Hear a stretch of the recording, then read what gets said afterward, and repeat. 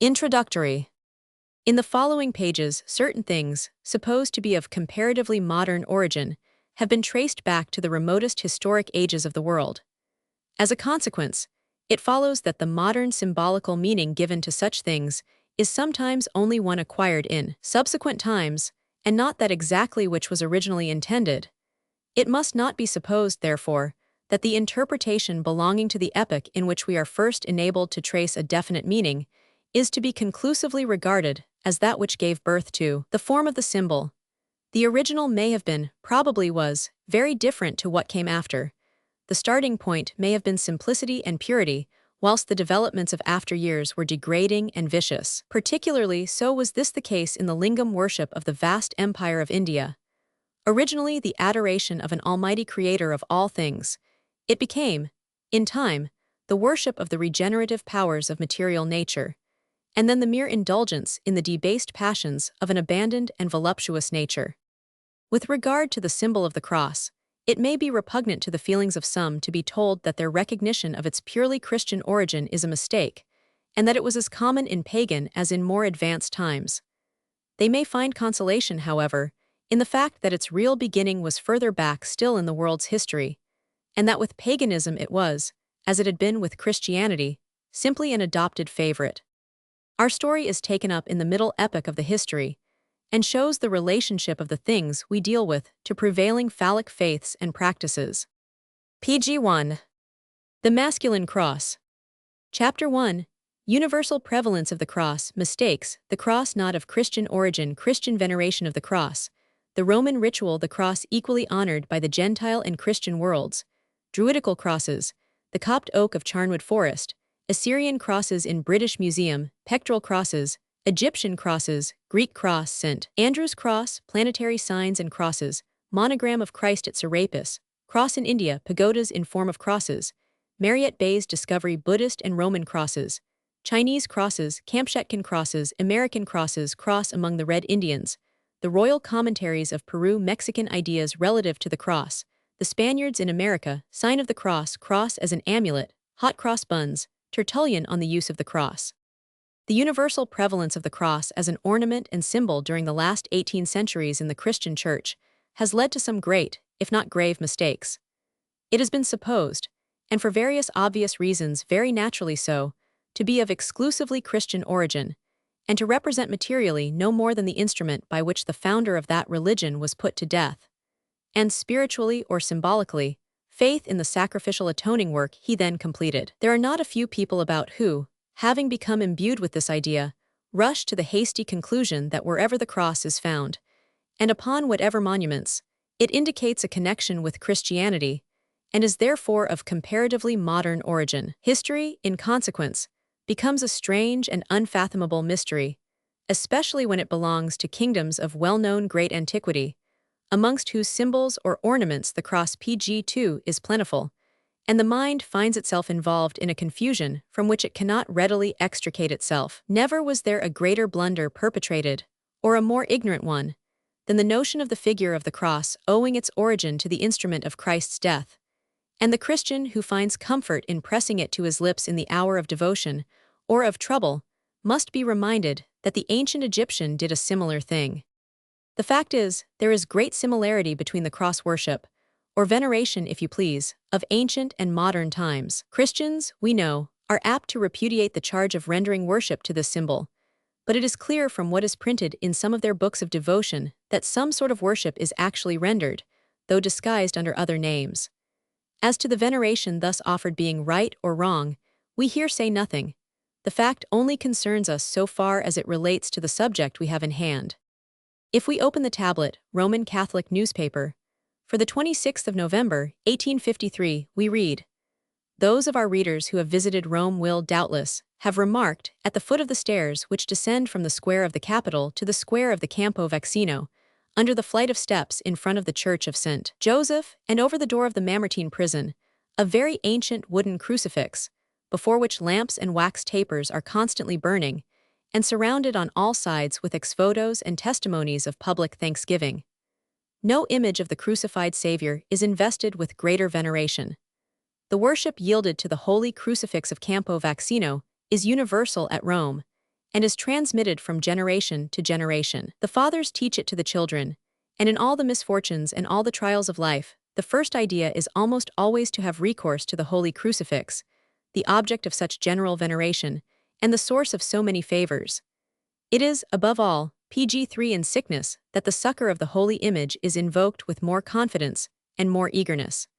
There are few families in Rome who have not to thank the holy crucifix for some favor and some benefit. In the interval of the sermons and other public exercises of devotion, the holy crucifix, exposed on the high altar in the midst of floods of light, saw incessantly prostrated before it a crowd of adorers and suppliants. As soon as the holy image of the Savior had appeared on the forum, the Holy Father advanced on the exterior flight of steps of the church to receive it, and when the shrine had arrived at the base of the stairs of the church of San Luca, at some paces from the flight of steps on which the Holy Father stood, in rochet, stole, and pallium of red velvet, he bowed before the holy crucifix and venerated it devoutly. In harmony with this, the Missal supplies us with prayers and hymns in the service for Good Friday, addressed directly to the cross. We adore thy cross, O Lord, and we praise and glorify thy holy resurrection, for by the wood of the cross the whole world is filled with joy. O faithful cross, O noblest tree! In all our woods there is none like thee. No earthly groves, no shady bowers, produce such leaves, such fruit, such flowers. Sweet are the nails and sweet the wood, which bore a weight so sweet and good. O lovely tree, whose branches bore the royal purple of his gore! How glorious does thy body shine, supporting members so divine. Hail cross, our hope on the weak, who keep this paschal festival. Grant to the just increase of grace, and every sinner's guilt efface. pg4, there is something unusually remarkable about the popularity of the cross. We can hardly point to a time when, or to a part of the world where, it has not been in favor. It has entered into the constitution of religions of the most opposite character, has been transmitted from one to another, and though originally belonging to the rudest form of pagan idolatry, is now esteemed highly by those who profess to have adopted the loftiest ideal of civilized worship. After mentioning the fact of its popularity in the pagan world, Mr. Morris remarks, "Let not the piety of the Catholic Christian be offended at the preceding assertion that the cross was one of the most usual symbols among the hieroglyphics of Egypt and India. Equally honored in the Gentile and the Christian world, this emblem of universal nature, of that world to whose four quarters its diverging radii pointed, decorated the hands of most of the sculptured images in the former country, and in the latter stamped its form upon the most majestic shrines of their deities." Here we may profitably glance at a few different parts of the world, and at some of the past ages, in tracing out the possible origin and meaning of the symbol. In Britain there have been found monuments so ancient, and with such surroundings that but for certain peculiar marks they would unhesitatingly have been put down as druidical. They are marked with the cross, and in the estimation of some, as we have already pointed out, that is regarded as conclusive proof of Christian origin. The inference, however, is a false one. The monuments are too old for Christianity, and the cruciform etchings upon them belong to another religious system altogether. It is known that the Druids consecrated the sacred oak by cutting it into the shape of a cross, and so necessary was it regarded to have it in this form, that if the lateral branches were not large enough to construct the figure properly, two others were fixed as arms on either side of the pg5 trunk. The cross having been thus constructed, the archdruid ascended and wrote the name of the deity upon the trunk at the place of intersection, and on the extremities of the arms. The peculiar interest attached to this idol lies in the fact that it is described by the best authorities as the Gallic or Celtic Tau.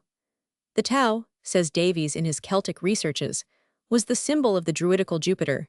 It consisted of a huge grand oak deprived of all its branches, except only two large ones which, though cut off and separated, were suspended from the top of its trunk-like suspended arms. The idol, say others, was in reality a cross, the same in form as the linga. A few years ago, near the hill of Barden, in the middle of Charnwood Forest, in the county of Leicester, there grew, and perhaps still grows, a very old tree called the Copt oak. This tree, there is reason to believe, was more than 2,000 years old, and once formed a Celtic Tau. 40 years ago, a writer who knew the tree well said that its condition then suggested very distinctly the possibility of the truthfulness of the story. It was described as a vast tree, then reduced to a mere shell between 2 and 3 inches only in thickness, perforated by several openings, and alive only in about 1/4 of the shell, bearing small branches, but such as could not have grown when the tree was entire. Then it must have had branches of a size not less than an oak of ordinary dimensions. This was evident from one of the openings in the upper part of the shell of the trunk, exactly such as a decayed branch would produce. The tree was evidently of gigantic size in its earlier days, as shown by its measurement at the date we are speaking of. The remains of the trunk were 20 feet high, the height proper for the Tao, and the circumference at the ground was 24 feet. At the height of 10 feet the girth was 20, giving a diameter of nearly 7 feet. This tree, we have said, was called the Copt Pg6 oak. The epithet copt or copt may be derived from the Celtic cop, a head, and evidently indicates that the tree had been headed and reduced to the state of a bare trunk. The idol, as already described, was formed by cutting away the branches of the tree, which was always a large one, and affixing a beam, forming a cross with the bare trunk one. From time immemorial, the Copt oak has borne a celebrity that bears out the tradition of its ancient sacredness. Potter, the historian of the Forest of Charnwood, writes that it was one of the 3 places at which swanimotes were held, always in the open air, for the regulation of rights and claims on the forest, and persons have been known even in late times to have attended such motes. At this spot, he says, it may be under this tree, Edric the Forester is said to have harangued his forces against the Norman invasion. And here too, in the parliamentary troubles of 1642, the Earl of Stamford assembled the trained bands of the district. These facts, says Dudley, mark the Copt oak extraordinary and show that notwithstanding the lapse of 2,000 years, the trunk was at that distant period a sacred structure, a Celtic idol, and that it is illustrative of antiquarian records. Still further back in history than the foregoing, are we able to trace this singular figure. If we visit the Assyrian galleries of the British Museum, we shall observe life-size effigies in stone of the kings Samsiramanyu, B100, and Ashurnasirpal, B100. Suspended from the necks of these monarchs, and resting upon their breasts, are prominently sculptured Maltese crosses, about 3 inches in length and width. They are in a good state of preservation, and will amply repay anyone for the trouble of an inspection, should they be desirous of pursuing this inquiry. In the Roman Catholic dictionaries, we find these ornaments Pg7 described as pectoral crosses, crosses of precious metal worn at the breast by bishops and abbots as a mark of their office, and sometimes also by canons, etc., who have obtained the privilege from Rome. It is stated these pectorals were not generally used by the Roman ecclesiastics till the middle of the 16th century. However that may be, it is a fact, as proved by the Assyrian sculptures, that they are nearly, if not more than, 3,000 years old, and not the least interesting feature distinguishing them is their perfect similarity of design. It is strange that we moderns, the disciples of Christ, should have had supplied to us at that remote period the pattern of an ornament or symbol which we are accustomed to regard as emblematic of essential features of our religion. But it is true. Look across now to Egypt, and we find monuments and tombs literally bedizened with the cross, and that too in a variety of shapes. Long before Christ, the ibis was represented with human hands and feet, holding the staff of Isis in one hand and a globe and cross in the other. Here we are in one of the most ancient kingdoms of the world, a kingdom so ancient that its years are lost in obscurity, yet still the cross is found. Whatever it may have represented in other countries, and whatever may be its meaning here, from the positions in which it is found, and from its constant association with ecclesiastical personages and offices, it was evidently one of the most sacred of their symbols. 2 forms, among others, are common, one a simple cross of 4 limbs of equal length, the other that shaped like the letter X. The first is generally known as the Greek cross, the second as that of St. Andrew, both however being of the same form and owing their different appearance only to the position in which they are placed.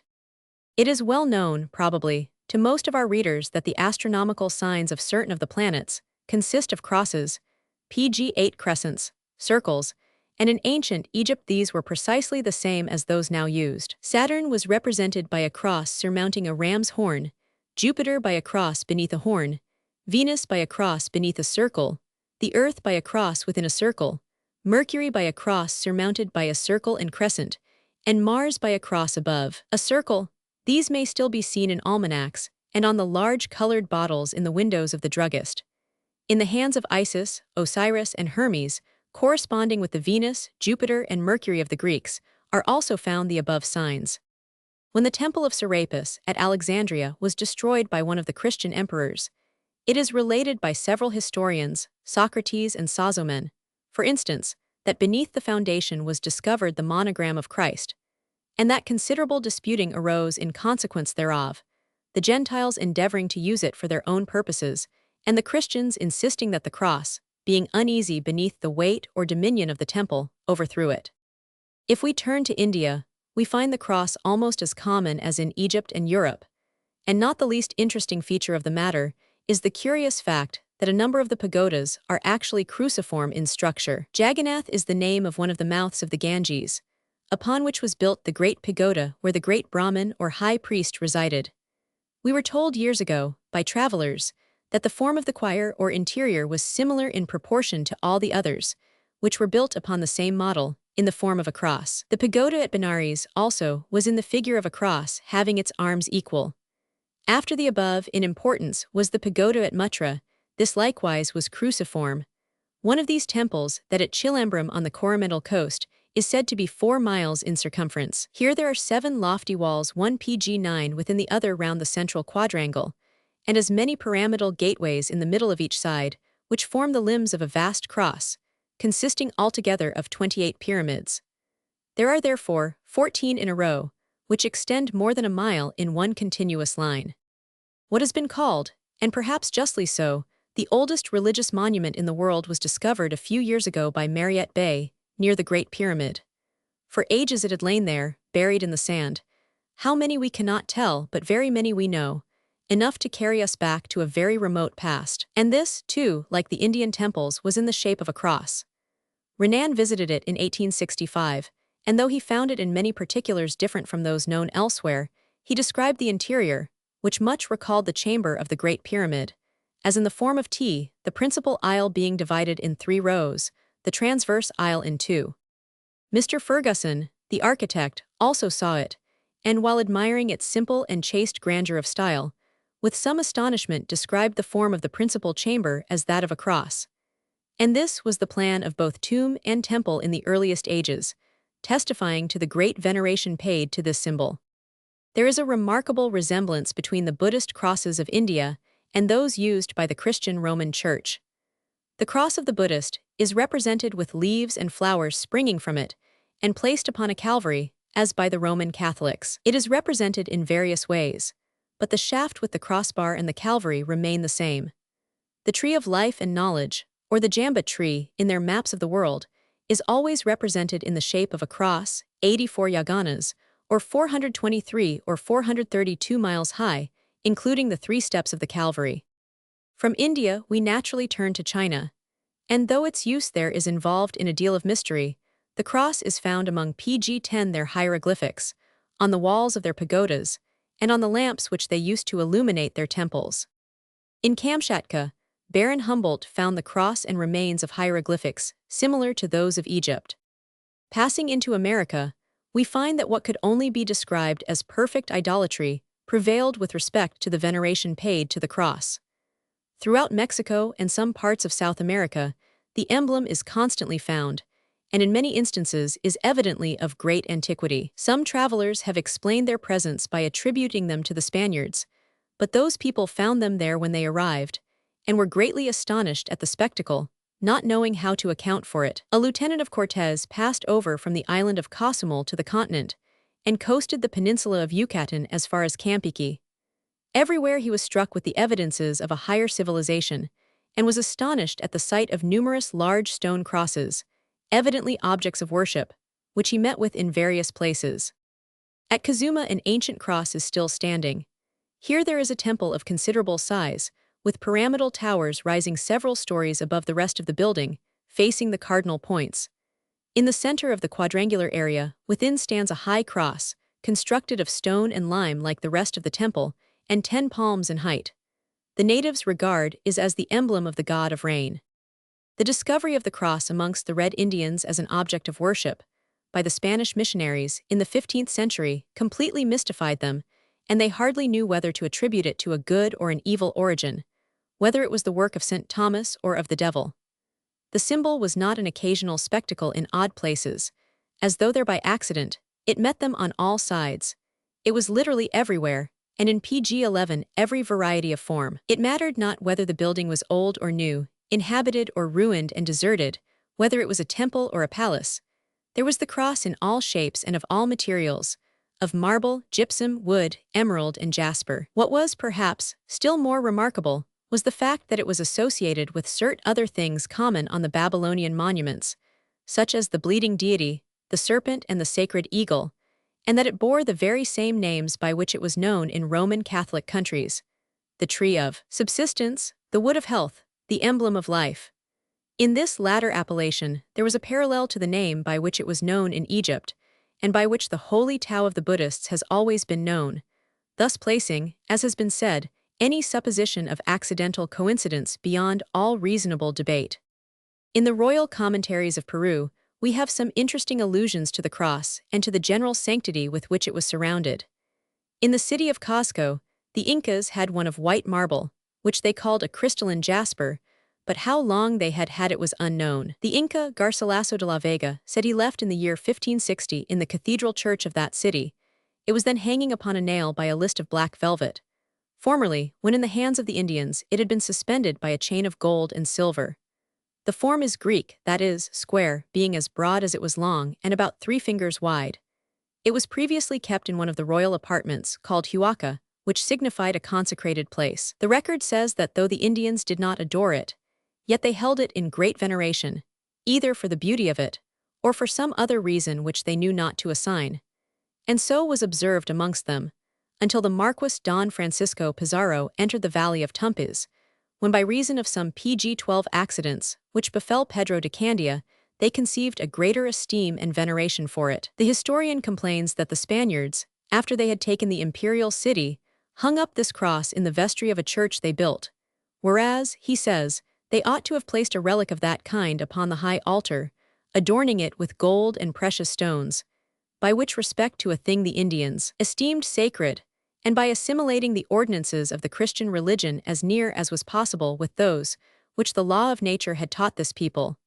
The lessons of Christianity would thereby have become more easy and familiar, and not seemed so far estranged from the principles of their own gentilism. This cross is again mentioned in another part of the royal commentaries, and 2 travelers are described as being filled with admiration at seeing crosses erected on the top of the high pinnacles of the temples and palaces, the which, it is said, were introduced from the time that Pedro de Candia, being in Tumpes, charmed or tamed the wild beasts which were let loose to devour him, and which, simply by virtue of the cross which he held in his hand, became gentle and domestic. This was recounted with such admiration by the Indians, who carried the news of the miracle to Cuzco, that when the inhabitants of the city understood it, they went immediately to the sanctuary where the jasper cross already mentioned stood, and having brought it forth, they with loud acclamations adored and worshipped it, conceiving that though the sign of the cross had for many ages been conserved by them in high esteem and veneration, yet it was not entertained with such devotion as it deserved, because they were not as yet acquainted with its virtues. Believing that the sign of the cross had tamed and shut the mouths of the wild beasts, they imagined that it had a like power to deliver them out of the hands of their enemies. PG-13, on both the northern and southern continents of America, the cross was believed to possess the power of restraining evil spirits, and was the common symbol of the god of rain and of health. The people prayed to it when their country needed water, and the Aztec goddess of rains held one in her hand. At the feast celebrated to her honor in the spring, when the genial shower was needed to promote fertilization, they were wont to conciliate the favor of Sentiotl, the daughter of heaven and goddess of corn, by nailing a boy or girl to a cross, and after they had been so suspended for a while piercing them with arrows shot from a bow. The Muiscas, less sanguinary than the Mexicans in sacrificing to the god of the waters, extended a couple of ropes transversely over some lake or stream, thus forming a gigantic cross, and at the point of intersection threw in their offerings of food, gems, and precious oils. Quetzalcoatl, god of the winds, bore as his sign of office a mace like the cross of a bishop. His robe was covered with the symbol, and its adoration was connected throughout with his worship. There is, of course, no doubt whatever that the Spaniards took the cross with them to America, and scattered it about so much in such varied directions, that their own became so intermingled with the native ones, as to make it difficult to distinguish one from the other.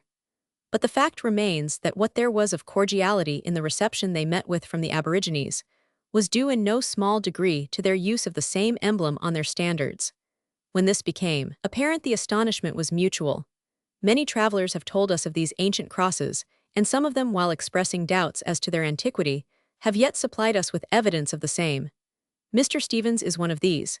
In his Incidents of Travel in Central America, he supplies us with some wonderful altar tablets found pg 14 at Palenque, the principal subject in one of which is the cross. It is surmounted by a strange bird, and loaded with indescribable ornaments. There are two human figures, one on either side of the cross, evidently of important personages. Both are looking towards the cross, and one seems in the act of making an offering. The traveler says, "All speculations on the subject are of course entitled to little regard, but perhaps it would not be wrong to ascribe to those personages a sacerdotal character. The hieroglyphics doubtless explain all. Near them are other hieroglyphics which remind us of the Egyptian mode of recording the name, history, office, or character of the persons represented.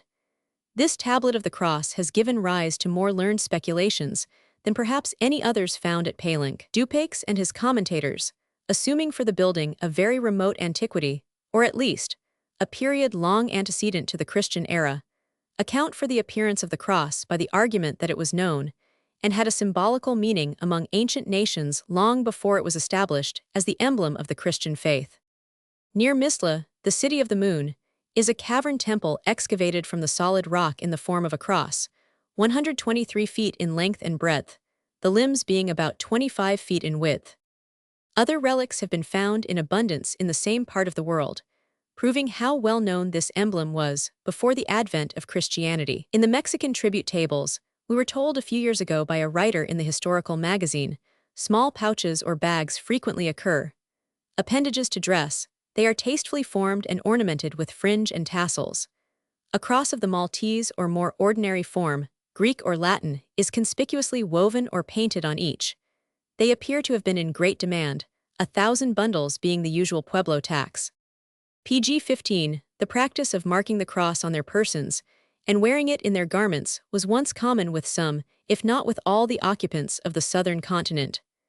The Abipones of Paraguay tattooed themselves by pricking the skin with a thorn. They all wore the form of a cross impressed on their foreheads, and two small lines at the corner of each eye, extending towards the ears, besides 4 transverse lines at the root of the nose, between the eyebrows, as national marks. What these figures signified, no one was able to tell. The people only knew this, that the custom had been handed down to them by their ancestors. Not only were crosses marked on their foreheads, but woven in the red woolen garments of many of them. This was long before they knew anything of the Christian religion. The hot cross bun, eaten in this country on Good Friday, is supposed by many to be exclusively Christian in its origin, whereas it is no more than a reproduction of a cake marked with a cross, which was duly offered in the heathen temples to such living idols as the serpent and the bull. It was made of flour, honey, and milk, or oil, and at certain times was eaten with much ceremony by both priests and people. There was also used in the pagan times the monogram of a cross upon a heart, the meaning of which was, according to Egyptologists, goodness. This figure, says Sir G. Wilkinson, enclosed in a parallelogram, in which form it would signify the abode of good, was depicted or sculptured upon the front of several houses in Memphis and Thebes. A very ancient Phoenician medal was found many years ago in the ruins of Citium, on which were inscribed the cross, the rosary, and the lamb. An engraving of this may be seen in Higgins, Celtic Druids, and in Dr. Clarke's Travels. The connection of the cross with paganism originally, and its ultimate assumption by the Christian Church, is curiously, and pg 16 strikingly brought out by Tertullian in his Apologeticus and Ad Nations. These treatises, we may observe, are so much alike that the former has sometimes been regarded as a first draft of the latter, which is nearly double the length. Probably, however, they are entirely different productions, one being addressed to the general public and the other to the rulers and magistrates. Charged with worshipping a cross, he says, "As for him who affirms that we are the priesthood of a cross, we shall claim him as our co-religionist. A cross is in its material a sign of wood. Amongst yourselves also the object of worship is a wooden figure. Only, whilst with you the figure is a human one, With us the wood is its own figure. Never mind for the present what is the shape, provided the material is the same.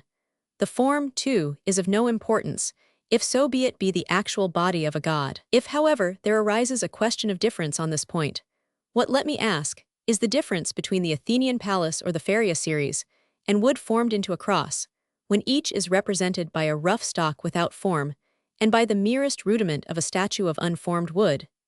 Every piece of timber which is fixed in the ground in an erect position is a part of a cross, and indeed the greater portion of its mass. But an entire cross is attributed to us, with its transverse beam, of course, and its projecting seat.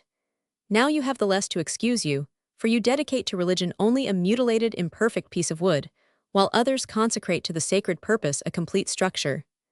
The truth, however, after all, is that your religion is all cross, as I shall show. You are indeed unaware that your gods in their origin have proceeded from this hated cross. Now every image, whether carved out of wood or stone, or molten in metal, or produced out of any other richer material, must needs have had plastic hands engaged in its formation. Well then, this modeler, before he did anything else, hit upon the form of a wooden cross, because even our own body PG-17 assumes as its natural position the latent and concealed outline of a cross. Since the head rises upwards, and the back takes a straight direction, and the shoulders project laterally, if you simply place a man with his arms and hands outstretched, you will make the general outline of a cross. Starting then from this rudimental form and prop, as it were, he applies a covering of clay, and so gradually completes the limbs and forms the body, and covers the cross within with the shape which he meant to impress upon the clay. Then from this design, with the help of compasses and leaden molds, he has got all ready for his image, which is to be brought out into marble, or clay, or metal, or whatever the material be of which he has determined to make his god. This then is the process. After the cross-shaped frame the clay, after the clay the god. In a well-understood routine, the cross passes into a god through the clayey medium. The cross then you consecrate, and from it the consecrated deity begins to derive its origin. By way of example, let us take the case of a tree which grows up into a system of branches and foliage, and is a reproduction of its own kind, whether it springs from the kernel of an olive, or the stone of a peach, or a grain of pepper which has been duly tempered underground. Now if you transplant it, or take a cutting off its branches for another plant, to what will you attribute what is produced by the propagation? Will it not be to the grain, or the stone, or the kernel? Because as the third stage is attributable to the second, and the second in like manner to the first, so the third will have to be referred to the first, through the second as the mean. We need not stay any longer in the discussion of this point, since by a natural law every kind of produce throughout nature refers back its growth to its original source. And just as the product is comprised in its primal cause, so does that cause agree in character with the thing produced. Since then, in the production of your gods, you PG-18 worship the cross which originates them, here will be the original kernel and grain from which are propagated the wooden materials of your idolatrous images. Examples are not far to seek. Your victories you celebrate with religious ceremony as deities, and they are more august in proportion to the joy they bring you. The frames on which you hang up your crosses, these are as it were the very core of your pageants. Thus, in your victories, the religion of your camp makes even crosses objects of worship.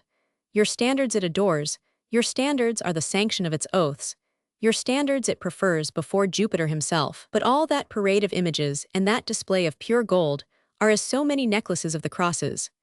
In like manner also in the banners and ensigns, which your soldiers guard with no less sacred care, you have the streamers and vestments of your crosses. You are ashamed, I suppose, to worship unadorned and simple crosses. We give this passage at length, because it emphasizes what we are urging in connection with this subject, viz., that the cross is common to both Christianity and paganism, that the latter possessed it ages before the former, and is therefore more likely to have originated it. We speak with some reserve on this latter point for want of proper and full evidence. It may of course be possible that in a purer and more enlightened age the cross was known and used. We shall probably, however, find our researches stop short in pagan times, in which we shall have to look for the generally recognized meaning of the symbol. It is remarkable in the quotation just made that Tertullian never attempts to refute the charge brought by the pagans against the Christians of his time of worshipping the cross. He merely retaliates by asserting that they did the very same thing in a somewhat different manner.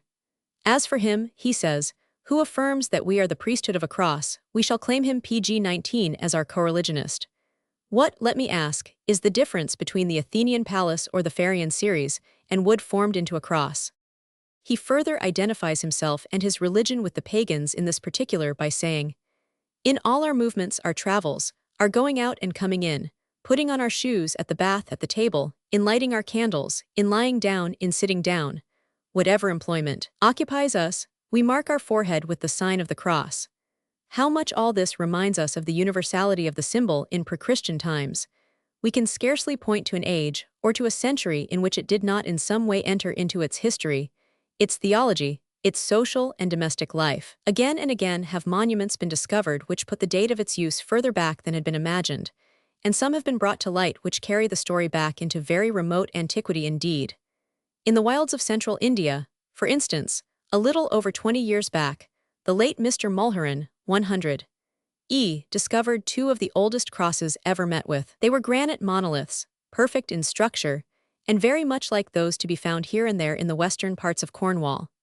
One was 10 feet 9 inches in height, and the other 8 feet 6 inches, each being in the midst of a group of cairns and cromlechs or dolmens, which Colonel Taylor describes as similar in character to some which he formerly surveyed near the village of Rajankalur, within the Principality of Shorapur, in the Deccan. Their extreme antiquity is inferred from the fact, as stated by the European officer who first discovered them, that the vicinity of the groups of cromlechs and crosses had, at some remote period, been cultivated, that parts of the hills had been cut into terraces and supported by large stone banks or walls, but that the country for miles in every direction was, and had been for centuries and PG-20 centuries, entirely uninhabited, and was grown over with dense forests. It has been estimated that, as this elevated and long-neglected region has been the possession of the low castes, or non-Aryan helots, from time immemorial, we may confidently assume that the monoliths in question were erected by the aboriginal population of the soil, a population which was driven, not improbably 3,000 years,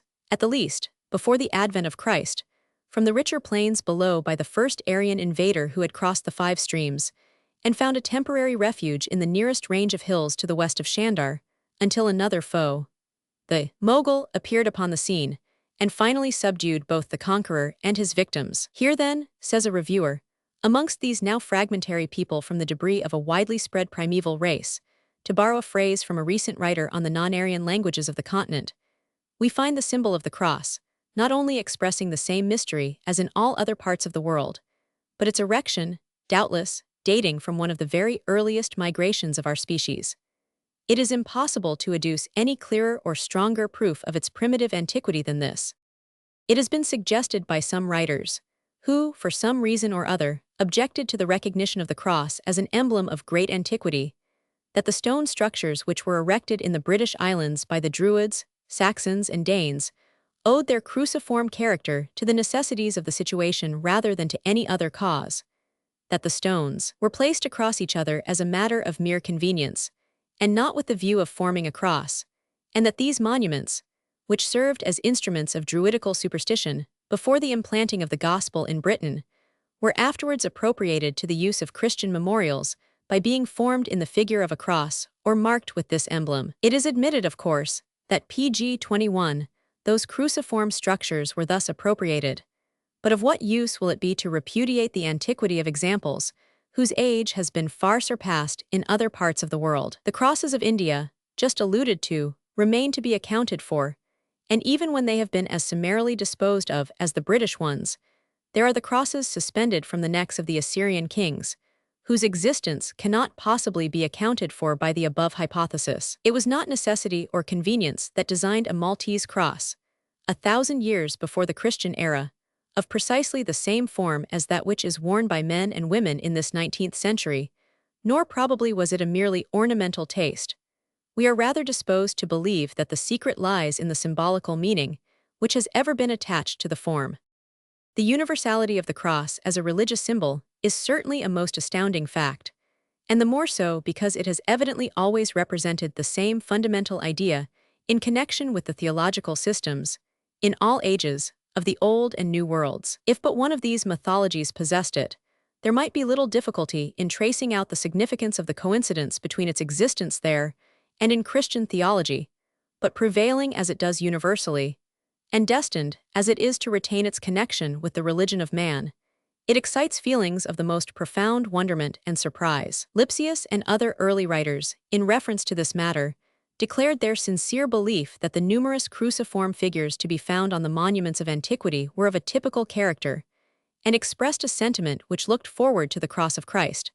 A few others doubted this, and suggested difficulties, while Gibbon ridiculed the whole matter, as it thus stood from beginning to end. The belief, however, that the cross in pagan lands was in some incomprehensible manner connected with the same object pg 22, or idea, as in the Christian Church, was not easily got rid of, and was considerably deepened by the testimony of missionaries to the New World that amongst people of apparently different origin and of altogether different attributes, the cross was common as an object of worship and veneration. So universal has the presence of this symbol, and its attendant worship been found that it has been said to form a complete zone about the habitable globe, extending as it does from Assyria into Egypt and India and Anahuac in their ruined temples, to the pyramidal structures of East and West, and to those in Polynesia, especially the islands of Tonga, Viti, and Easter, as it appears upon numberless vases, medals, and coins of the earliest known types, centuries anterior introduction of Christianity,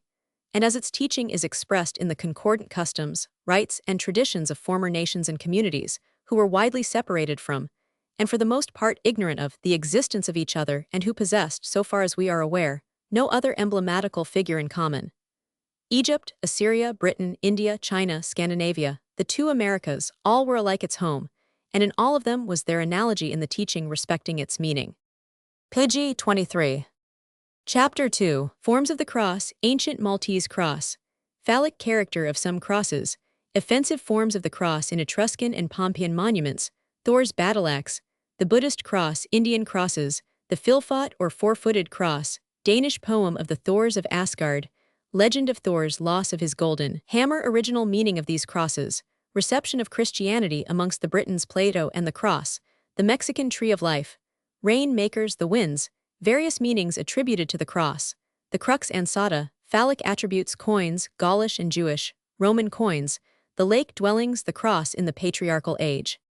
In studying the origin and signification of the pre-Christian cross, we, naturally of course, turn our attention to the forms in which it is delineated. These are both numerous and varied. So varied indeed that a writer, some years ago, in the Edinburgh Review stated that his commonplace book contained nearly 200 representations, which he had found combined as often as not with other emblems of a sacred character, and which had been collected from all parts of the world. We may notice a few of the principal which are really, generally speaking, types of all. Most people are familiar with the Maltese cross, that consisting of 4 triangles meeting in a central circle, or as it is generally described, the cross with the 4 delta-like arms, conjoined to or issuing from the nave of a wheel or a diminutive circle. It derives its name from its discovery on the island of Malta, and from its adoption by the Knights of St. John for their coat of arms. There is no doubt it is one of the most ancient forms of the cross we are acquainted with, as it is found, as we have already stated, on the sculptures of the Assyrian monarchs long before the Christian era, and may be seen on the sculptures in pg 24 the British Museum. In some of the Nineveh monuments representing subject people bringing tribute to the king, it occurs in the form of ear-rings. In Assyria, it is believed to have been the emblem of royalty, as it is found on the breasts of the most powerful of the rulers. As it was known originally in Malta, it was of a very different character to the ornament worn either by the Assyrian monarch or by the modern inhabitants of civilized nations. It was indeed of so gross a character that the Knights of St. John soon set to work to make something more decent of it, something which, while not altogether discarding the old form, should yet be inoffensive to the eye of the more modest onlooker. It was made up, in fact, of 4 gigantic phalli carved out of the solid granite, similar to the form in which it is found in the island of Gazio and on some of the Etruscan and Pompeian monuments. The reason why it assumed a phallic character in the locality which gives it its name is not perhaps clear, but the study of Assyrian antiquities has revealed the meaning attached to it in the palmy days of Nineveh and Babylon. It referred to the 4 great gods of the Assyrian pantheon, Ra, and the first triad, Ana, Belus, and He, and when inserted in a roundlet, as may be seen in the British Museum, it signified Sansi, or the sun ruling the earth as well as the heavens. It was therefore the symbol of royalty and dominion, which accounts for its presence on the breasts of kings. On the Etruscan and Pompeian monuments generally, this cross is as gross and offensive in form as in ancient Malta, but it is found in a character as unobjectionable as in Assyria, on the official garments of the Etruscan priesthood. It has been found in Asia Minor, Cyprus, and Sicily, and Dr. Schliemann discovered many examples of it, with other crosses, on the vases which he dug from the seat of ancient Troy. It was also found pg 25 in what was described as a magnificent cruciform mosaic pavement, discovered about 30 years ago in the ruins of a Gallo-Roman villa at Pont d'Oli, Pons All, near Pau in the Basses Pyrenees, accompanied by several other varieties of the cross, including the St. George and the St. Andrew, all glowing in colors richly dight, and surrounding a colossal bust of Proteus, settled in the midst of his sea monsters. The cross, generally regarded as the most notable type of that emblem, because it is said to have figured in the religious systems of more peoples than any other, is that known as Thor's hammer, or Thor's battle axe. It may perhaps also be set down as the most ancient of the crosses. How many years back it dates we cannot say, several thousands evidently. It consisted of the last letter of the Samaritan alphabet, the tau or tav in its decussated or most primitive form, and may be described, as it has been sometimes, as a cruciform hammer. It derived its name from being born in the hand of Thor, as the all-powerful instrument by means of which his deeds recorded in the Eddas were accomplished. It was venerated by the heroes of the North as the magical sign which thwarted the power of death over those who bore it, and the Scandinavian devotee placed it upon his horn of mead before raising it to his lips, no doubt for the purpose of imparting to it the life-giving virtues. To this hour it is employed by the women of India and of the northeastern parts of Africa as a mark of possession or taboo, which they generally impress upon the vessels containing their stores of grain, and 100. A writer in the Edinburgh Review of January, 1870, hazards the opinion that this was the mark which the prophet was commanded to impress upon the foreheads of the faithful in Judah, as recorded in Ezekiel 9. He gives no reason or authority for this statement, but probably derived it from St. Jerome and pg 26 others of his time, who said that the letter tau was that which was ordered to be placed on the foreheads of those mourners. Jerome says that the Hebrew letter tau was formerly written like a cross. As to the name of this cross, the popular designation is clearly a mistake, since its origin dates back centuries before the mythology of the North was developed. In India, it was known as the swastika of the Buddhists, and served as the monograms of Vishnu and Siva. Such are its associations and uses at the present day, and no doubt, they have been the same from the very advent of the religions of these respective deities. The inquirer has, however, not even here measured the limit of its antiquity, for in China it was known as the Liuotsen long before the Sakyabhuta era, and was portrayed upon the walls of their pagodas, and upon the lanterns used to illumine their most sacred precincts. It has ever been the symbol of their heaven. In the great temple of Ramesses II, at Thebes, it is represented frequently with such associations as conclusively prove that its significance was the same in the land of the Nile as in China. All over the East it is the magic symbol of the Buddhist heaven, the chief ornament on the scepters and crowns of the Bampa deities of Thibet, who dispute the palm of antiquity with all other divinities, and is beautifully pressed in the arti, or musical bell, borne by the figure of Balgavina, the herald or messenger of heaven. The universality of the use of this symbol is proved by its prevalence as well in Europe as in Asia and Africa. Among the Etruscans, it was used as a religious sign, as is shown by its appearance on urns exhumed from ancient lakebeds situated between Parma and Piacenza.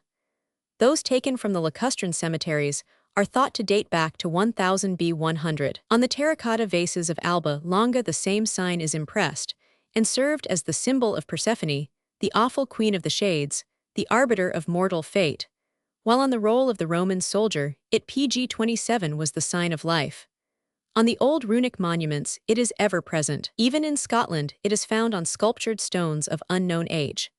The most numerous examples of this form, however, are found in the sculptures of Khorsabad and in the ivories from Nimrod. Here occur almost all the known varieties. It has been observed, too, in Persia, and is used to this day in northern India to mark the jars of sacred water taken from the Indus and Ganges. It is especially esteemed by the inhabitants of southern India as the emblem of disembodied Jaina saints. Very remarkable illustrations of it, carved in the most durable rock, and inserted in the exterior walls of temples and other edifices of Mexico and Central America, also occur, which may be seen in Lord Kingsborough's Mexican Antiquities.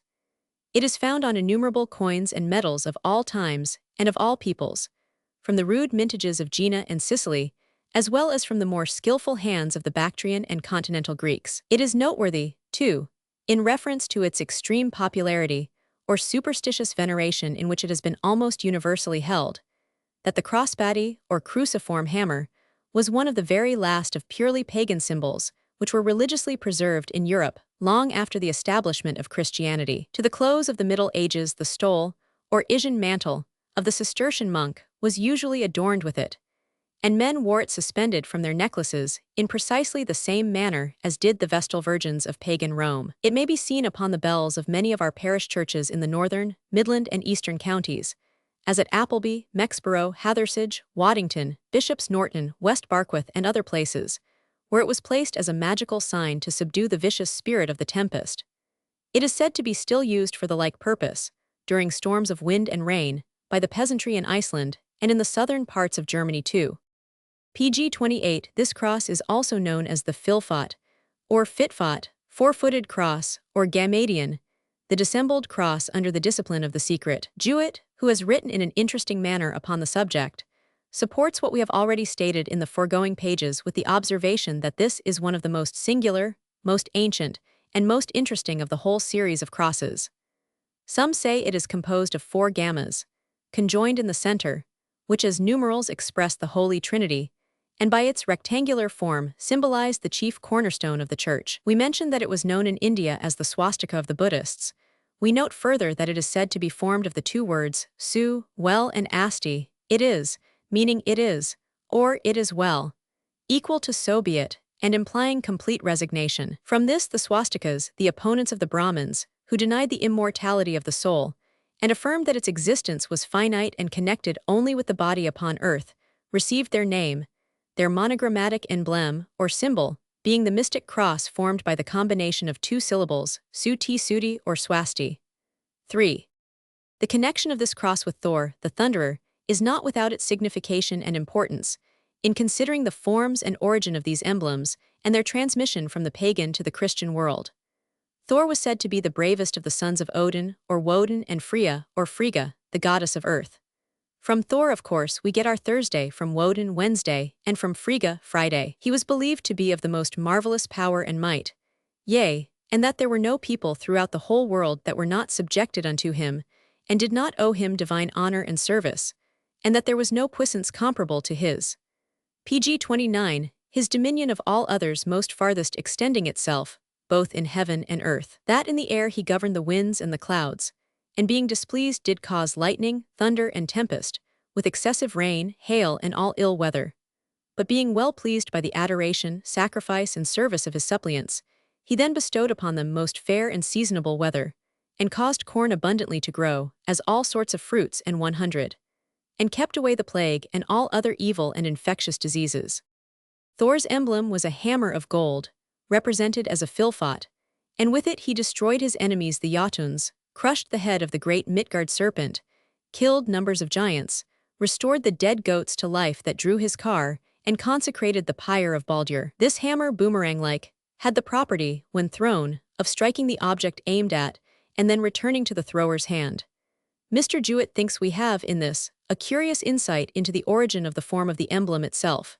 He says, I have remarked that the filfot is sometimes described as being formed of 4 gammas conjoined in the center. When the form of the boomerang, a missile instrument of barbaric nations, much the shape of the letter V with a rounded instead of acute bottom, which on being thrown slowly ascends in the air, whirling round and round, till it reaches a considerable height, and then returns until it finally sweeps over the head of the thrower and strikes the ground behind him, is taken into consideration, and the traditional returning power of the hammer is remembered in connection with it.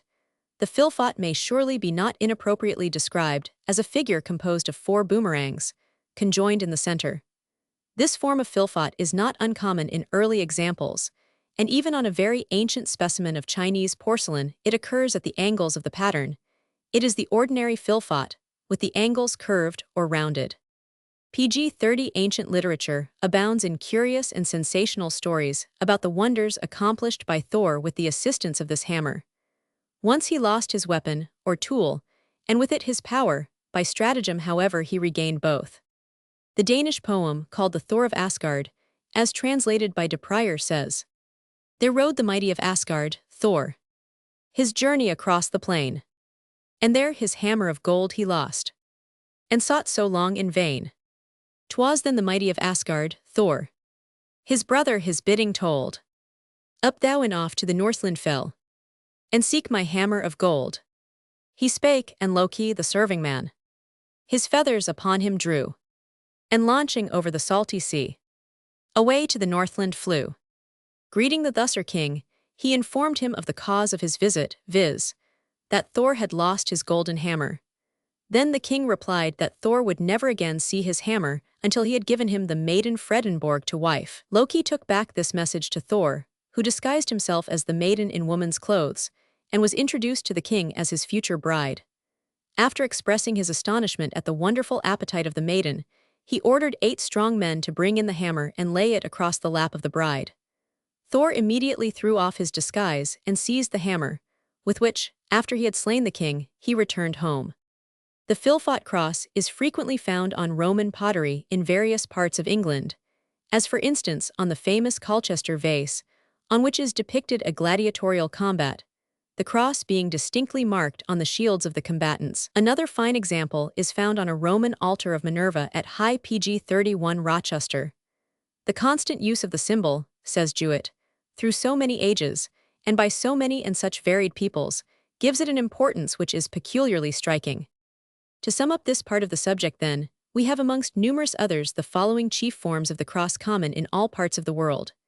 The Latin, a long upright with shorter crossbeam; the Greek, an upright and bar of equal lengths; the St. Andrew's in the form of a letter X; the Maltese, 4 triangles conjoined to a circular center; the hammer of Thor; and the crux ansata or handled cross.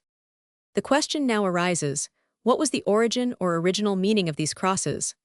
Uninformed Christians are generally under the impression that all refer to one and the same thing, viz., the instrument of the death of Jesus Christ. Historical evidence just produced, however, clearly disproves that, and what we may say further will add additional weight to the argument. It has been noticed that the Britons received Christianity with remarkable readiness, and this has been attributed to the following among other circumstances, viz., the impression which they held in common with the Platonists and Pythagoreans, that the second person of the deity was imprinted on the universe in the form of a cross. We have already explained that the Druids in their groves were accustomed to select the most stately and beautiful tree as an emblem of the deity they adored, and having cut off the side branches, affixed 2 of them to the highest part of the trunk in such a manner as that those branches, extending on each side like the arms of a man, together with the body, should present to the spectator the appearance of a huge cross, and that on the bark of the tree, in various places, was actually inscribed the letter T, tau. Some have gone so far as to suppose a Celtic origin for the word cross, and have derived it from crug and cruach, which PG-32 signify a cross in that language, though others suppose these have a much more probable origin in the Hebrew and Chaldee. Crush signifies boards or pieces of timber fastened together, as we should say, crosswise.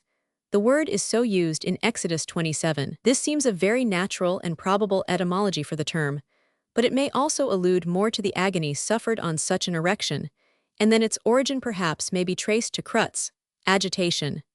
This word also means to be kneaded, and broken to pieces like clay in the hands of a potter. Crotchy in Chaldee, we are told by Parkhurst, means accusations, charges, revilings, reproach, all of them terms applied to Jesus Christ in his sufferings.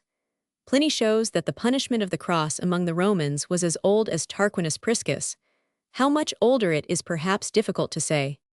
Plato, born 430 years before Christ, had advocated the idea of a trinity, and had expressed an opinion that the form of the second person of it was stamped upon the universe in the form of a cross.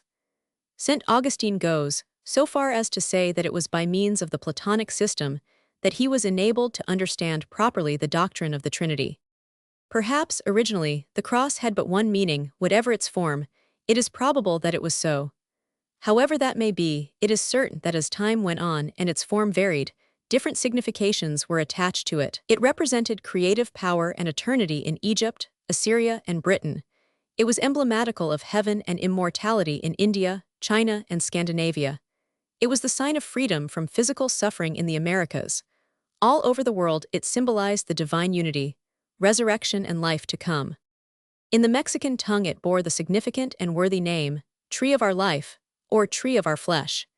It represented the god of rains and of health, and this was everywhere its simple PG-33 meaning.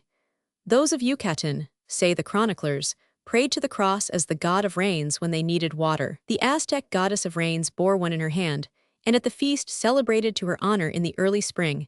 As we have previously noted, victims were nailed to a cross and shot with arrows. Quetzalcoatl, god of the winds, bore as his sign of office a mace like the cross of a bishop. His robe was covered with them strewn like flowers, and its adoration was throughout connected with his worship. We have mentioned that, when the Muiscas would sacrifice to the goddess of waters, they extended cords across the tranquil depths of some lake, thus forming a gigantic cross, and that at the point of intersection threw in their offerings of gold, emeralds, and precious oils. The arms of the cross were designed to point to the cardinal points and represent the four winds, the rain bringers. To confirm this explanation, let us have recourse to the simpler ceremonies of the less cultivated tribes and see the transparent meaning of the symbol as they employed it. When the rainmaker of the Lenni Lenape would exert his power, he retired to some secluded spot and drew upon the earth the figure of a cross, placed upon it a piece of tobacco, a gourd, a bit of some red stuff, and commenced to cry aloud to the spirits of the rains. The Creeks at the festival of the Busk, celebrated to the four winds, and according to the legends instituted by them, commenced with making the new fire. The manner of this was to place 4 logs in the center of the square, end to end, forming a cross, the outer ends pointing to the cardinal points. In the center of the cross the new fire is made. 4. As the emblem of the winds which disperse the fertilizing showers, says Brinton, it is emphatically the tree of our life, PG-34 our subsistence, and our health. It never had any other meaning in America. And if, as has been said, the tombs of the Mexicans were cruciform, it was perhaps with reference to a resurrection and a future life as portrayed under the symbol, indicating that the buried body would rise by the action of the 4 spirits of the world, as the buried seed takes on a new existence when watered by the vernal showers. It frequently recurs in the ancient Egyptian writings, where it is interpreted life. Doubtless, could we trace the hieroglyph to its source, it would likewise prove to be derived from the 4 winds. The Buddhist cross to which allusion has been made was exactly the cross of the Manichaeans, with leaves and flowers springing from it, and placed upon a Mount Calvary as among the Roman Catholics. The tree of life and knowledge, or the jambu tree, in their maps of the world, is always represented in the shape of a Manichaean cross 84 yojanas, or 423 miles high, including the 3 steps of the Calvary. This cross, putting forth leaves and flowers, and fruit also, Captain Wilford was informed, is called the divine tree, the tree of the gods, the tree of life and knowledge, and productive of whatever is good and desirable, and is placed in the terrestrial paradise. Agapius, according to Photius, maintained that this divine tree in paradise was Christ himself. In their delineation of the heavens, the globe of the earth is filled with this cross and its Calvary. The divines of Thibet, says Captain Wilford, place it to the SW of Meru, towards the source of the Ganges. The Manichaeans always represented Christ crucified upon a tree, among the foliage. The Christians of India, though they did not admit of images, still entertained the greatest veneration for the cross. They placed it on a Calvary in public places and at the meeting of crossroads, and even the heathen Hindus in these parts paid also great regard to it. PG-35 Captain Wilford was presented by a learned Buddhist with a book, called the Kshetra Samasa, which contained several drawings of the cross. Some of these his friend was unable to explain to him, but whatever the variations of the cross were in other particulars, they were declared to be invariable as regards the shaft and 2 arms. The Calvary was sometimes omitted. One of these crosses seemed to puzzle the Buddhist completely, or he would not say either what he thought or knew about it. It consisted of the ordinary cross with shaft and crossbar, pointed at the ends, but with 2 other bars intersecting the right angles formed by the shaft and crossbar, thus giving 6 points. No one can look at this cross and not at once discern its phallic character. Some writers affect to laugh at this, but we have ample evidence that at times such a meaning has been attributed to the cross. In connection with this, Dr. Inman makes some remarks which we shall do well to consider, whether we receive them or not. There may be nothing in them, and there may be much. He says, there can be no doubt, I think, in the mind of any student of antiquity, that the cross is not originally a Christian emblem. Nay, the very fact that the cross was used as a means of executing criminals shows that its form was familiar to Jews and Romans. It was used partly as an ornament, and partly in certain forms of religious worship. The simple cross, with perpendicular and transverse arms of equal length, represented the nave and spokes of the solar wheel, or the sun darting his rays on all sides. As the wheel became fantastically developed, so did the cross, and each limb became so developed at the outer end as to symbolize the triad. Sometimes the idea was very coarsely represented, and I have seen, amongst some ancient Etruscan remains, a cross formed of 4 phalli of equal length, their narrow end pointing inwards. And in the same work another was portrayed, in which the phallus was made of inordinate pg-36 length, so as to support the others high up from the ground. Each was in itself a triad. The same form of cross was probably used by the Phoenicians, who appear to have colonized Malta at a very early period of their career, for they have left a form of it behind them in the shape of a cross, similar to that described above, but which has been toned down by the moderns, who could not endure the idea of an union between grossness and the crucifix, and the phalli became as innocent as we see them in the Maltese cross of today. So many traces of the cross, as used in ancient times in all parts of the world, meet us on every hand that we find it difficult within the limited space at our command even to enumerate them. We have already traversed in our account a greater part of the known world, and still vast numbers of instances remain unnoticed. Almost as varied as its principal forms are the explanations offered respecting its origin and significance. We are told by some that for its origin we must go to the Buddhists and to the Lama of Thibet, who is said to take his name from the cross, called in his language lamb. Higgins quotes Valence as saying that the Tartars call the cross Lama, from the Scythian lamb, a hand, synonymous to the yod of the Chaldeans, and that it thus became the name of a cross and of the high priest with the Tartars, and with the Irish, Luarn, signifying the head of the church, and abbot, and 100. The last form of cross to which we shall here allude is that known as the crux ansata, or handled cross. Whatever may be the signification of that instrument, or ornament, it is certain that no other has ever been so variously explained, or has been so successful in puzzling those who have sought to give it a meaning. Some have said it was a nilometer, or measure of the rise of the Nile. 1. A bishop thought it was a setting stick for planting roots. Another said it represented the law of pg-37 gravitation. Don Martin said it was a winnowing fan, Herwart said it was a compass, Pocock said it represented the 4 elements. Others, again, suggest that it may be only a key. It opened, says Borwick, the door of the sacred chest, it revealed hidden things, it was the hope of life to come. And he continues, however well the cross fit the mathematical lock, the phallic lock, the Gnostic lock, the philosophical lock, the religious lock, it is quite likely that this very ancient and almost universal symbol was at first a secret in esoteric holding, to the meaning of which, with all our guessing, we have no certain clue. This cross has certainly a most remarkable connection with the ancient history of Egypt, being found universally represented on the monuments, the tombs, the walls, and the wrapping cloths of the dead. Hence, evidently, the idea that it is peculiarly Egyptian and its ascription of key of the Nile. From Socrates, Sozomen, Theodoret, and Rufinus, we learn that it was known to the Egyptian Christians at the close of the 4th century as the symbol of eternal life. Later on, Dr. Max Ullmann wrote that the handle cross means life, is manifest from the Rosetta inscription and other texts. Zockler, another German author, notices the opinion of Maccabeus that it was the hieroglyphic sign of Osiris, or the sun, it being a fact that when the ancient Egyptians wished to symbolize Osiris, they set up a staff with an eye upon it, because in antiquity the sun was known as the eye of God, and then claims that the round portion represented the orb of the sun, the perpendicular bar signifying the rays of the high midday sun, and the shorter horizontal bar symbolizing the rays of the rising or setting sun. The discovery of this emblem by 1000. Mariette in a niche of the Holy of Holies in the ancient temple of Dendera points significantly to its importance and peculiar sacredness, and it has been thought probable that it was the central object of interest in the inner precincts of the temple. pg-38, it seems that the Egyptian priests, when asked for an explanation of this cross, evaded the question by replying that the Tao was a divine mystery. However varied the explanations offered may be, and whatever the mystery said to surround this object, the feature always remains its symbolization of life and regeneration. From this, its phallic character was very easily inferred. Its derivation from the lingam yoni symbol, said Barlow, seemed a very natural process. The junction of the yoni with the cross, in Dr. Inman's judgment, sufficiently proved that it had a phallic or male signification, a conclusion which certain unequivocal Etruscan remains fully confirmed. We conclude, therefore, says this writer, that the ancient cross was an emblem of the belief in a male creator, and the method by which creation was initiated.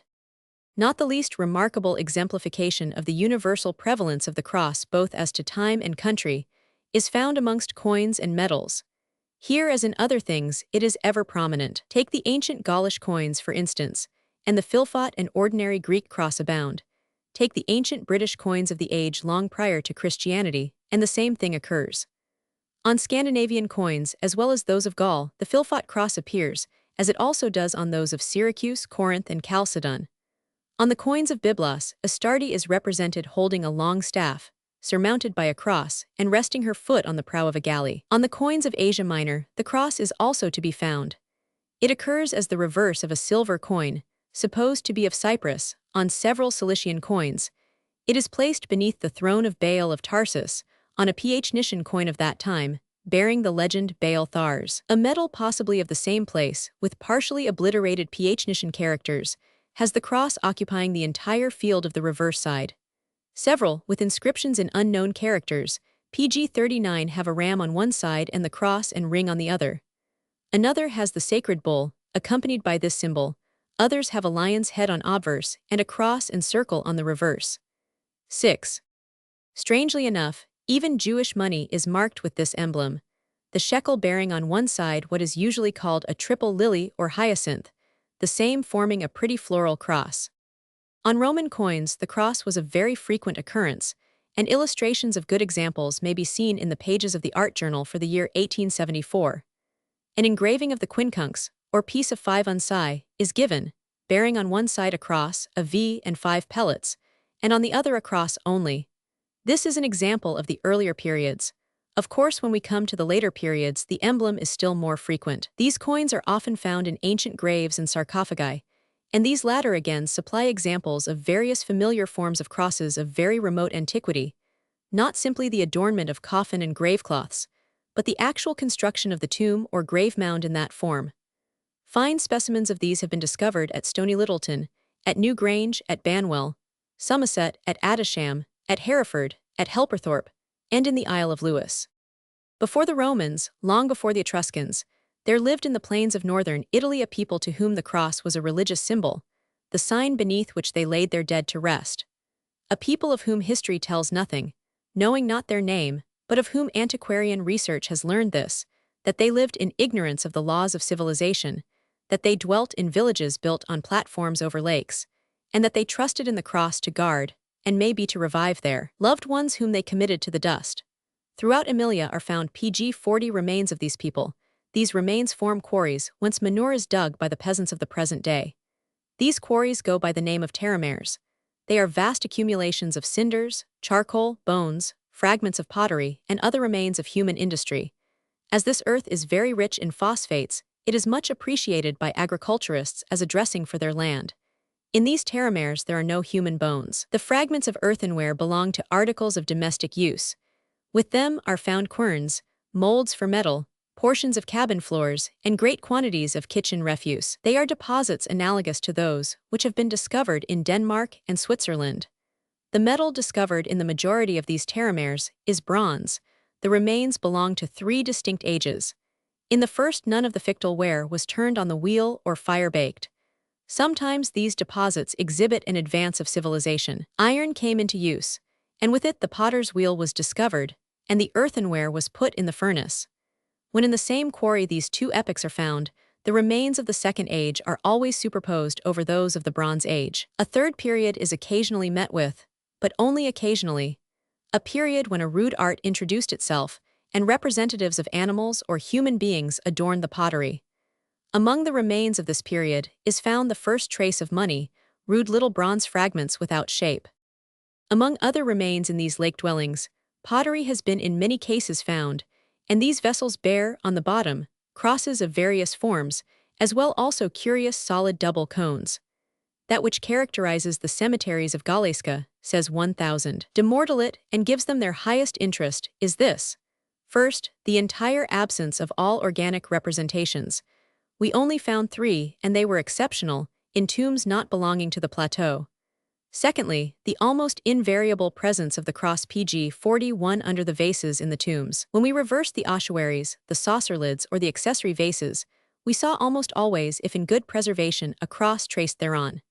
The examination of the tombs of Galeska proves, in a most convincing, positive, and precise manner, that which the Terramers of Emilia had only indicated, but which had been confirmed by the cemetery of Villanova, that above 1,000 years before Christ, the cross was already a religious emblem of frequent employment.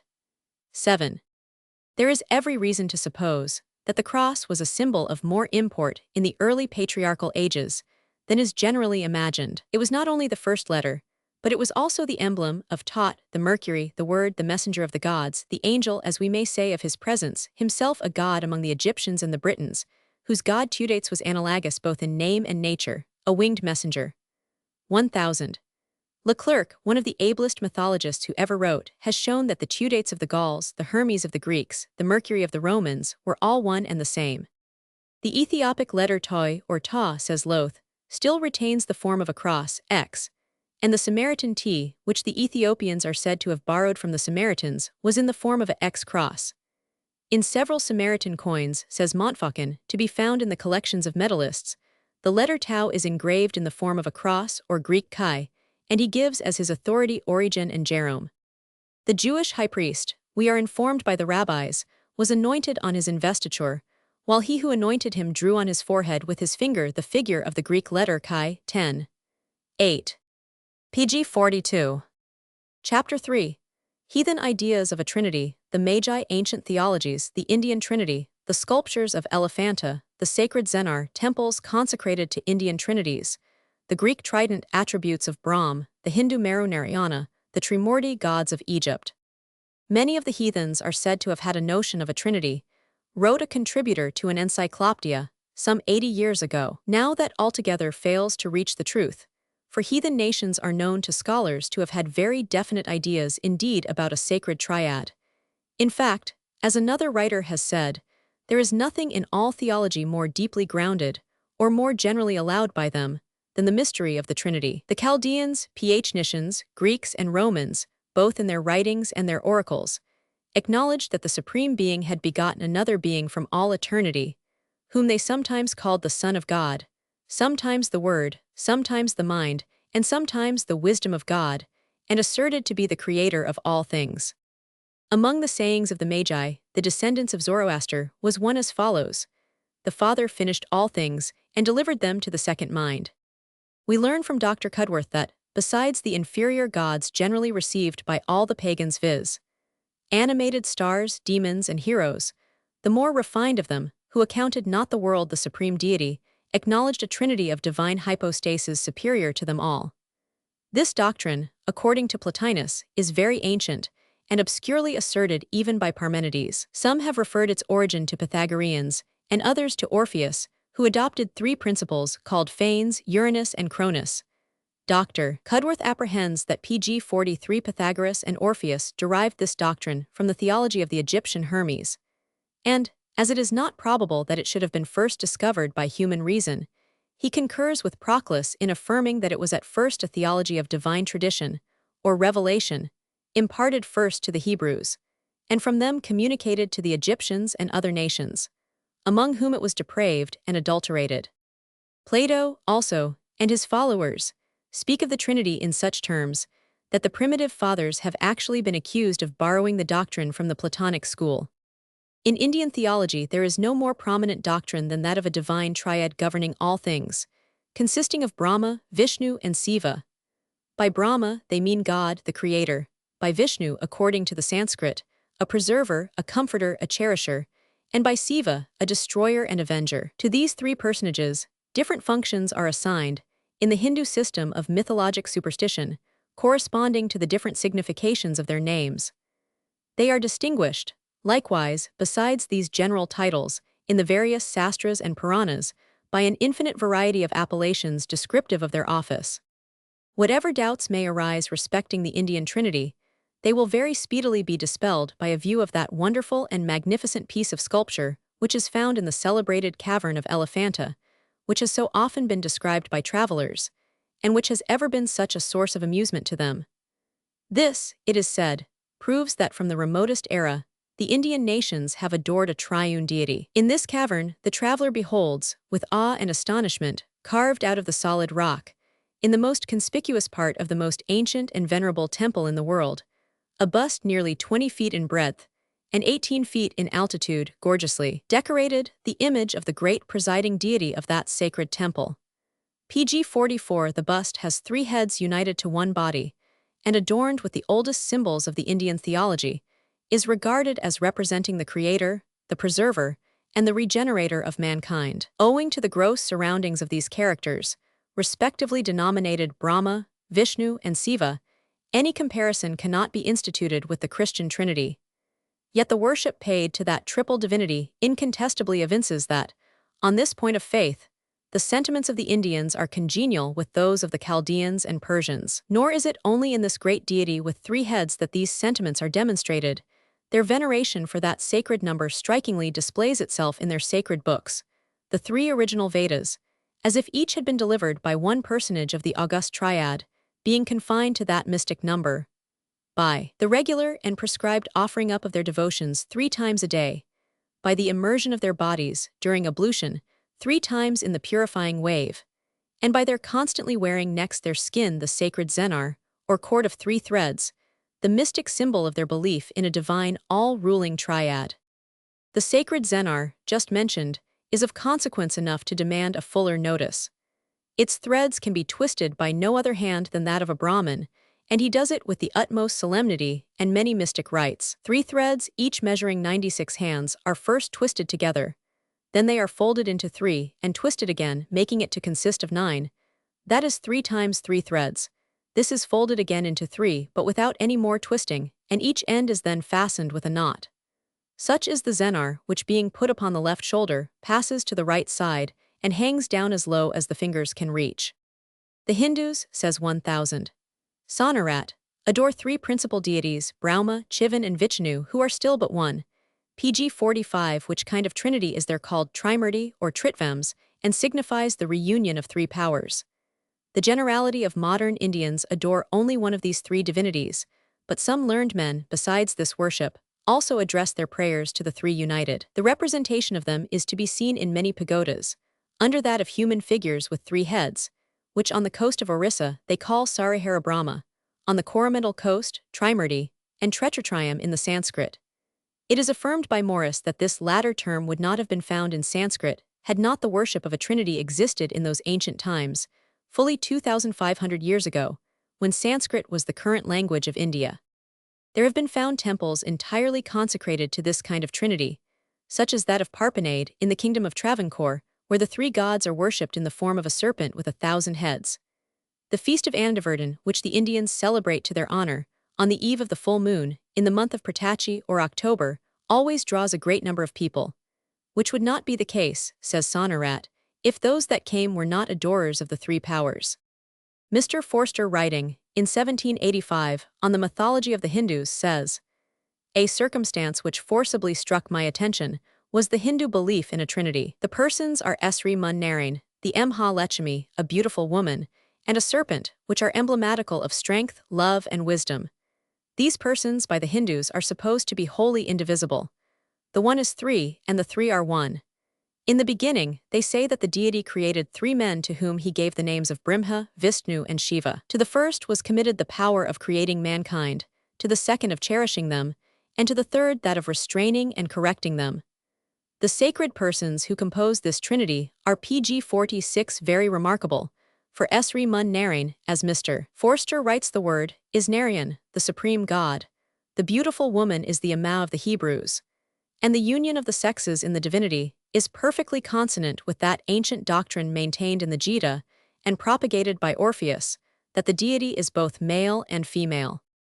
Damascius, treating of the fecundity of the divine nature, cites Orpheus as teaching that the deity was at once both male and female to show the generative power by which all things were formed.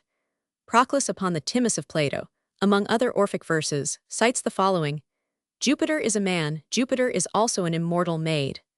In the same commentary, and in the same page, we read that all things were contained in the womb of Jupiter. The serpent is the ancient and usual Egyptian symbol for the divine Logos. 1000. Tavernier, on his entering one of the great pagodas, observed an idol in the center of the building, sitting cross-legged in the Indian fashion, upon whose head was placed triple couronne.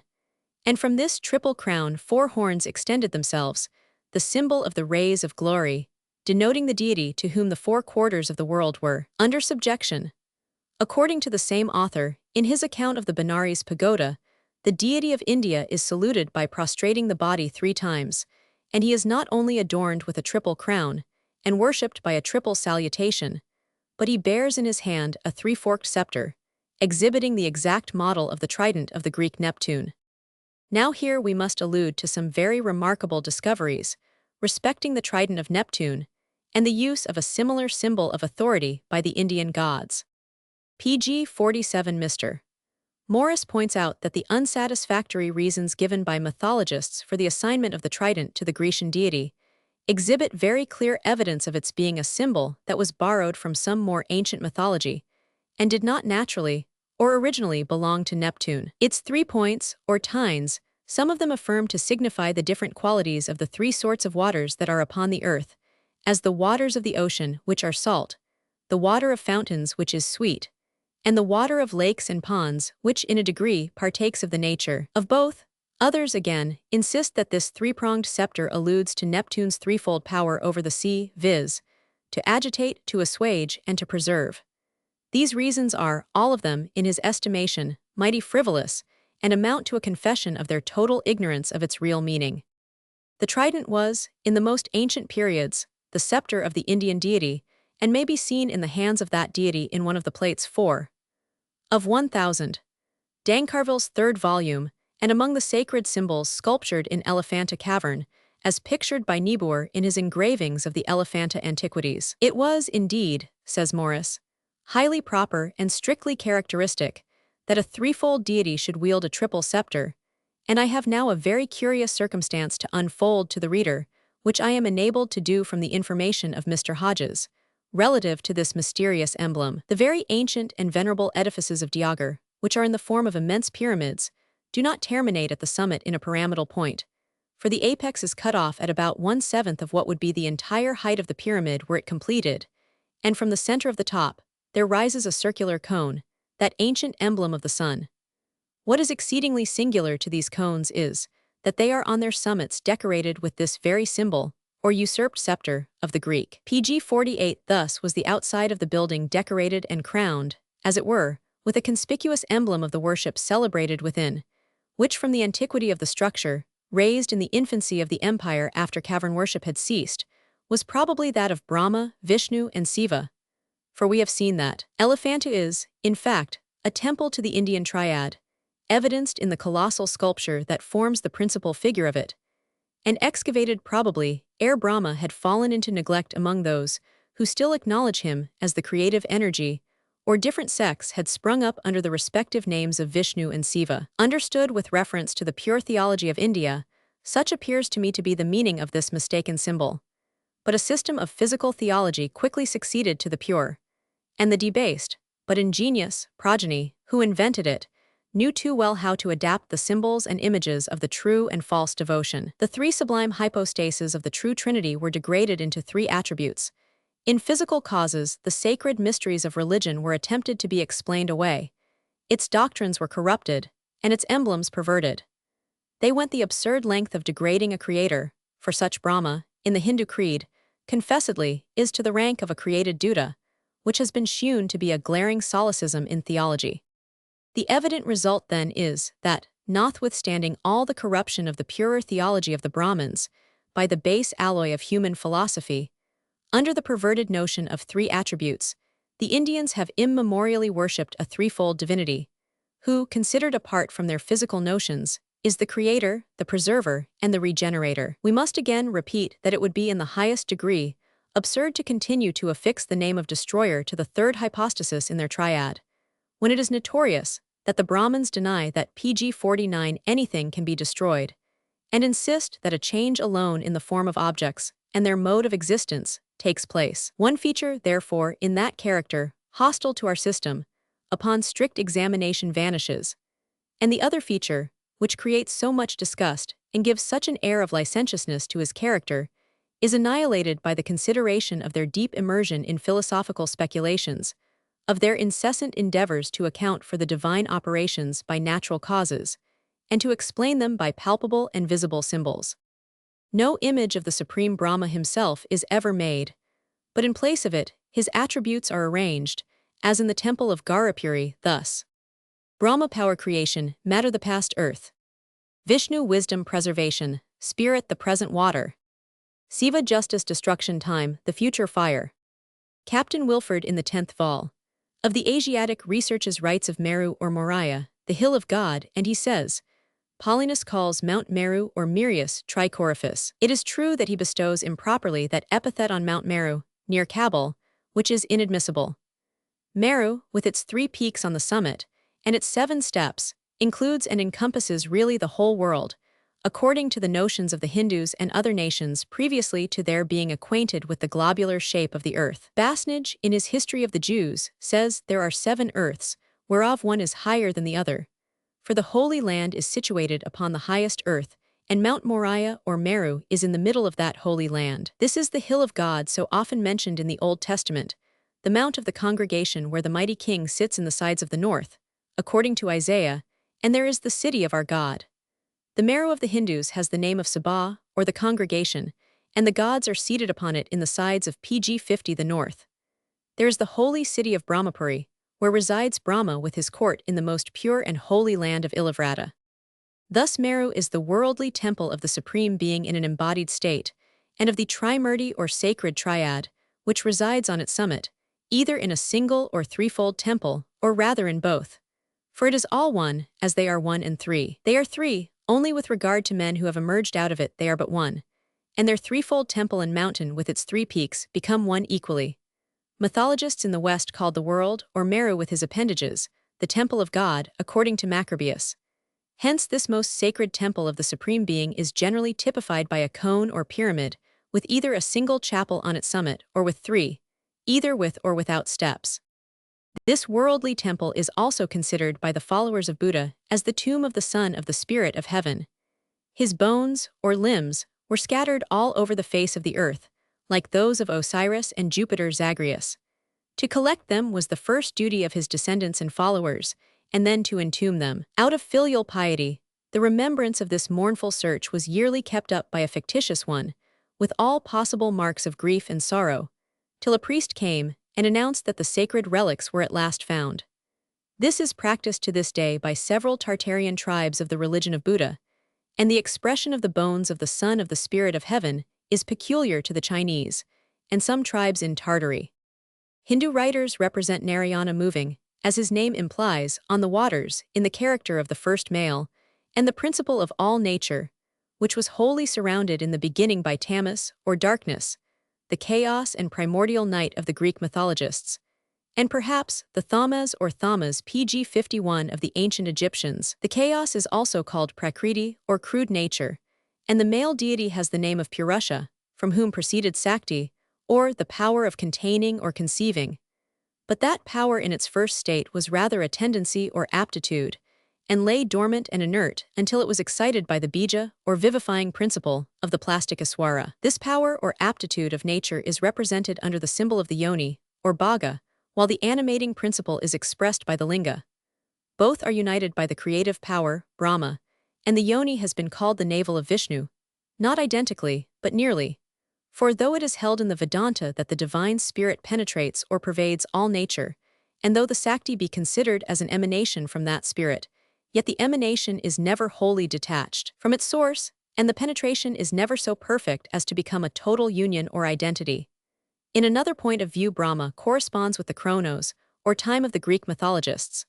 For through him generations pass on successively, Ages and periods are by him put in motion, terminated and renewed, while he dies and springs to birth alternately, his existence or energy continuing for 100 of his years, during which he produces and devours all beings of less longevity. Vishnu represents water or the humid principle, and Aswara fire, which recreates or destroys as it is differently applied. Prithvi or earth and Ravi or the sun are severally trimurtis, or forms of the three great powers acting jointly and separately, but with different natures and energies, and by their mutual action excite and expand the rudiments of material substances. The word murti, or form, is exactly synonymous with of the Supreme Spirit, and Homer places the idol of Hercules in Elysium with other deceased heroes, though the god himself was at the same time enjoying bliss in the heavenly mansions. Such a murti, say the Hindus, can by no means pg-52 affect with any sensation, either pleasing or painful, the being from which it emanated, though it may give pleasure or pain to collateral emanations from the same source.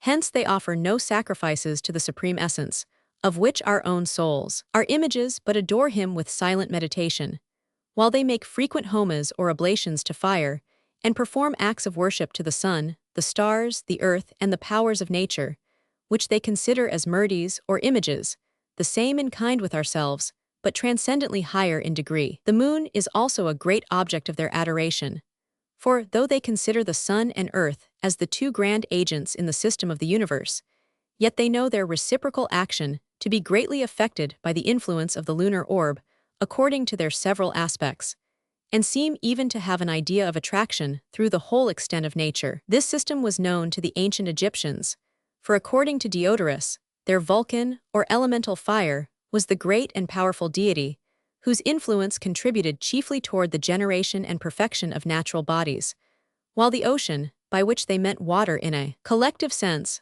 afforded the nutriment that was necessary, and the earth was the vase, or capacious receptacle, in which this grand operation of nature was performed. Hence Orpheus described the earth as the universal mother, and this is the true meaning of the Sanskrit word amba.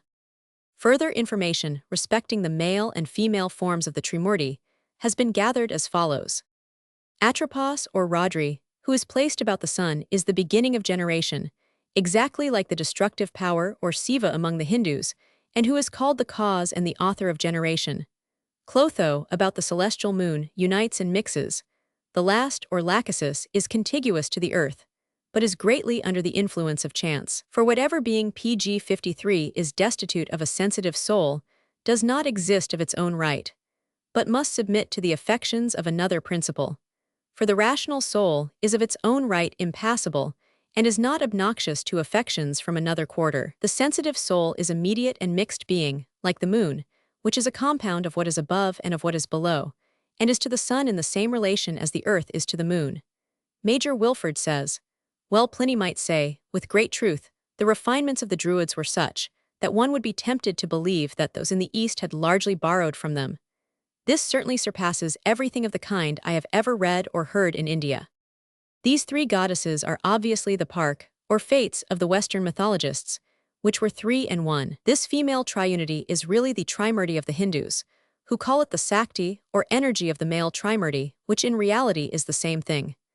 Though the male triunity be oftener mentioned, and better known among the unlearned than the other, yet the female one is always understood with the other, because the Trimurti cannot act, but through its energy, or Sakti, which is of the feminine gender. The male Trimurti was hardly known in the West, for Jupiter, Pluto, and Neptune have no affinity with the Hindu Trimurti, except there being 3 in number.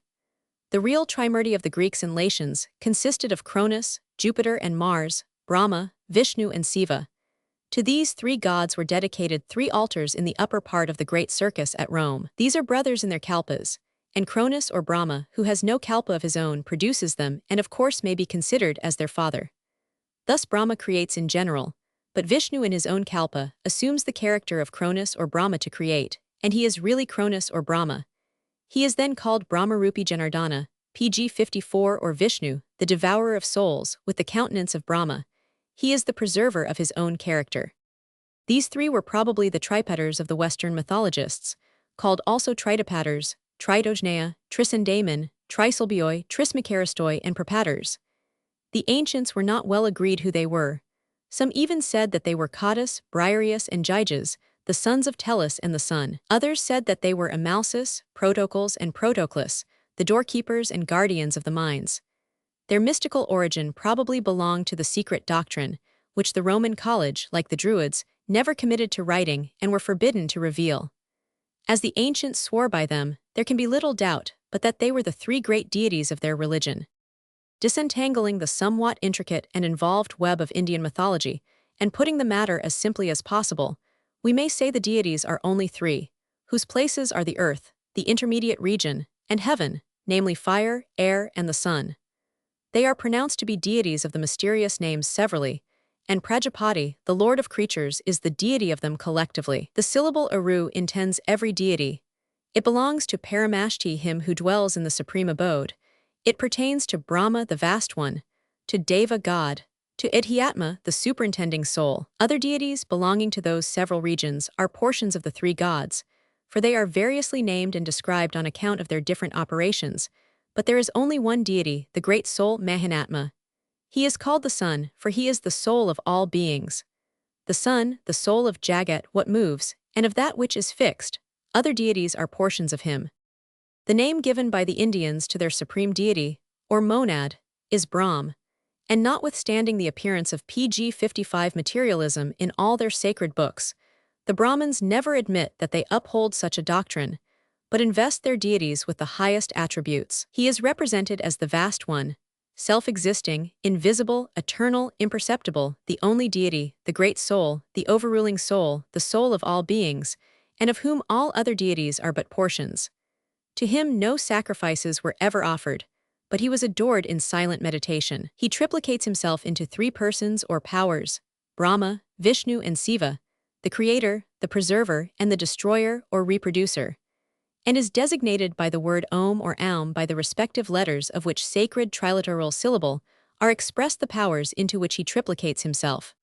The metempsychosis and succession of similar worlds, alternately destroyed by flood and fire and reproduced, were doctrines universally received among the heathens. And by the Indians, the world, after the lapse of each predestined period of its existence, was thought to be destroyed by Siva. At each appointed time of its destruction, Vishnu ceases from his preserving care and sleeps beneath the waters. But after the allotted period, from his navel springs forth a lotus to the surface, bearing Brahma in its cup, who reorganizes the world, and when he has performed his work, retires, leaving to Vishnu its government and preservation. When all the same heroes and persons reappear, and similar events are again transacted, till the time arrives for another dissolution.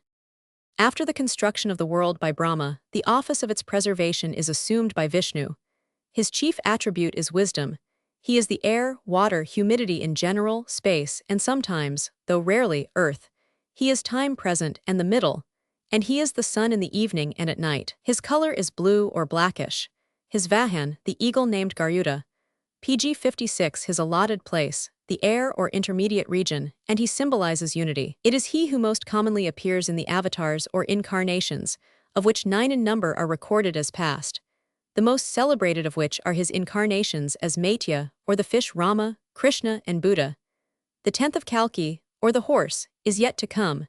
It is from him that Brahma springs when he proceeds to his office of creation. The destroying and regenerating power, Siva, Mahadeva, Iswara, or Rautram, is regarded metaphysically as justice, and physically as fire or heat, and sometimes water. He is the sun at noon. His color is white, with a blue throat, but sometimes red. His Vahan is the bull, and his place of residence the heaven. As destruction in the material world is but change or production in another form, and was so held by almost all the heathen philosophers, we find that the peculiar emblems of Siva are, as we have already shown, the trident, the symbol of destruction, and the linga or phallus of regeneration. The three deities were called Trimurti, and in the caverns of Ellora they are united in a triune bust. They are collectively symbolized by the triangle. Vishnu, as humidity personified, is also represented by an inverted triangle, and Siva by a triangle erect as a personification of fire, while the monad Brahm is represented by the circle as eternity, and by a point as having neither length nor breadth, as self-existing and containing nothing. The Brahmins deny materialism, yet it is asserted by Mr. Wilford that, when closely interrogated on the title of Deva or God, which their most sacred books give to the sun, they avoid a direct answer and often contradict themselves and one another. The supreme divinity of the sun, however, is constantly asserted in their scriptures, and the holiest verse in the Vedas, which is called the Gayatri, is, "Let us adore the supremacy of that divine sun, the Godhead, who illuminates all, pg 57, who recreates all, from whom all proceed, to whom all must return, whom we invoke to direct our understanding aright in our progress towards his holy seat." It has been said that in India is to be found the most ancient form of that Trinitarian worship, which prevails in nearly every quarter of the known world. Be that as it may, it is not in India where the most remarkable phase of the worship is to be found, for that we turn to Egypt. Here we meet with the strange fact that no two cities worship the same triad. The one remarkable feature in nearly all these triads is that they are father, mother, and son, that is, male and female principles of nature with their product. Mariette Bay says, according to places, the attributes by which the divine personage is surrounded are modified, but in each temple the triad would appear as a symbol destined to affirm the eternity of being. In all triads, the principal god gives birth to himself. Considered as a father, he remains the great god adored in temples. Considered as a son, he becomes, by a sort of doubling, the third person of the triad. But the Father and the Son are not less the one God. While being double, the first is the eternal God. The second is but the living symbol destined to affirm the strength of the other. The Father engenders himself in the womb of the mother, and thus becomes at once his own Father and his own Son. Thereby are expressed the uncreatedness and the eternity of the being who has had no beginning, and who shall have no end. Generally speaking, the gods of Egypt were grouped in sets of three, each city having its own trinity. Thus in Memphis we find Ta, Pasht and Month, in Thebes, Amun-Ra, Ather and Chanso, in Ethiopia, Naum, Sate and Anusis, in Hermonthis, Munthra, Rito and Harfer, in Lower Egypt, Seb, Netf and Osiris, in Thinis, Osiris, Isis and Anhur, in Abausimbel, and PG 58 Dare, Ta, Amun-Ra and Horus-Ra, in Esni, Nef, Nebu and Hake, in Dabed, Seb, Net and Mandasti, in Ambos, Savek, Ather and Kanso, in Edfu, Horkit, Hather and Horsnedto. The trinity common throughout the land is that of Osiris, Isis and Horus. Dr. Cudworth translates Jamblichus as follows, quoting from the Egyptian Hermetic books in defining the Egyptian trinity. Hermes places the god Ameph as the prince and ruler over all the celestial gods, whom he affirmeth to be a mind understanding himself, and converting his cogitations or intellections into himself. Before which Ameph he placeth one indivisible, whom he calleth Eichton, in which is the first intelligible, and which is worshipped only by silence. After which two, Eichton and Ameph, the demiurgic mind and president of truth, as with wisdom it proceedeth to generations, and bringeth forth the hidden powers of the occult reasons with light, is called in the Egyptian language Amun, as it artificially affects all things with truth, Phthah, as it is productive of good, Osiris, besides other names that it hath according to its other powers and energies. Upon this, Dr. Cudworth remarks, how well these three divine hypostases of the Egyptians agree with the Pythagorean or Platonic trinity of, first, unity and goodness itself, secondly, mind, and thirdly, soul. I need not here declare, only we shall call to mind what hath been already intimated, that reason or wisdom, which was the demiurgus of the world, and is properly the second of the forementioned hypostases, was called also, among the Egyptians by another name, Sineph, from whom was said to have been produced or begotten the god Phthah, the third hypostasis of the Egyptian trinity, so that Sineph and Ameph are all one. Wherefore, we have here plainly an Egyptian trinity of divine hypostases subordinate, Eichton, Ameph or Sineph and Phthah. PG 59 Mr. Sharp, in his Egyptian inscriptions, mentions the fact that there is in the British Museum a hieroglyphical inscription as early as the reign of Sevechus of the 8th century before the Christian era, showing that the doctrine of the Trinity in unity already formed part of their religion, and stating that in each of the two groups, Isis, Nephthys and Osiris, Isis and Horus, the three gods made only one person. Also that the sculptured figures on the lid of the sarcophagus of Ramesses III, now at Cambridge, show us the king, not only as one of a group of three gods, but also as a trinity in unity in his own person. He stands between the goddesses, Isis and Nephthys, who embrace him as if he were the lost Osiris, whom they have now found again. We further know him to be in the character of Osiris by the two scepters which he holds, but at the same time the horns upon his head are those of the goddess Ather, and the ball and feathers above are the ornaments of the god Ra. Nearly all writers describe the Egyptian trinity as consisting of the generative, the destructive, and the preserving powers. Isis answers to Siva. Iswara, or Lord, is the epithet of Siva. Osiris, or Osiris, as Hellanicus wrote the Egyptian name, was the god at whose birth a voice was heard to declare that the Lord of all nature sprang forth to light. A peculiar feature in the ancient trinities is the way in which the worship of the first person is lost or absorbed in the second, few or no temples being found dedicated to Brahma. Something very much like this often occurs among Christians. We are surrounded by churches dedicated to the second and third persons in the Trinity, and to saints, and to the Mother of Christ, but none to the Father. It has been noticed that while we find inscribed upon the monuments of Egypt a vast multitude of gods, as in India, pg 60 the number diminishes as we ascend. Amun-Ra alone is found dedicated upon the oldest monuments, in 3 distinct forms, into one or other of whose characters all the other divinities may be resolved. Amun was the chief god, the sacred name, corresponding with the Aum of the Indians, also probably the Egyptian On. According to Mr. Wilkinson, the Egyptians held Nef, or Ch Naubus, as the idea of the spirit of God which moved upon the face of the waters. He was the spirit, animating and perpetuating the world, and penetrating all its parts. The same with the Agathodman of the Ph-Nicians, and like him, was symbolized by the snake, an emblem of the spirit which pervades the universe. He was commonly represented with a ram's head, and though the color of the Egyptian divinities is perhaps more commonly green than any other, he is as frequently depicted blue. He was the god of the Nile, which is indirectly confirmed by Pindar, and by Ptolemy, who says that the Egyptians gave the name of Agathodman to the western, or Heracleotic branch. From his mouth proceeded the mundane egg, from which sprung Phtah, the creative power. Mr. Wilkinson proceeds.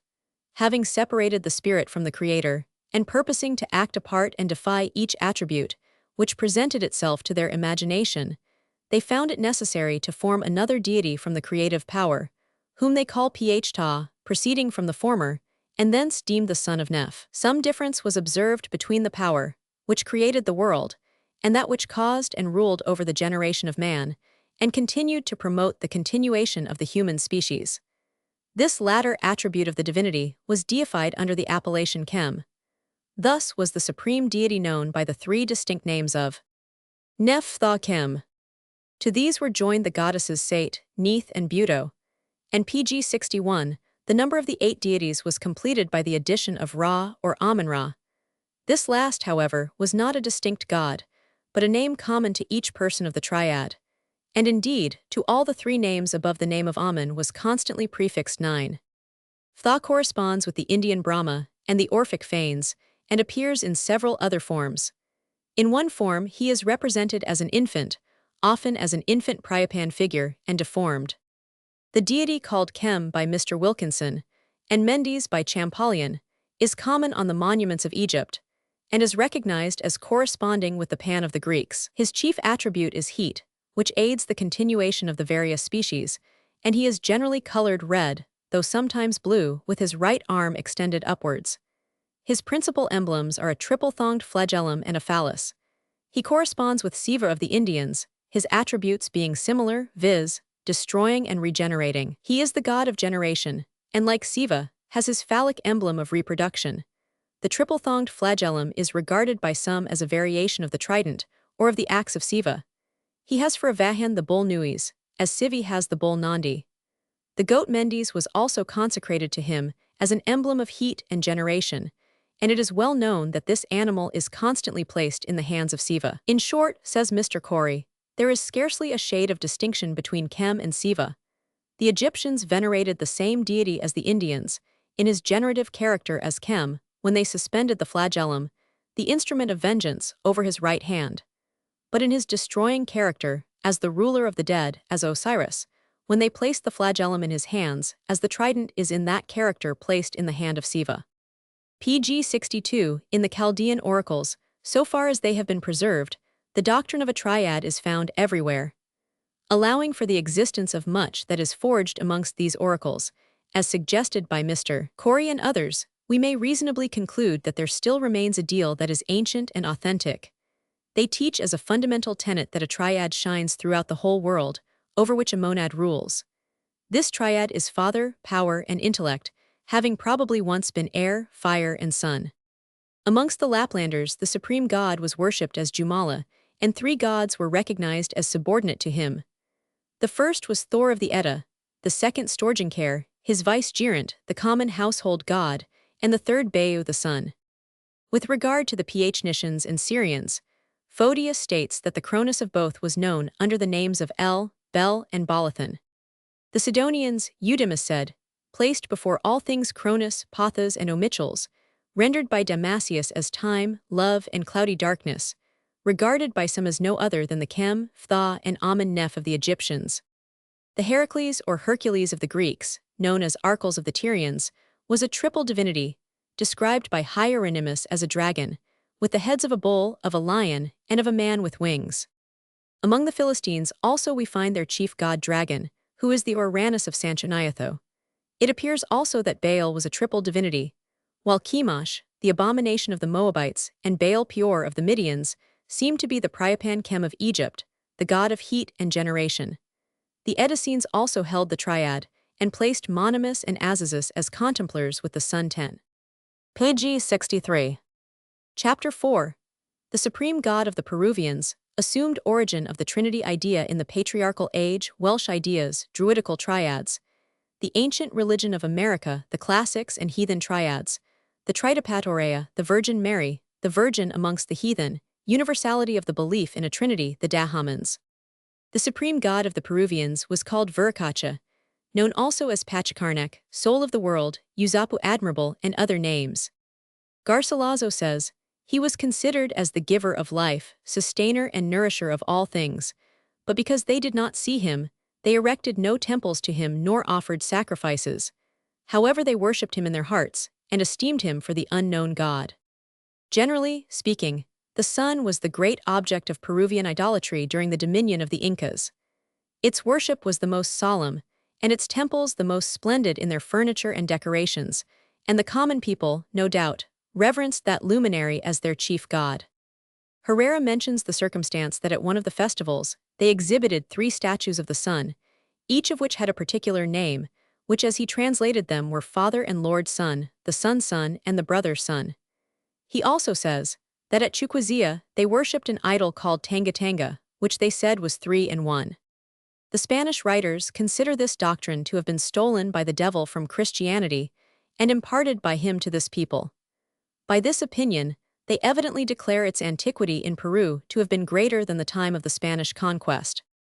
Pg 64. Those writers and scholars who refuse to believe that the doctrine of the Trinity as taught in the Christian religion was known during the patriarchal or Judaical dispensations, and therefore will not allow that the Trinity of the Peruvians had any reference to the dogma of Christianity, contend that their Trinity was founded in those early corruptions of patriarchal history in which men began to represent Adam and his 3 sons, and Noah and his 3 sons, as being triplicates of the same essential person who originally was the universal father of the human race, and secondly, being triplicated in their 3 sons, who also were considered the fathers of mankind.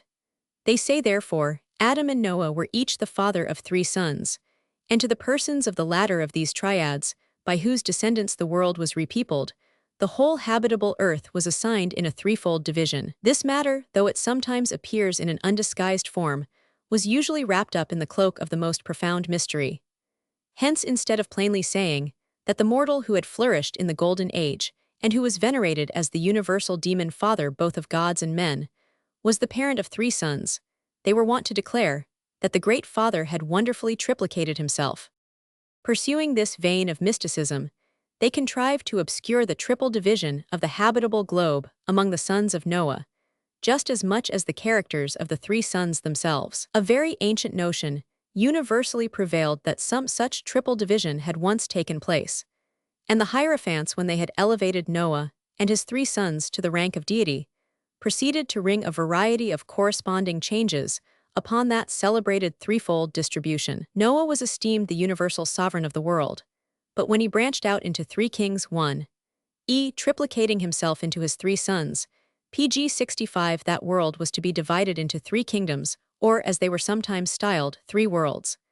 To one of these kings was assigned the empire of heaven, to another, the empire of the earth, including the nether regions of Tartarus, to a third, the empire of the ocean. So again, when Noah became a god, the attributes of deity were inevitably ascribed to him. Otherwise, he would plainly have become incapable of supporting his new character.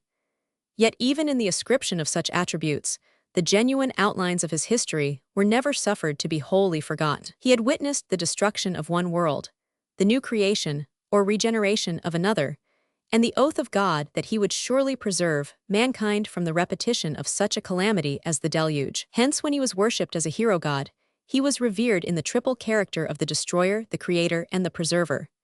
And when he was triplicated into three cognate divinities, were produced three gods, different, yet fundamentally the same, one mild though awful as the creator, another gentle and beneficent as the preserver, a third sanguinary, ferocious, and implacable as the destroyer 11.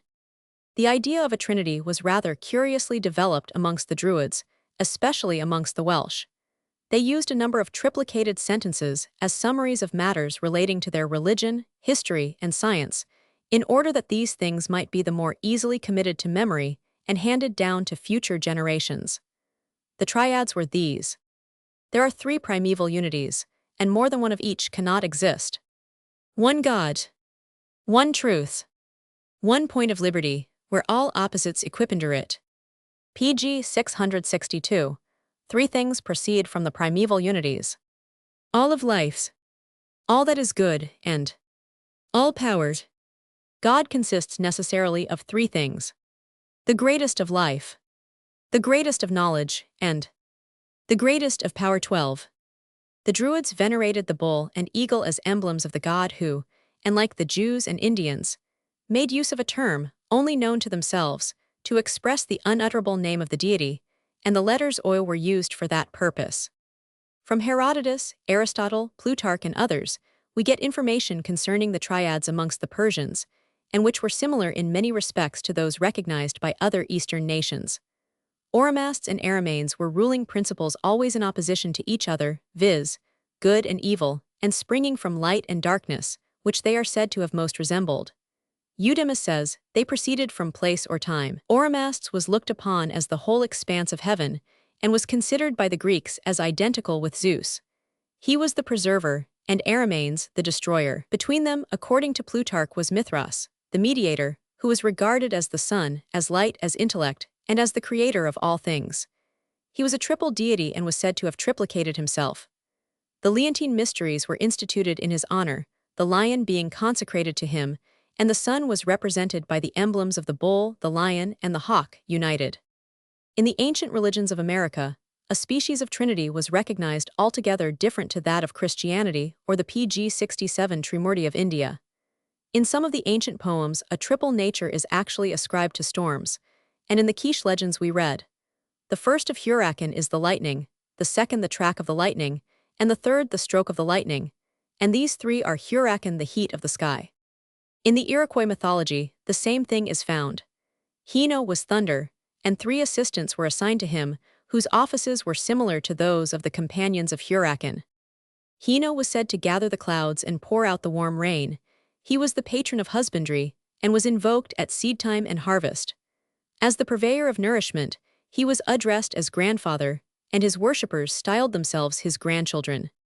Amongst the Aztecs, Tlaloc, the god of rain and water, manifested himself under the three attributes of the flash, the thunderbolt, and the thunder.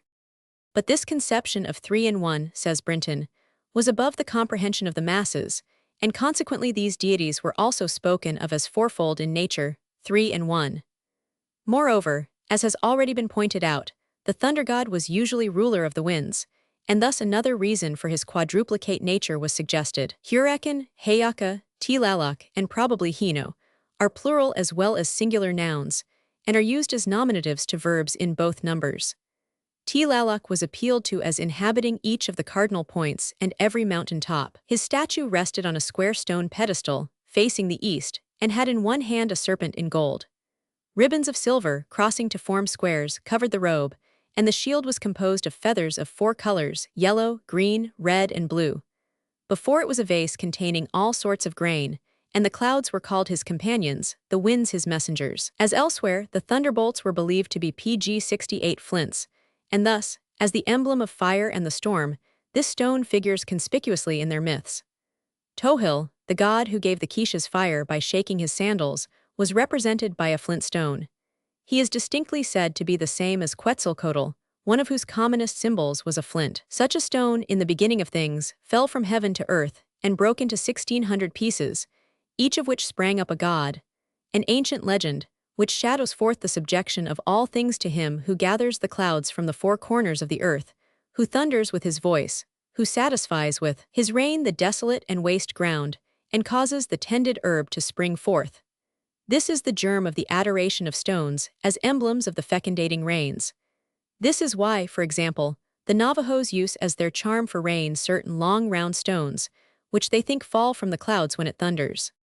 It is said that all over Africa, belief in a trinity of gods is found, the same today as has prevailed at least for 40 centuries, and perhaps for very much longer. Chalda, Assyria, and the Temple of Erechtheus, on the Acropolis of Athens, honored and sacrificed to Zeus, the sun, Hercules or phallic idea, the serpent and ocean. And Africa still does so to the tree stem or pole, the serpent, and the sea or water. And this trinity is one god, and yet serves to divide all gods into three classes, of which these are types. Important and interesting notices relative to the nature of the deities worshipped by the ancients are to be found in the treatise of Julius Firmicus Maternus, De Error Profanorum Religionum ad Constantium, et Constantem ang. Firmicus attributes to the Persians a belief in the androgynous nature of the deity Naturam, Ijus, Javus, ad utriusque sexus transferens. No doubt this doctrine has always been recognized, by many writers, as being held by the philosophers of India and Egypt, pg 69, and that it constituted a part of the creed of Orpheus, but its connection with Persia has not been so generally acknowledged. Firmicus, after speaking of the twofold powers of Jupiter, that is, the deity being both male and female, adds, when they choose to give a visible representation of him, they sculpture him as a female. Again, they represent him as a female with 3 heads. It was a figure adorned with serpents of a monstrous size. It was venerated under the symbol of fire. It was called Mithra. It was worshipped in secret caverns. The rites of Mithra were familiar to the Romans, but they worshipped them in a manner different from the Persian ceremonies. Firmicus had seen Mithra sculptured in 2 different ways. In one piece of sculpture, he was represented as a female with 3 faces and enfolded with serpents, and in another piece of sculpture, he was represented as seizing a bull. Classic writers abound with references, not simply to a plurality of gods among the heathen, but to a trinity in unity and unity in trinity, sometimes approaching in the similarity of their broad outlines the doctrine as held by Orthodox religionists. Herodotus calls the deity of the Pelasgians gods, and it is admitted that the passage evidently implies that the expression was used by the priests of Dodona. The Pelasgians worshipped the Kabiri, and the Kabiri were originally 3 in number. Hence it is inferred that these Kabiri were the Pelasgian trinity, and that having in ancient times no name which would have implied a diversity of gods, they worshipped a trinity in unity. The worship of the Kabiri by the Pelasgians is evident, for Herodotus says, in his 2nd book, that the Samothracians learnt the Kabiric mysteries from the Pelasgians, who once inhabited that island and afterwards settled in Greece, near Attica. Cicero testifies that the Kabiri were originally 3 in number, and he carefully distinguishes them from the Dioscuri. A passage in pg 70 Pausanias states that at Tricia, a city of Achaea, there is a temple erected to the Dei Magni or Kabiri. Their images are a representation of a god made of clay. We need not be surprised, said a writer once, that Pausanias should be puzzled how to express the fact that, though it was the temple of the 3 Kabiri, yet there was only one image in it. Is not this the doctrine of a trinity in unity? Potter informs us that those who desired to have children were usually very liberal to the gods, who were thought to preside over generation. The same writer also says, who these were, or what was the origination of their name, is not easy to determine. Orpheus, as cited by Phanodmus in Suidas, makes their proper names to be Amyclides, Protocles, and Protocleon, and will have them to preside over the winds. Demo makes them to be the winds themselves. Another author tells us their names were Cottus, Briareus, and Gyges, and that they were the sons of heaven and of earth. Philocris likewise makes earth their mother, but instead of heaven, substitutes the sun, or Apollo, for their father, where he seems to account, as well for their being accounted the superintendents of generation, as for the name of, for being immediately descended from two immortal gods themselves, Sethi, were thought the third fathers, and therefore might well be esteemed the common parents of mankind, and from that opinion derive those honors, which the Athenians paid them as the authors and presidents of human generation. Again, the Tritopatoreia was a solemnity in which it was usual to pray for children to the gods of generation, who were sometimes called Tritopaters. The names of the Cabiri, as Cicero says, are Tritopatrius, Eubuleus, and Dionysius. This fact is supposed to give us a little insight into the origin of the word Tritopaters, or Tritopatres. Philocris, as we have seen, makes PG 71 them the sons of Apollo and of the earth. This fact will help us to develop the truth. The two last hypostases emanated from the Creator. Thus in the Egyptian trinity of Osiris, of Isis, and of Horus, Isis is not only the consort, but the daughter of Osiris, and Horus was the fruit of their embrace. Thus in the Scandinavian trinity of Adon, of Tria, and of Thor, Tria is not only the wife, but the daughter of Odin, and Thor was the fruit of their embrace, as Mallet observes in his Northern Antiquities Vol. 2. There is the Roman trinity of Jupiter, of Juno, and of Minerva. Juno is the sister and the wife of Jupiter, and Minerva is the daughter of Jupiter. Now, it is a singular fact that in the Pelasgic trinity of the Cabirim, two of them are said to have been the sons of Vulcan, or the sun, as we read in Potter Vol. 1. Hence we see, it has been contended, the mistake of Philocris. There were not three emanations from the sun, as he supposes, but only two. Their name Tritopaters, which alludes to the doctrine of the Trinity, puzzled Philocris, who knew nothing of the doctrine, and he is credited with coining the story, to account for this appellation. The Cabiri were, as is known from Cicero, called Tritopatrius, Dionysius, and Eubuleus. Dionysius is Osiris, and Eubuleus and Tritopatrius are the two hypostases which emanated from him. The name of the third hypostasis is generally compounded of some word which signifies the third. Hence Minerva derived her name of Tritonus or Tritonia Virgo. Hence Minerva is called by Hesiod, referred to in Lempriere's classical dictionary, Tritogenia. Hence came the Tritia of which Pausanias speaks. Hence came the Tritopatrius of Cicero. Hence came the Thridi of the Scandinavians. We read in the Edda these remarkable words. He afterwards beheld 3 thrones raised one above another, and on each throne sat a man. Upon his asking which of these was their king, his guide answered, "He who sits upon the lowest throne is the king," and PG 72 his name is Hor, or the lofty one. The second is Yinhar, that is equal to the lofty one. But he who sits upon the highest throne is called Thridi, or the third. Pausanias has a number of passages which bear upon this subject, and seem to prove conclusively that the Greeks recognized the doctrine of a trinity in unity and worshipped the same. In his second book he says, "Beyond the tomb of Pelescus is a small structure of brass, which supports the images of Diana, of Jupiter, and of Minerva, a work of some antiquity. Lysias has in some verses recorded the fact that this is the representation of Jupiter Machinator." Again, in Book 1, when describing the Areopagite district of Athens, he says, "Here are the images of Pluto, of Mercury, and of Tellus, to whom all such persons, whether citizens or strangers, as have vindicated their innocence in the court Areopagus, are required sacrifice."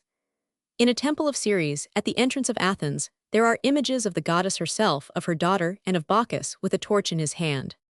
That the grouping of the 3 deities was not accidental is evident from the frequency with which they are so mentioned, and other passages show that they were the 3 deities who were worshipped in the Eleusinian mysteries. Thus in Book 8, ch. 25, the river Lado then continues its course to the temple of the Eleusinian Ceres, which is situated in territories of the Thulpusians. The 3 statues in it are each 7 feet high, and all of marble. They represent Ceres, Proserpine, and Bacchus. In another passage, Book 2, ch. 2, he says, "By a temple dedicated to all the gods, there were placed 3 statues of Jupiter in the open air, of which one had no title, a second was styled the terrestrial, and the third was styled the highest." The learned say, of course, it is clear that the missing title should have been the god of the sea, as the others were the god PG 73 of heaven, and the god of the earth. Another passage in Pausanias confirms this. In a temple of Minerva was placed a wooden image of Jupiter with 3 eyes. 2 of them were placed in the natural position, and the other was placed on the forehead. One may naturally suppose that Jupiter is represented with 3 eyes as the god of the heaven, as the god of the earth, and as the god of the sea. It has been remarked that Pausanias records the tradition that this story of the 3-eyed Jupiter comes from Troy, And it is known that the Trojans acknowledged a trinity in the divine nature, and that the Penates, or the Cabiri of the Romans, came from Troy. Quotations from the translation of the Atlas Chienses of Montanus, by Ogilby, show that the three-eyed Jupiter was an oriental emblem of the Trinity. The modern learned, or followers of this first sect, who are overwhelmed in idolatry, divide generally their idols, or false gods, into three orders, viz. Celestial, terrestrial, and infernal. In the celestial they acknowledge a trinity of one godhead, which they worship and serve by the name of a goddess called Pussa, which with the Greeks we might call Cybele, and with Egyptians Isis and mother of the gods. This Pussa, according to the Chinese saying, is the governess of nature, or, to speak properly, the Chinese Isis, or Cybele, by whose power they believe that all things are preserved and made fruitful, as the three inserted figures relate. In the doctrine relating to the Virgin Mary, as held by the Church of Rome, there is a remarkable resemblance to the teaching of the ancients respecting the female constantly associated with the triune male deity. Her names and titles are many, and though diversified, mostly pointing to the same idea. Some of these are as follows: the Virgin, conceiving and bringing forth from her own inherent power; the wife of Bel Nimrod, the wife of Asher, the wife of Nin. She is called Pg 74 Multa, Mulita or Milita or Inuta, Bilta or Bilta Nipruta, Ishtar, Rai, Alita, Elissa, Betis, Ashtoreth, Astarte, Saruha, Nana, Asura. Amongst other names she is known as Ather, Syria, Artemis, Aphrodite, Tanith, Tanat, Rhea, Demeter, Ceres, Diana, Minerva, Juno, Venus, Isis, Cybele, Seneb or Seben, Venus, Urania, Hera. As Anaides she is the mother of the child, reproduced again as Isis and Horus, Devaki with Krishna, and Aurora with Memnon. Even in ancient Mexico the mother and child were worshipped. Again she appears as Devkina Gyula Shala, Zerbanit, Warmita Laz.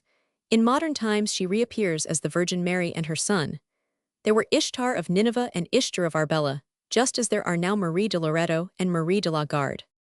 She was the queen of fecundity or fertility, queen of the lands, the beginning of heaven and earth, queen of all the gods, goddess of war and battle, the holder of the scepter, the beginning of the beginning, the one great queen, the queen of the spheres, the Virgo of the zodiac, the celestial virgin, time, in whose womb all things are born. She is represented in various ways, and specially as a nude woman carrying an infant in her arms 13.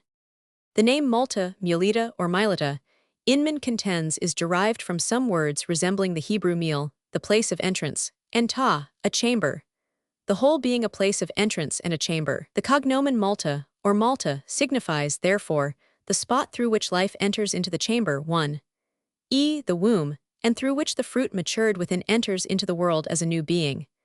By the association of this virgin goddess with the sacred triad of deities is made up the four great gods, Arba 49. Pg 75, we are here reminded of the well-known symbol of the Trinity, which seems to have been as abundantly used in ancient times, at least in some countries, Egypt for instance. This is the triangle, generally the equilateral, which of course symbolized both the Trinity in unity and the equality of the three. Sometimes we get two of those triangles crossing each other, one with the point upwards, the other with the point downwards, thus forming a six-rayed star. The first represents the phallic triad. The two together show the union of the male and female principles producing a new figure, each at the same time retaining its own identity. The triangle with the point downwards, by itself typifies the mons veneris, the delta, or door through which all come into the world. The question has arisen: how comes it that a doctrine so singular, and so utterly at variance with all the conceptions of uninstructed reason, as that of a Trinity in unity, should have been from the beginning the fundamental religious tenet of every nation upon earth? Inman without hesitation declares, the Trinity of the ancients is unquestionably of phallic origin.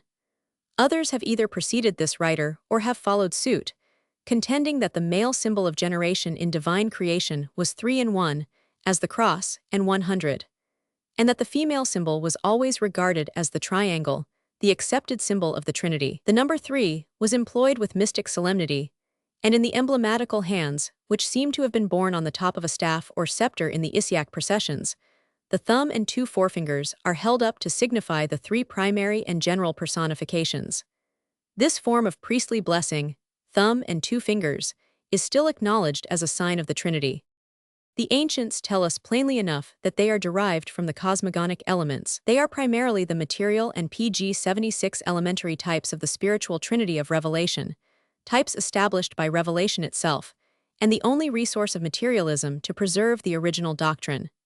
The spirit, whether physical or spiritual, is equally the pneuma, and the light, whether physical or spiritual, equally the fuzz of the Greek text, so that the materialist of antiquity had little difficulty in preserving their analogies complete.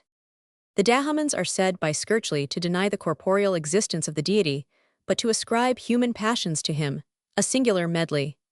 Their religion, he says, must not be confounded with polytheism, for they only worship one god Mao but propitiate him through the intervention of the fetishes.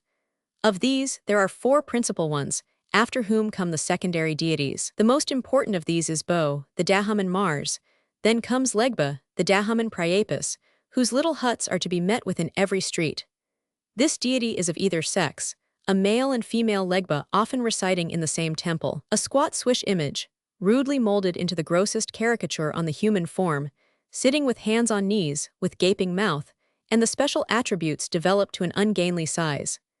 Teeth of cowries usually fill the clown-like mouth, and ears standing out from the head, like a bat's, are only surpassed in their monstrosity by the snowshoe-shaped feet. The nose is broad, even for a Negro-s, and altogether the deity is anything but a fascinating object.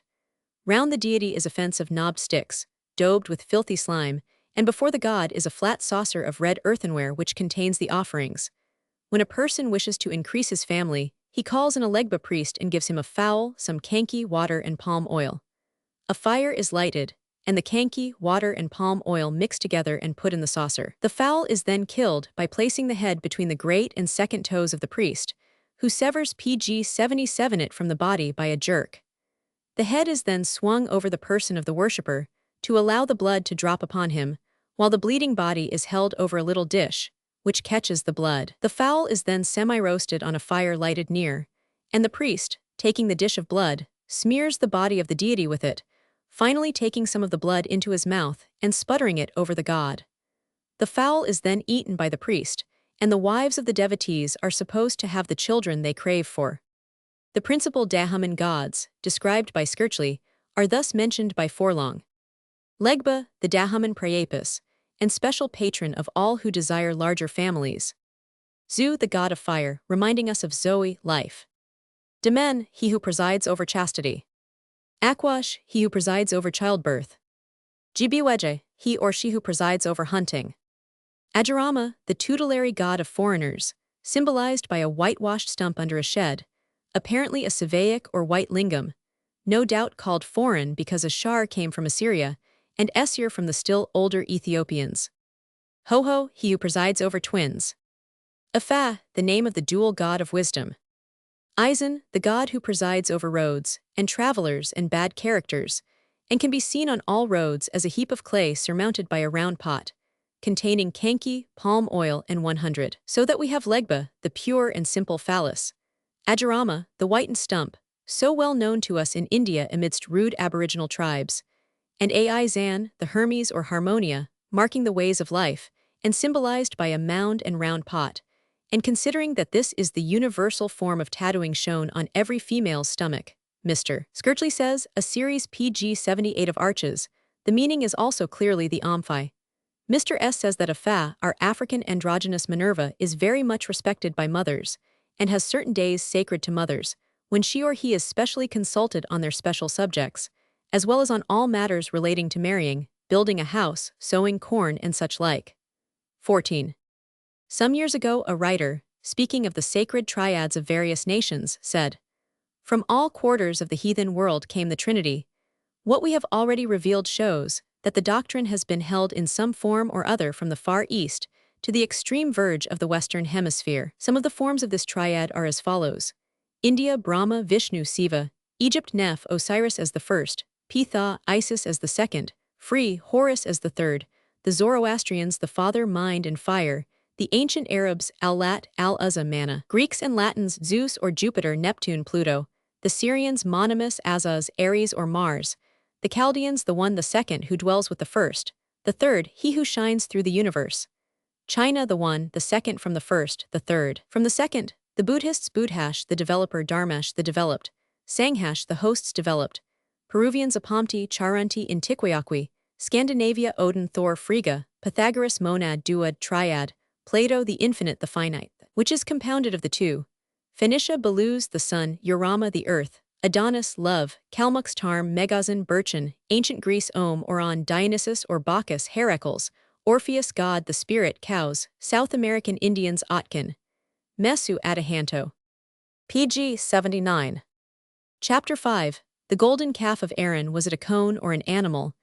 The prayer to Priapus, hymn to Priapus, the complaint of Priapus. In the 32nd chapter of the book of Exodus, we have the following remarkable account of certain Israelitish proceedings in the time of Moses and Aaron. When the people saw that Moses delayed to come down out of the mount, the people gathered themselves together unto Aaron, and said unto him, Up, make us gods which shall go before us. For as for this Moses, the man that brought us up out of the land of Egypt, we wot not what is become of him. And Aaron said unto them, Break off the golden earrings, which are in the ears of your wives, of your sons, and of your daughters, and bring them unto me. And all the people brake off the golden earrings which were in their ears, and brought them unto Aaron. And he received them at their hand, and fashioned it with a graving tool, after he had made it a molten calf. And they said, These be thy gods, O Israel, which brought thee out of the land of Egypt. And when Aaron saw it, he built an altar before it. And Aaron made proclamation and said, Tomorrow is a feast to the Lord. And they rose up early on the morrow, and offered burnt offerings, and brought peace offerings. And the people sat down to eat and to drink, and rose up to play. There is no doubt this is a most remarkable, and, for the most part, inexplicable transaction. That it was an act of the grossest idolatry is clear, but the details of the affair are not so readily disposed of, and some amount of discussion has in consequence arisen, which has cast imputations upon the conduct of the ancient Jews not very favorably regarded by the moderns.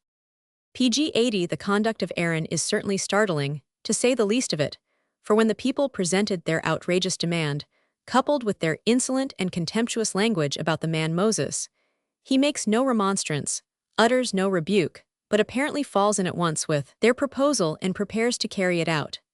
The question is, however, what was it that was really done? What was the character of the image or idol he fashioned out of the golden ornaments which he requested them to take from the ears of their wives, their sons, and their daughters? The suggestion that anything of a phallic nature is to be attributed to this transaction has been loudly ridiculed and indignantly spurned by some who have had little acquaintance with that species of worship, but it is by no means certain that the charge can be so easily disposed of. That phallic practices prevailed, more or less, amongst the Jews is certain, and however this matter of the golden image may be explained, it will be difficult to believe they were not somehow concerned in it. It may be a new revelation to some to be told that in the opinion of some scholars, the idol form set up by those foolish idolaters was not that of a calf at all, but of a cone. The Hebrew word egel or gegel has been usually taken to mean calf, but, say these gentlemen, erroneously so, its true signification being altogether different. It is pleaded that it was not at all likely that the Israelites should, so soon after their miraculous deliverance from the house of bondage, have so far forgotten what was due from them in grateful remembrance of that, as to have plunged into such gross and debased idolatry as the adoration of deity under the form of an animal. Also that it would have been inconsistent with their exclamation when they saw the image, This is thy God, O Israel, which brought thee up out of the land of Egypt, and with Aaron's proclamation, after he had built an altar before PG 81, the idol for the people to sacrifice burnt offerings on. Tomorrow is a feast to the Lord. It is urged from these expressions that the only reasonable and legitimate inference is that the golden idol was intended to be the similitude or symbol of the Eternal himself, and not of any other god. Certainly it is, as we have said, remarkable, and presents a problem not at all easy of solution. Dr. Biquet contends that in any case, it is inconceivable that the figure of a calf should have been chosen to represent the invisible God. He concludes, therefore, that the word egel has been wrongly translated.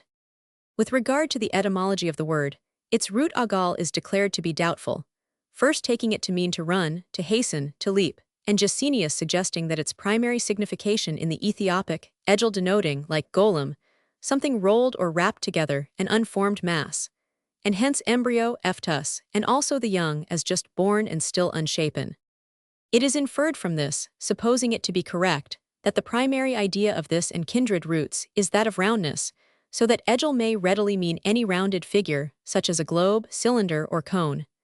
Adopting this, says Dr. Bike, a cone, as the true meaning of the Hebrew word in the text, the sense of the transaction recorded will be that Moses, having delayed to come down from the mount, the Israelites, fearing that he was lost, and looking on the Eternal as their true deliverer and leader, required Aaron to make for them Elohim, that is to say, a visible similitude or symbol of their God who had brought them up out of the land of Mitzrayim. Aaron accordingly made for them a golden cone, as an image of the flame of fire seen by Moses in the burning bush, and of the fire in which the Eternal had descended upon Sinai, this being the only visible form in which the Almighty had been manifested. Of such a representation or symbol, a sensuous people like the Israelites might without inconsistency pg 82 say, "This is thy God, O Israel, which brought thee up out of the land of Mitzrayim," at the same time that Aaron, after having built an altar before it, could make proclamation and say, "Tomorrow is the feast to the Eternal," that is to say, to the invisible God, whose eidolon or visible image this edgel was. It is admitted by the advocates of this theory that there are certain things in the English version which appear adverse to it. For instance, it is said that all the people broke off the golden earrings which were in their ears, and brought them to Aaron.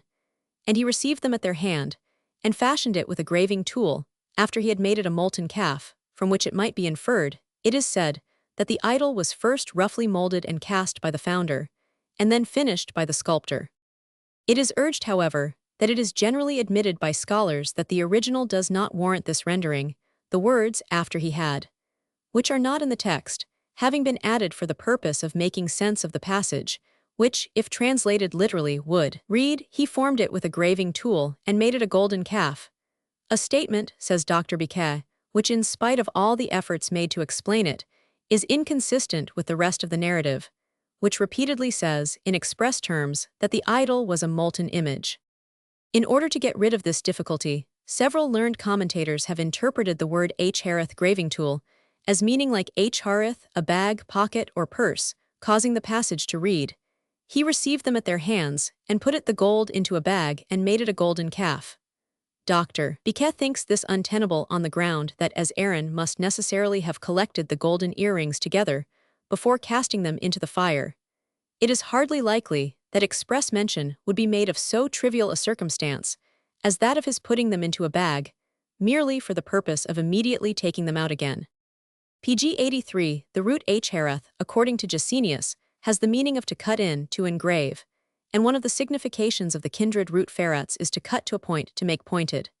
Harithim, the plural of harith, is said to mean purses, bags for money, so called from their long and round shape, perhaps like an inverted cone, whence it is that Bochart and others acquired their notion that Aaron put the golden earrings of the Israelites into a bag.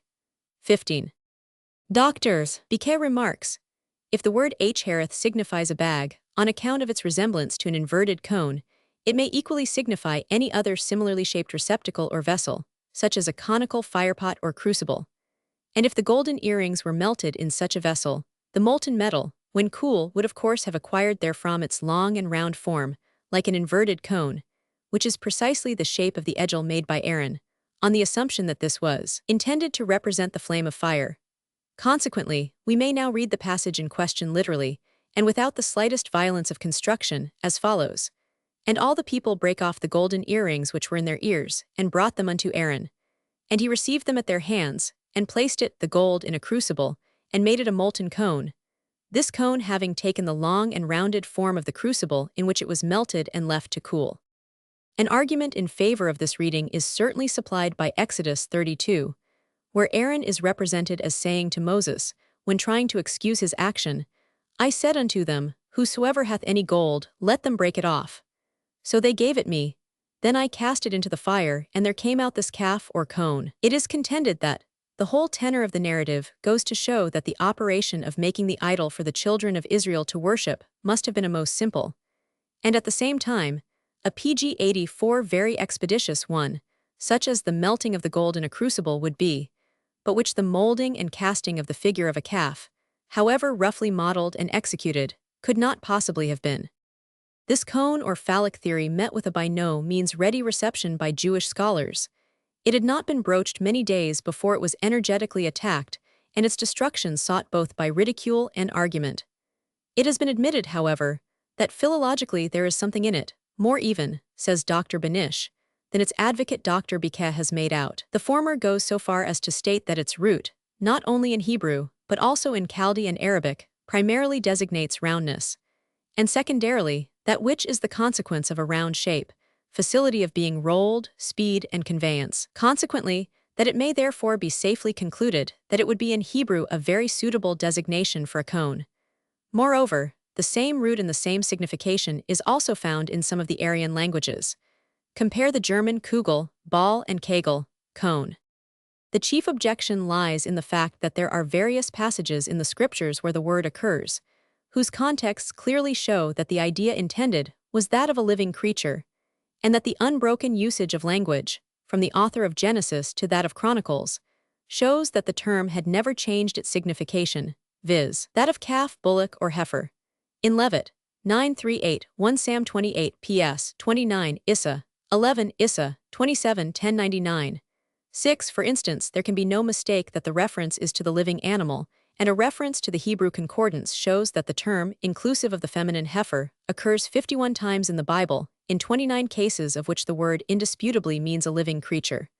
Dr. Benish therefore asks, is it admissible that one and the same pg 85 writer, for instance, the Deuteronomist, should have used 4 times this word in the sense of heifer, 22, and 6, 21, and once in that of cone, 9, without implying by some adjective or some turn of language that the word is a homonym, or that Hosea in 10 should clearly employ it in the sense of heifer, and in 8. In that of cone, a glance at the concordance will show that, in every one of the more important books, the word in question occurs most clearly in the sense of calf, and never in a passage which should render a different translation inadmissible. On what ground, therefore, can it be maintained that, in the days of the author of the 106th Psalm, the supposed original meaning of cone had been forgotten, and that of calf substituted? The reply to the objection that one and the same word is not likely to have been used by the same or contemporaneous writers in 2 different senses, and that the word has a uniform traditional interpretation, is that in the Hebrew, as in the English, considerable ambiguity occurs, and that the same word sometimes has 2 meanings of the most distinct and irreconcilable character.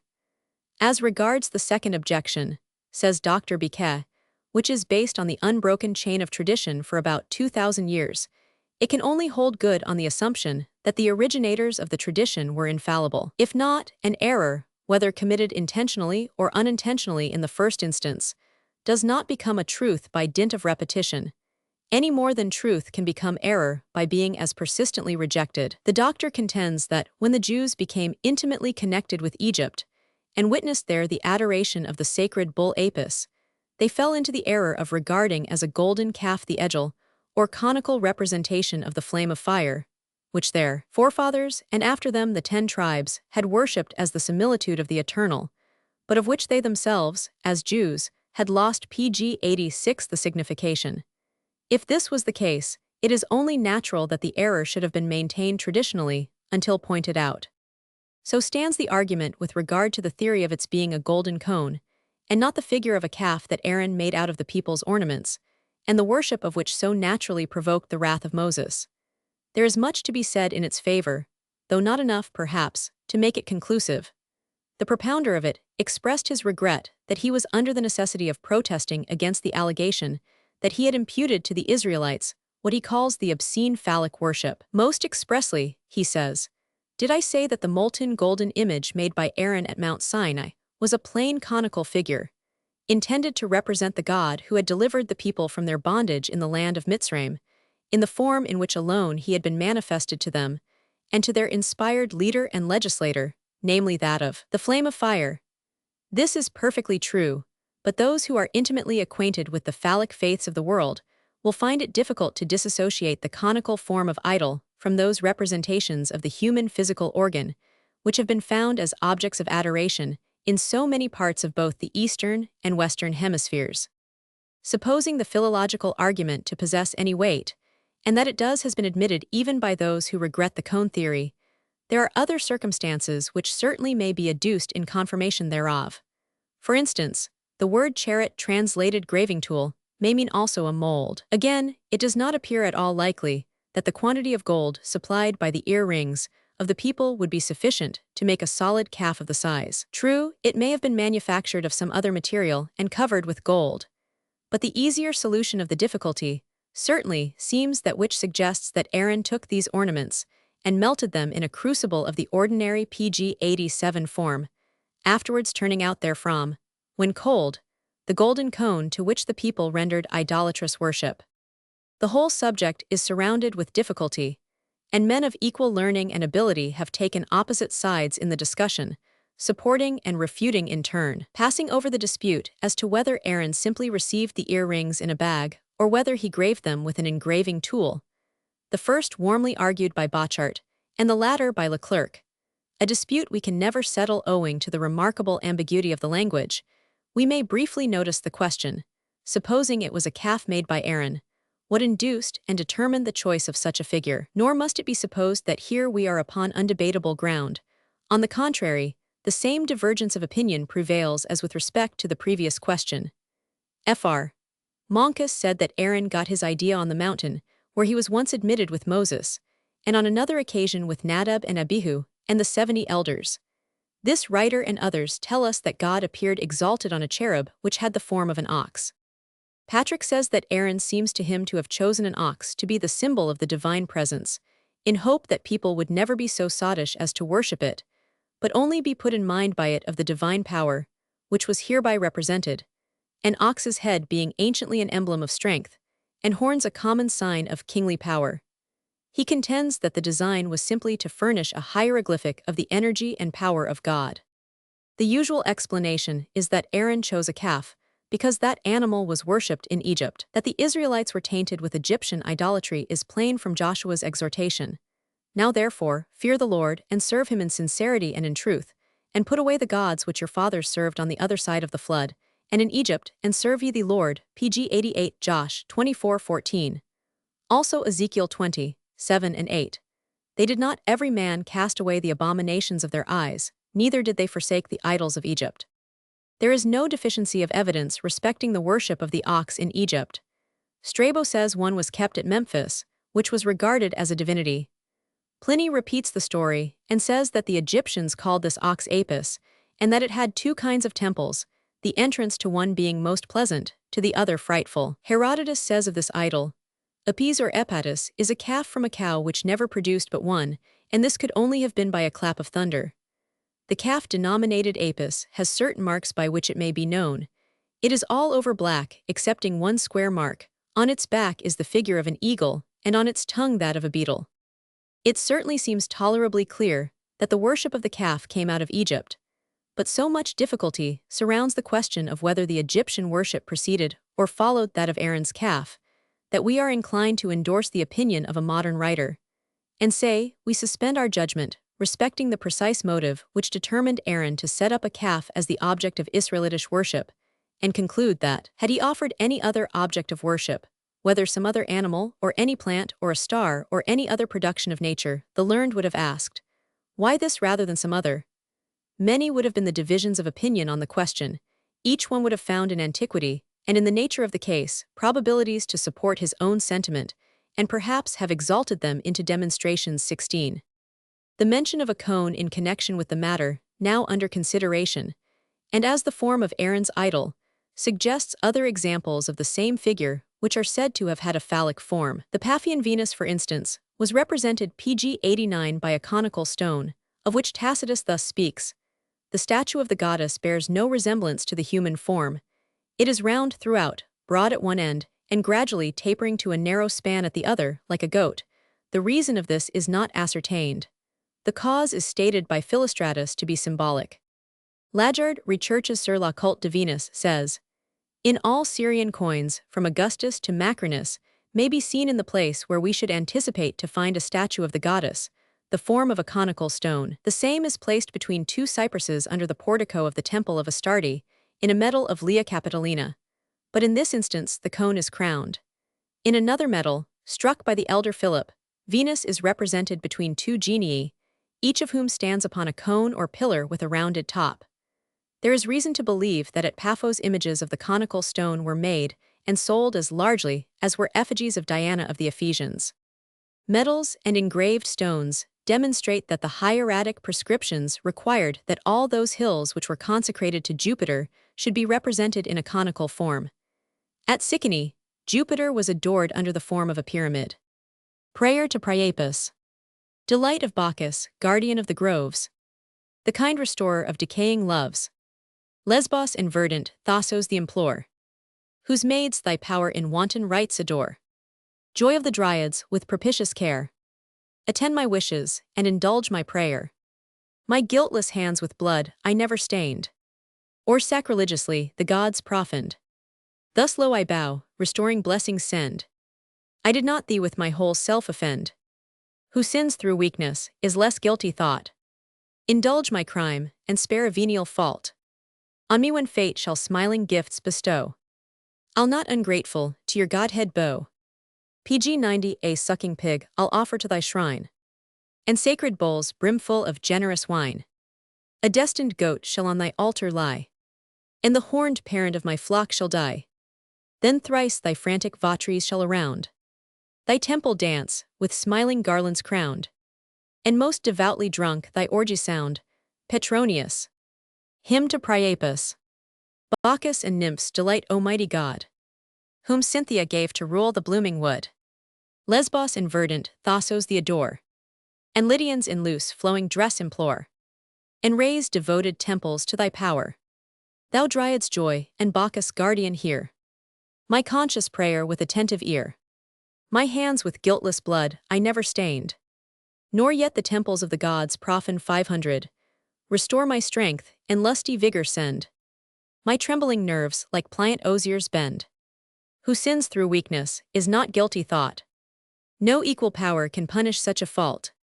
A wanton goat shall on your altars die, and spicy smoke and curls ascend the sky. A pig thy floors with sacred blood shall stain, and round the awful fire and holy flame. Thrice shall thy priests, with youth and garlands crowned, in pious drunkenness thy orgies sound. Petronius. A translation out of the Priapeia. The complaint of Priapus for being veiled, the Almighty's image, of his shape afraid, and hide the noblest part ere nature made, which God alone succeeds in his creating trade. The fall this fig-leaved modesty began, to punish woman by obscuring man. Before, where'er his stately cedar moved, she saw, adored, and kissed the thing she loved. Why do the gods their several signs disclose? Almighty Jove his thunderbolt expose, Neptune his trident, Mars his buckler show, Pallas her spear to each beholder's view, and poor Priapus be alone confined. T obscure the women's god, and parent of mankind, since freeborn brutes their liberty obtain. Long hast thou journey worked for souls in vain. Storm the Pantheon, and demand thy right, for on this weapon T's depends the fight. Petronius. PG 91. Chapter 6. Circumcision, male and female, in various countries and ages.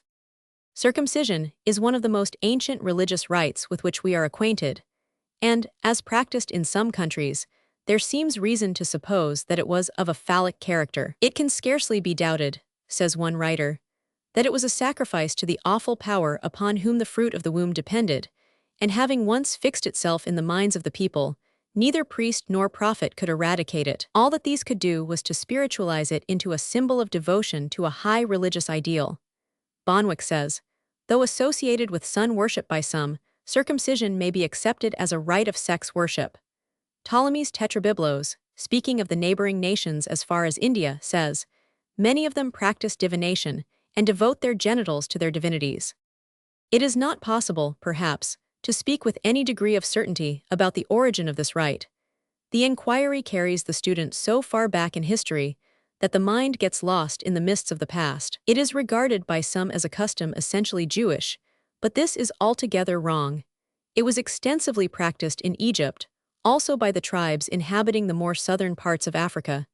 In Asia, the Afghans and the Tamils had it, and it has been found in various parts of America and amongst the Fijians and Australians. It has been argued, and with considerable plausibility, that it existed long before writing was known, and from the fact of its having been employed by the New Hollanders, its great antiquity may be inferred with certainty. It has been noticed by historians that sometimes a nation will pledge itself to a corporal offering of such a kind, that every member shall constantly bear about its mark on himself, and so pg 92 make his personal appearance or condition a perpetual witness for the special religion whose vows he has undertaken. Thus several Arabian tribes living not far from the Holy Land adopted the custom as a sign of their special religion, or, as Herodotus says, after the example of their god, of shaving the hair of their heads in an extraordinary fashion, viz., either on the crown of the head or towards the temples, or else of disfiguring a portion of the beard. Others branded or tattooed the symbol of a particular god on the skin, on the forehead, the arm, the hand. Israel, too, adopted from early times a custom which attained the highest sanctity in its midst, where no jest, however trifling, could be uttered on the subject, but which was essentially of a similar nature to those we have just mentioned. This was circumcision 17. It was this special character, which no doubt gave rise to the idea so common amongst the uninformed that it was a Jewish rite. Herodotus and Philo-Judas have related that it prevailed to a great extent among the Egyptians and Ethiopians. The former historian says it was so ancient among each people that there was no determining which of them borrowed it from the other. Among the Egyptians, he says it was instituted from the beginning.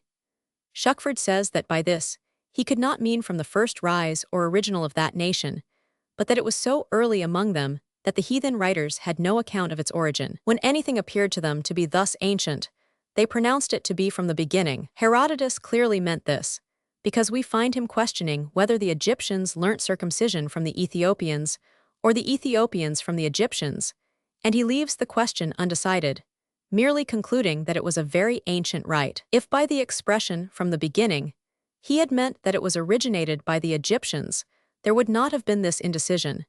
And it is pg 93 known that among heathen writers to say a thing was from the beginning was equivalent to the other saying that it was very anciently practiced. Herodotus, in another place, relates that the inhabitants of Colchis also used circumcision, and concludes therefrom that they were originally Egyptians. He adds that the Phoenicians and Syrians, who lived in Palestine, were likewise circumcised, but that they borrowed the practice from the Egyptians, and further, that little before the time when he wrote, circumcision had passed from Colchis to the people inhabiting the countries near Thermodon and Parthenius. Diodorus Siculus thought the Colchians and the Jews to be derived from the Egyptians because they used circumcision. In another place, speaking of other nations, he says that they were circumcised after the manner of the Egyptians. Sir J. Marsham is of opinion that the Hebrews borrowed circumcision from the Egyptians, and that God was not the first author thereof, citing Diodorus and Herodotus as evidences on his side. Circumcision, though it is not so much as once mentioned in the Quran, is yet held by the Mohammedans to be an ancient divine institution, confirmed by the religion of Islam, and though not so absolutely necessary but that it may be dispensed with in some cases, yet highly proper and expedient. The Arabs used this rite for many ages before Mahomet, having probably learned it from Ismail, though not only his descendants, but the Hammurites and other tribes practiced the same. The Ismailites, we are told, used to circumcise their children, not on the 8th day, according to the custom of the Jews, but when about 12 or 13 years old, at which age their father underwent that operation. And the Mohammedans imitate them so far as not to circumcise children before they are able at least distinctly to pronounce that profession of their faith. There is no God, but God. Mahomet is pg 90 for the apostle of God, but they fix on what age they please for the purpose between 6 and 16. The Moslem doctors are generally of opinion that this precept was given originally to Abraham, yet some have said that Adam was taught it by the angel Gabriel, to satisfy an oath he had made to cut off that flesh, which, after his fall, had rebelled against his spirit, whence an argument has been drawn for the universal obligation of circumcision. The Mohammedans have a tradition that their prophet declared circumcision to be a necessary rite for men, and for women honorable. This tradition makes the prophet declare it to be sana, which Pakak renders a necessary rite, though sana, according to the explanation of Roland, does not comprehend things absolutely necessary, but such as, though the observance of them be meritorious, the neglect is not liable to punishment. In Egypt, circumcision has never been peculiar to the men, but the women also have had to undergo a practice of a similar nature. This has been called by Bruce and Strabo excision. All the Egyptians, the Arabians, and natives to the south of Africa The Abyssinians, the Gallas, the Agaus, the Gassats, and Gonzas made their children undergo this operation, at no fixed time, but always before they were marriageable.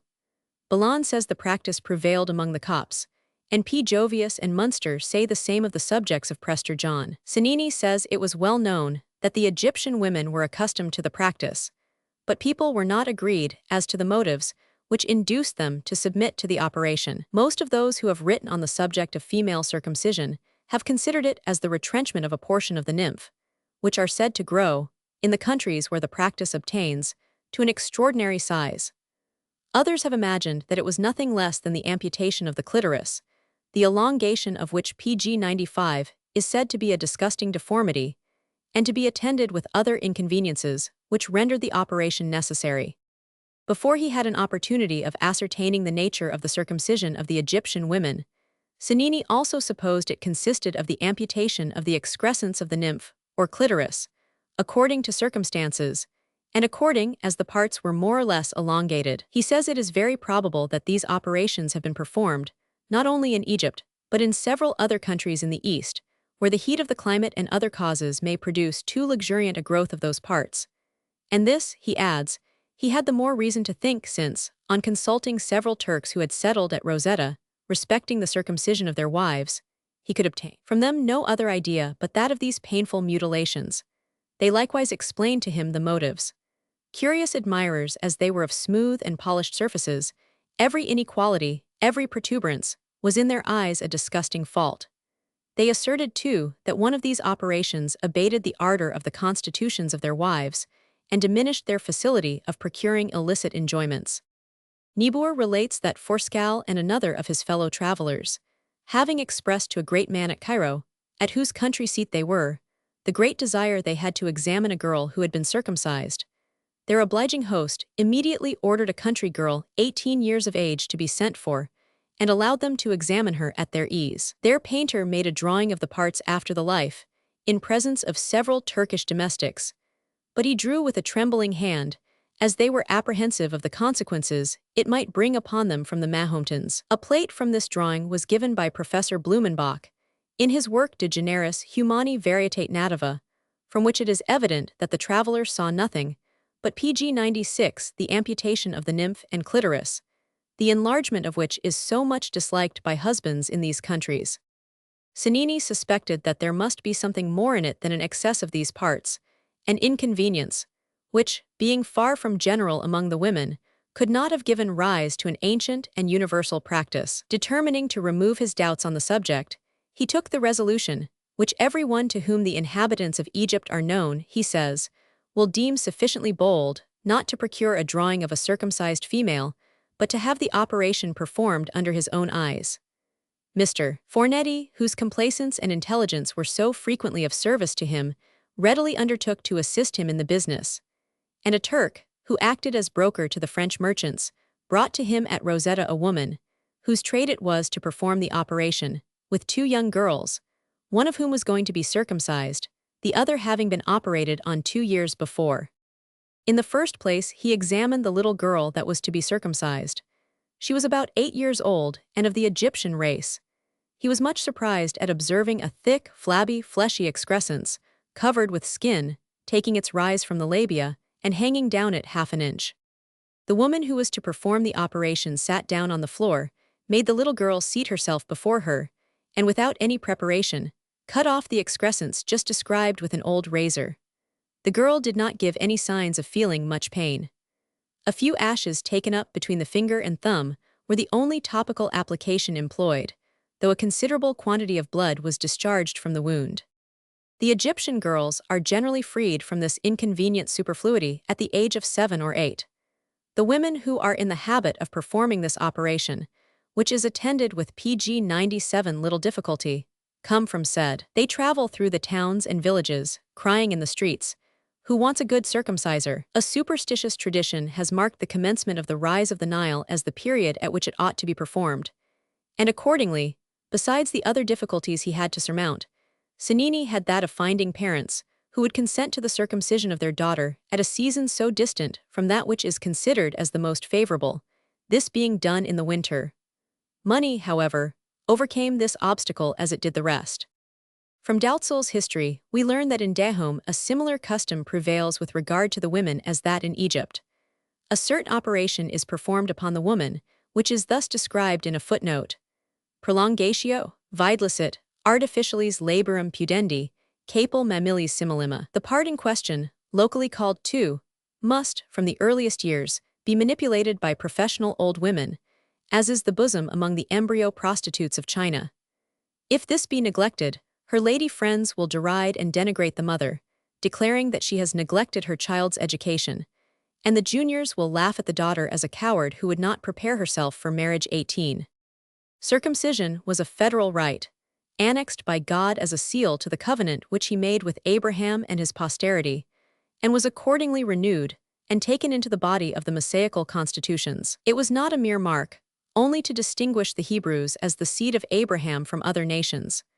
But by this, they were made the children of the covenant, and entitled to the blessings of it, though if there had been no more pg 98 in it than this, that they who were of the same faith should have a certain character whereby they should be known, it would have been a wise appointment. The mark seems to be fitly chosen for the purpose, because it was a sign that no man would have made upon himself and upon his children, unless it were for the sake of faith and religion. It was not a brand upon the arm, or an incision in the thigh, but a difficult operation in a most tender part, peculiarly called flesh in many places of Scripture.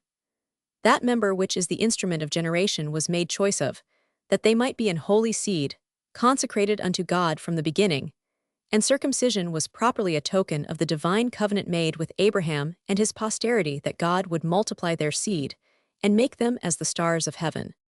Ludolf, in his History of Ethiopia, after comparing the circumcision of the Jews with that of the Abyssinians, says, "This puts us in mind of the circumcision of females, of which Gregory was somewhat ashamed to discourse, and we should have more willingly omitted it had not T. Zagazabus, in his rude Confession of Faith, spoken of it as a most remarkable custom introduced by the command of Queen Magneta, or had not Paulus Jovius himself, Bishop of Como, insisted in the same manner upon this unseemly custom. This same ceremony was not only used by the Habassines, but was also familiar among other people of Africa, the Egyptians, and the Arabians themselves, for they cut away from the female infants something which they think to be an indecency and superfluity of nature. Jovius calls it cariniculum, or a little piece of flesh, Golius, an oblong excrescence. The Arabians, by a particular word, called it bedron or bedhara, besides which they have many other words to the same purpose. Among their women it is as great a piece pg 99 of reproach to revile a woman by saying to her, O Bandarin, that is, O uncircumcised, as to call a man Erel, or uncircumcised, among the Jews. The Jewish women in Germany, being acquainted by their reading with this custom, laugh at it, as admiring what it should be that should require such an amputation. pg 100. Chapter 7. Androgynous deities, theories respecting the dual sex of the deity, sacredness of the phallus, sex worship, the Eastern desire for children, sacred prostitution, Hindu law of adoption and inheritance, Hindu need of offspring, and especially of a son obsequies of the departed. The phallic idea alluded to again and again in the preceding pages, as entering into the heathen conception of a trinity, the practice of circumcision, and the use of the cross as a symbol, branches out in a great variety of directions. At some of these, we must cast a brief glance in order that we may form a correct estimate of the subject. Reference has been made to the androgynous nature ascribed to the deity by different nations, and here at once is opened up the whole subject of sex worship. It is impossible to say how far back we should have to retrace our footsteps in seeking for men's first ideas upon this matter.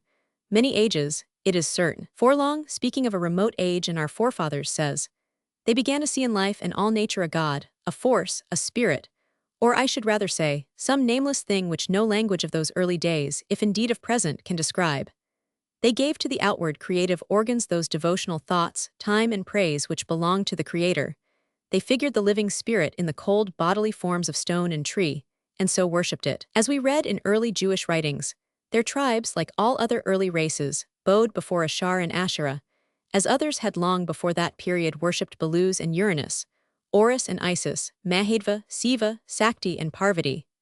Jupiter and Juno, or rather the first ideas of these, must have arisen in days PG 101 long subsequent to this. All such steps in civilization are very slow indeed, and here they had to penetrate the hearts of millions who could neither read nor write, nor yet follow the reader or the preacher. So centuries would fleet past over such rude infantile populations, acting no more on the inert pulpy mass than years, or even months, now do. And if this were so after they began to realize the ideas of Abel and Boranos, how much slower before that far-back stage was won. Their first symbolization seems clearly to have been the simple line, pillar, or a stroke, as their male god, and a cup or circle as their female. And lo, the dual and mystic ten which early became a trinity and has stood before the world from that unknown time to this. In this mystic male and female we have the first great androgynous god.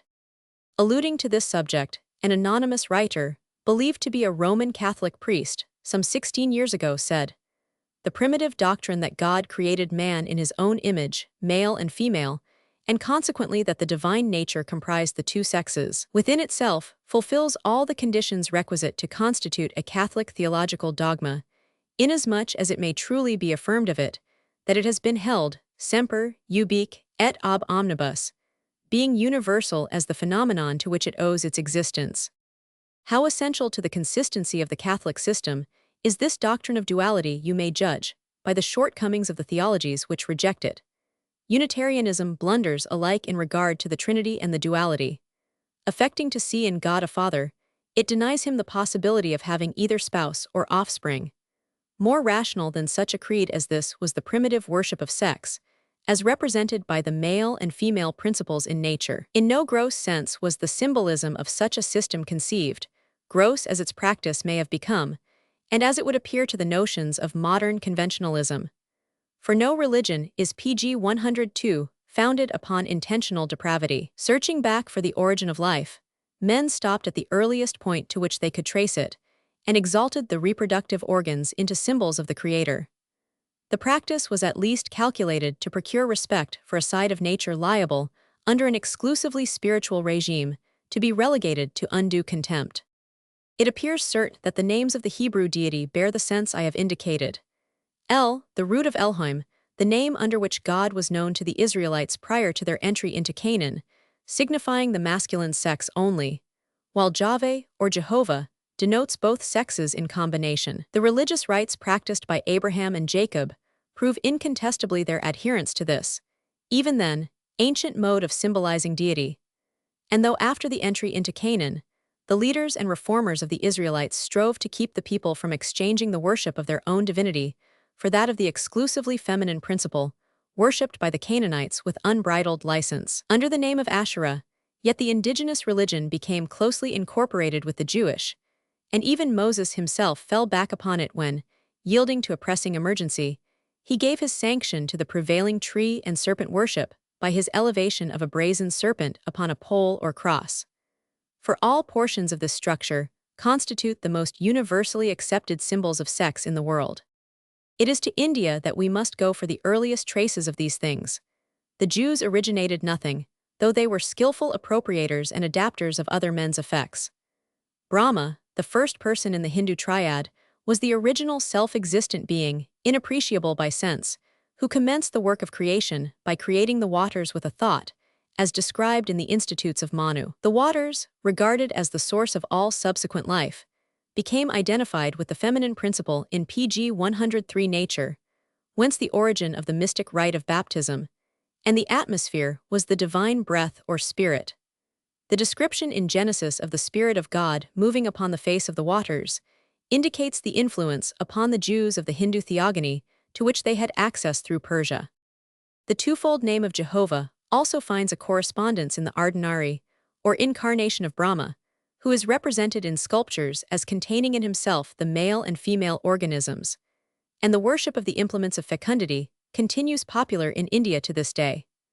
The same idea underlies much of the worship of the ancient Greeks, finding expression in the symbols devoted to Apollo or the sun, and in their androgynous sculptures. Aryan, Scandinavian, and Semitic religions were alike pervaded by it, the male principle being represented by the sun, and the female by the moon, which was variously personified by the virgins, Ashtoreth or Astarte, Diana, and others. each of whom, except in the Scandinavian mythology where the sexes are reversed, had the moon for her special symbol. Similarly, the allegory of Eden finds one of its keys in the phenomena of sex, as is demonstrated by the ancient Syrian sculptures of Asherah, or the grove, and the tree of life in the midst of the garden, forms the point of departure for beliefs which have lasted thousands of years, and which have either spread from one source over, or been independently originated in, every part of the habitable globe. 20. It is evident that this worship is of the most extremely ancient character, and that it was based originally upon ideas that had nothing gross and debasing in them. It is true that it at various times assumed indelicate forms and was associated with much that was of the most degrading character. But the first idea was only to use for religious purposes, that which seemed the most pg 104 apt emblem of creation and regeneration. Is it strange, asks a lady writer, that they regarded with reverence the great mystery of human birth? Were they impure thus to regard it? Or are we impure that we do not so regard it? Let us not smile at their mode of tracing the infinite and incomprehensible cause throughout all the mysteries of nature, lest by so doing we cast the shadow of our own grossness on their patriarchal simplicity. It became with this very much as it does with all symbolism, more or less, that is to say from the worship of that which was symbolized. It degenerated to the worship of the emblem itself. But the ancient Egyptians exerted themselves considerably to restrain within certain bounds of propriety the natural tendency of this worship, and we find them allowing it to embrace only the masculine side of humanity. Afterwards, as was perhaps only to be expected, the feminine was introduced. Then, as particularly exhibited in the case of India, it gradually became nothing more or less than a vehicle for satisfying the licentious desires of the most degrading of both sexes. It is wonderful, however, the extraordinary hold these ideas attained upon the human mind, whether they entered into the religious conceptions of the people, or pandered to vicious desires under the mere cloak of religion. The Tetrabiblos of Ptolemy, 4 books relative to starry influences, speaking of the countries India, Ariana, Gedrosia, Parthia, Media, Persia, Babylon, Mesopotamia, and Assyria, says, "Many of them practice divination, and devote their genitals to their divinities, because the familiarity of these planets renders them very libidinous." Nor must we forget the peculiar sacredness with which in the early Jewish church these organs were always regarded, that is, the male organs. Injury of them disqualified the unfortunate victim from ministering in the congregation of the Lord, and the severest punishment was meted out to the criminal who should pg 105 be guilty of causing such injury. Thus in the book of Deuteronomy, chap. 25. 11:12 we read, "When men strive together one with another, and the wife of the one draweth near for to deliver her husband out of the hand of him that smiteth him, and putteth forth her hand, and taketh him by the secrets, then thou shalt cut off her hand, then I shall not pity her." And this was not to be an act of revenge on the part of the injured man, but was to be the legal penalty duly enforced by the civil magistrate. It is very extraordinary, for it appears that such an injury inflicted upon an enemy, and evidently it meant the disablement of the man from the act of sexual intercourse, was regarded as even more serious than the actual taking of life in self-defense. The degradation attached to the man thus mutilated was greater than could otherwise be visited upon him. All respect for him vanished, and he was henceforward regarded as an abomination. Such mutilation has always been common in heathen nations, similarly regarded as amongst the Hebrews, but used as the greatest mark of indignity possible to inflict upon an enemy. Some of the Egyptian bas-reliefs represent the king, Ramesses II, returning in triumph with captives, many of whom are undergoing the operation of castration, while in the corners of the scene are heaped up piles of the genital organs which have been cut off by the victors. Some of the North American Indians, particularly the Apache of California and Arizona, have been noted for their frequent use of the same barbarous practice on the prisoners taken in war and upon the bodies of the slain. We get a similar instance in Israelitish history as recorded in the first book of Samuel, where Saul, being afraid of David, sought a favorable opportunity to get him slain by the Philistines. There is the story of the love of Michal, Saul's daughter, for David, and the use Saul endeavored to make of that fact in pg 106, carrying out his evil designs. The news that Michal had thus fallen in love pleased Saul, and he said, "I will give him her, that she may be a snare to him, and that the hand of the Philistines may be against him."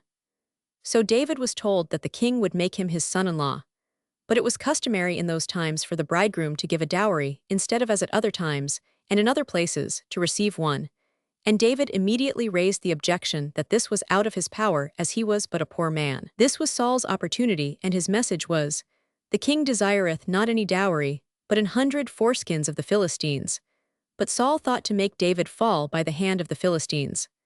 Of course this involved the slaughter of 100 of the enemy, and Saul made sure in attempting such a task, David would fall before odds so terribly against him. In commanding the foreskins to be brought to him, Saul made sure that they would be Philistines who were slain, they being almost the only uncircumcised people about him. This proposal, however, it seems, did not alarm David in the least.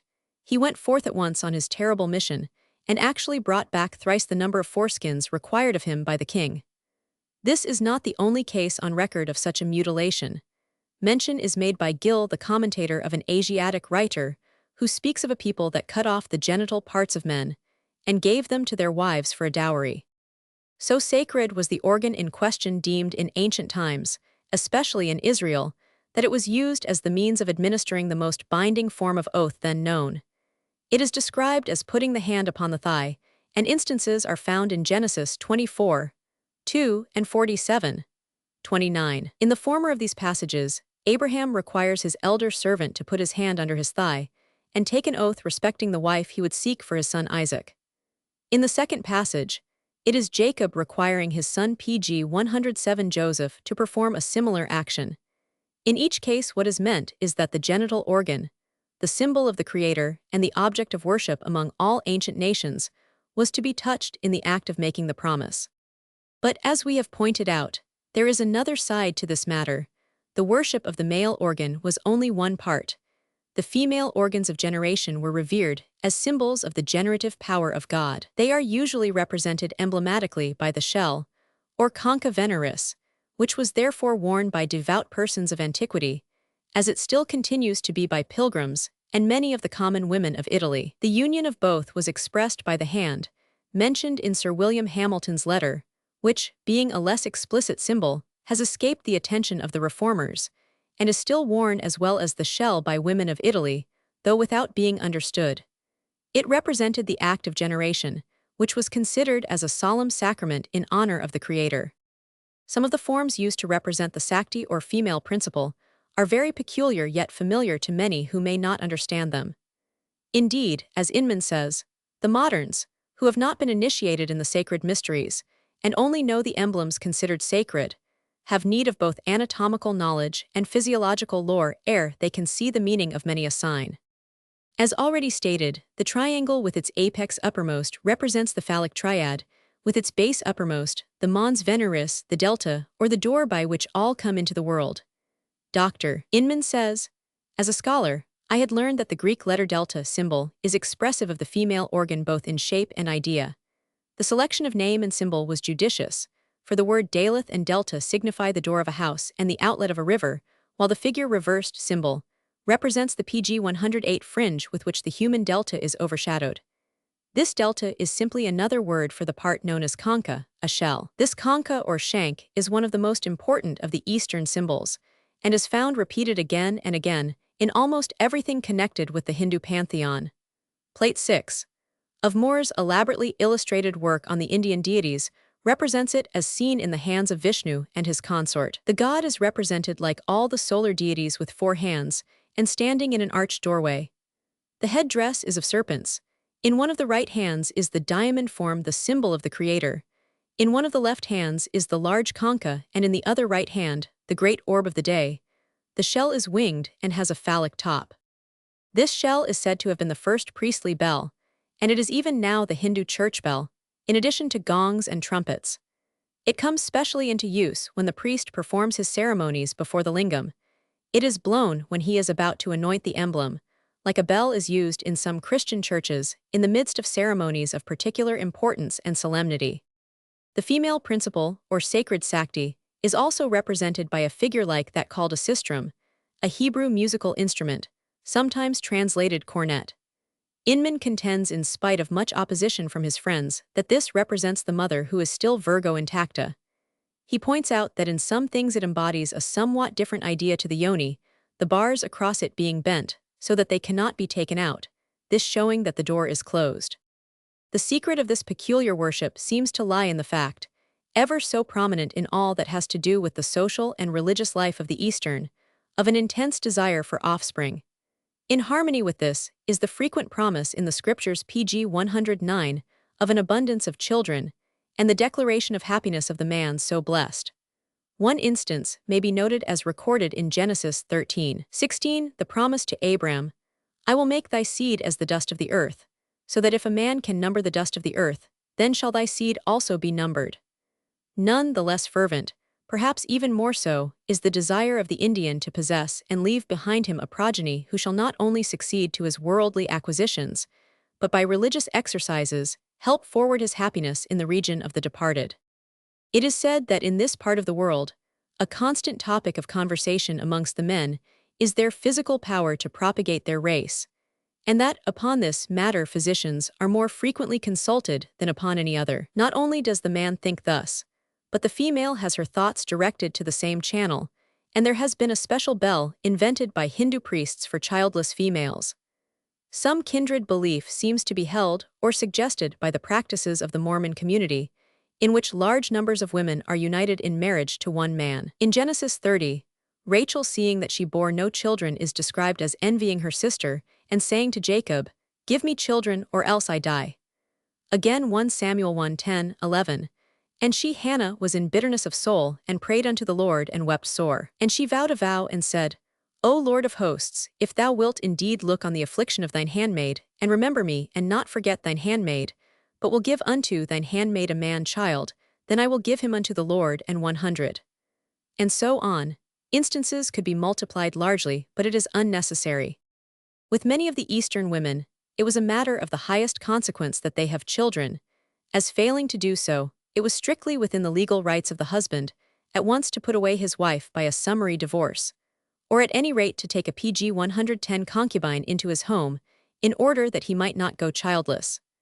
The woman who proved hopelessly barren became an object of contempt or commiseration to all about her, and her life a scene of prolonged shame and misery. And so, in certain parts of the world, arose sex worship, the idea being that by the worship of the organs of generation, the misfortune of barrenness might be avoided. The priests were not slow to avail themselves of a ready means of adding to their reputation and influence and increasing their revenues, and women, who for some cause or another had hitherto been without offspring, were encouraged to visit the temples and make their proper offerings and go through the prescribed ceremonies for curing their sterility. As willing as the women were for all this, were the men, and though sometimes the defect lay in themselves physically, it is said that the arrangements at the temples were such as almost invariably succeeded in making the wives mothers. If abundance of offspring was promised as a blessing, says Dr. Inman, it is clear to the physiologist that the pledge implies abundance of vigor in the man as well as in the woman.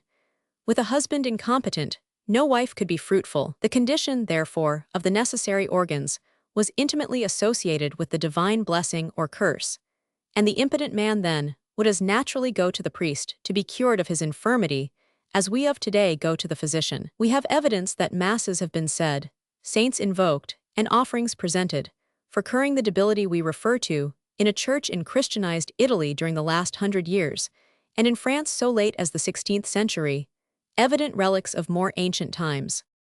Whenever a votary applied to the oracle for help to enable him to perform his duties as a prospective father, or to remove that frigidity which he had been taught to believe, was a proof of pg 111 divine displeasure, or an evidence of his being bewitched by a malignant demon, it is natural to believe that the priest would act partly as a man of sense, though chiefly as a minister of God. He would go through, or enjoin attendance on certain religious ceremonies, would sell a charmed image, or use some holy oil invented and blessed by a god or saint, as was done at Isernia, or he would do something else. Intimately connected with the worship of the male and female powers of generation is the sacred prostitution, which was practiced so generally by some of the ancient nations, and of which we have details in the classics. The information given by Herodotus respecting the women of Babylonia reads, strange indeed to those who are acquainted only with modern codes of morals, and to whom the special and essential features of phallic faiths are unknown. This author describes it as a shameful custom, but he informs us of it as an indisputable fact that every woman born in the country was compelled at least once in her life to go and sit in the precinct of Venus, and their consort with a stranger. Rich and poor alike had to conform to this rule, the ugly and the beautiful, the attractive and the repulsive. A peculiarity of the custom was that once having entered the sacred enclosure, the woman was not allowed to return home until she had paid the debt which the law prescribed as due from her to the state. The result of this was that those who were the happy possessors of personal charms seldom were detained very long, while the plain-featured and unattractive ones were sometimes several years before they could obtain their release. We are told that the wealthier women, too proud to associate with the lower class, though obliged to undergo the same ordeal, would drive to the appointed place in covered carriages with a considerable retinue of servants, there making as much display as possible of their rank and wealth in order to overawe the commoner class pg 112 of men, and drive them to females of humbler rank. They sat in their carriages, while crowds of poorer people sat within the holy enclosure with wreaths of string about their heads. The scene was at once strange and animated. Numbers of both sexes were coming and going, and lines of cords marked out paths in all directions in which the women sat, and along which the strangers passed in order to make their choice. Patiently or impatiently, as the case may be, the female waited till some visitor, taking a fancy to her, fixed upon her as his chosen sacrifice by throwing a piece of silver into her lap and saying, "The goddess Mylata prosper thee." Mylata being the Assyrian name for Venus. The coin need not be of any particular size or value, but it is obligatory upon her to receive it, because when once thrown it is sacred. Nor could the woman exercise any choice as to whom she could go with. The first who threw the coin had a legal title to her, and the law compelled her submission. But having once obeyed the law, she was free for the rest of her life, and nothing in the shape of a bribe, however extensive, would persuade her to grant further favors to anyone. There is an allusion to this custom in the book of Baruch 6:43, where it is said, "The women also with cords about them, sitting in the ways, burn brand for perfume. But if any of them, drawn by some that passeth by, lie with him, she reproaches her fellow that she was not thought worthy as herself, nor her cords broken." Strabo in his 16th book testifies to the same effect, and he says that the custom dated from the foundation of the city of Babylon. The same writer states also that both Medes and Armenians adopted all the sacred rites of the Persians, but that the Armenians paid particular reverence to Anaides, and built temples to her honor in several places, especially in a Cilicine. They dedicated there to her service male and female slaves, and in this, Strabo says, there was pg 113 nothing remarkable, but that it was surprising that persons of the highest rank in the nation consecrated their virgin daughters to the goddess. It was customary for these women, after being prostituted a long time at the temple of Anaides, to be disposed of in marriage, no one disdaining a connection with such a person. He mentions what Herodotus says about the Lydian women, all of whom, he adds, prostituted themselves, but they treated their paramours with much kindness, entertaining them hospitably and frequently, making a return of more presents than they received, being amply supplied with means derived from their wealthy connections. The Lydians indeed appear to have devoted themselves with the most shameless effrontery, for they not only attended the sacred fetes occasionally for the purpose, but practiced prostitution for their own benefit. A splendid monument to Aliates, the father of Ciarsus, built by the merchants, the artisans, and the courtesans, was chiefly paid for by the contributions of the latter, which far exceeded those of the others put together. It has been asserted by some writers that sacred prostitution was not practiced in Egypt, but so much is known of the character of certain acts of worship in that country that the statement is regarded as of little worth. The worship of Osiris and Isis, which was very much like that of Venus and Adonis, was attended with excesses that indicate a very abandoned state of things. It is known that when the pilgrims were on their way to the fetes of Isis at Bubastes, the females indulged in the most indecent dances as the vessels passed the riverside villages, and historians declare that those obscenities were only such as were about to happen at the temple, which was visited each year by 700,000 pilgrims, who gave themselves up to incredible excesses. It cannot be shewn that the motive leading to what is called pg 114 sacred prostitution was the same in all countries. In India, for example, it appears to have had very much to do with the desire for children, which we have described as common with the Easterns. So common was it that the one object of woman's life was marriage and a family. This, and the more rapid development of the female in that part of the world than in others, and the impression that dying childless she would fail to fulfill her mission, lies at the basis of the early betrothals and marriages, which appear so repulsive and absurd to European ideas. There is a further desire, however, than that of simply having children, especially in India. The desire is for male children, and where these fail, it is common for a man to adopt a son, and in this his motive is a religious one. According to prevalent superstition, it is held that the future beatitude of the Hindu depends upon the performance of his obsequies and payment of his debts by a son, as a means of redeeming him from an instant state of suffering after death. The dread is of a place called Put, a place of horror, to which the manes of the childless are supposed to be doomed, there to be tormented with hunger and thirst, for want of those oblations of food, and libations of water, at prescribed periods, which it is the pious and indispensable duty of a son to offer. The laws of Manu, ch. 9:138 state, a son delivers his father from the hell called Put. He was therefore called Putra, a deliverer from Put, by the self-existent Svayambhu himself. The sage Mandagola is represented as desiring admission to a region of bliss, but repulsed by the guards who watch the abode of progenitors, because he had no male issue. The laws of Manu illustrate this by the special mention of heaven being attained without it as of something extraordinary. Ch. 5:159, many thousands of Brahmanas who were chaste from their youth have gone to heaven without continuing their race. Pg 115 Sir Thomas Strange, many years ago Chief Justice of Madras, wrote very fully concerning the Hindu law of inheritance and adoption, and we learn from this great authority that marriage failing in this, its most important object, that is to say securing male issue, in order that obsequies in particular might not go unperformed, and celestial bliss be thereby forfeited as well for ancestors as for the deceased, dying without leaving legitimate issue begotten, the old law was provident to excess, whence the different sorts of sons enumerated by different authorities, all resolving themselves, with Manu, into 12, that is the legally begotten, and therefore not to be separately accounted. All formerly in their turn and order capable of succession, for the double purpose of obsequies and of inheritance.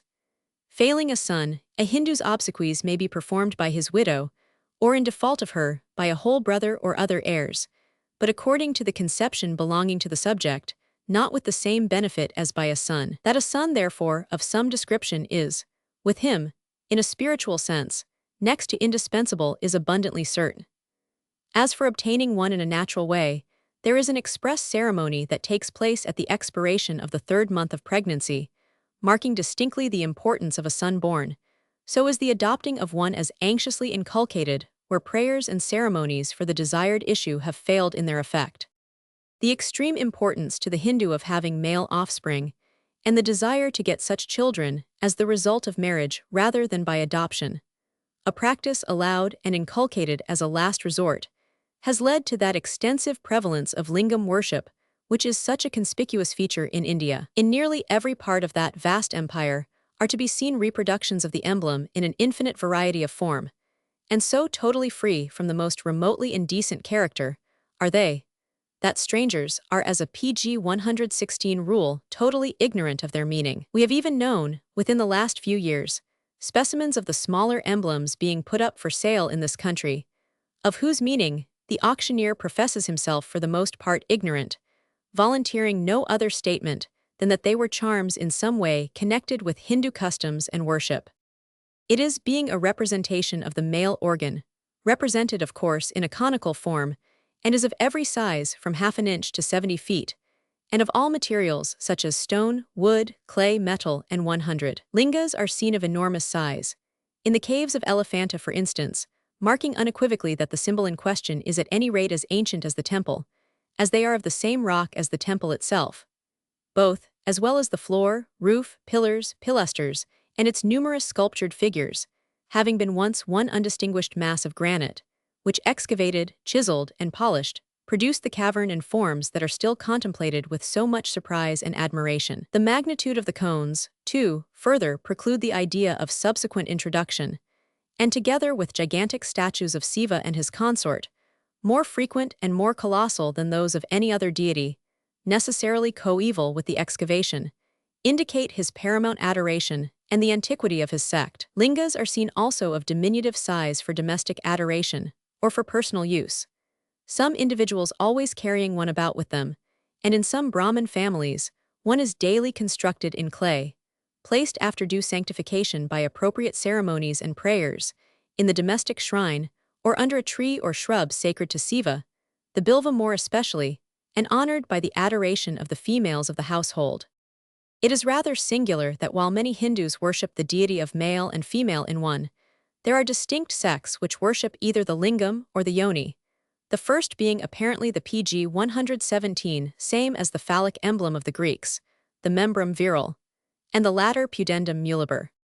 The interesting ceremony connected with the obsequies which we have just said can be the most effectually performed by a male child, and which gives rise to the intense longing both on the part of husband and wife for such offspring, is called Sradha, and is of daily recurrence with individuals who rigidly adhere to the ritual. It is offered in honor of deceased ancestors, but not merely in honor of them but for their comfort, as the manes, as well as the gods connected with them, enjoy, like the gods of the Greeks, the incense of such offerings, which are also of an expiatory nature, similar, it is said, to the masses of the Church of Rome. Over these ceremonies of Sradha presides Yama, in his character of Sradhadva, or Lord of the Obsequies. It is not within our province to give a detailed account of these ceremonies, but owing to their connection with the subject generally of our book, a brief outline will no doubt prove interesting.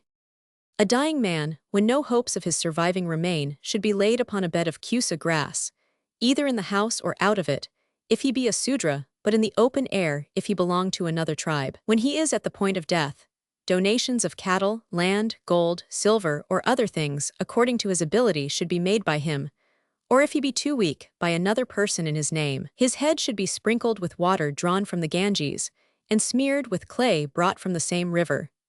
A salagrama stone ought to be placed near the dying man. Holy strains from the Veda, or from the sacred poems, should be repeated aloud in his ears, and leaves of holy basil must be scattered over his head. Passing over the ceremonial, more especially connected with the burning of the corpse as not particularly relative to our subject, we proceed. After the body has been burnt, all who have PG 118 touched or followed the corpse must walk round the pile keeping their left hands towards it, and taking care not to look at the fire. They then walk in procession, according to seniority, to a river or other running water, and after washing, and again putting on their apparel, they advance into the stream. They then ask the deceased's brother-in-law, or some other person able to give the proper answer, "Shall we present water?" If the deceased were 100 years old, the answer must be simply, "Do so."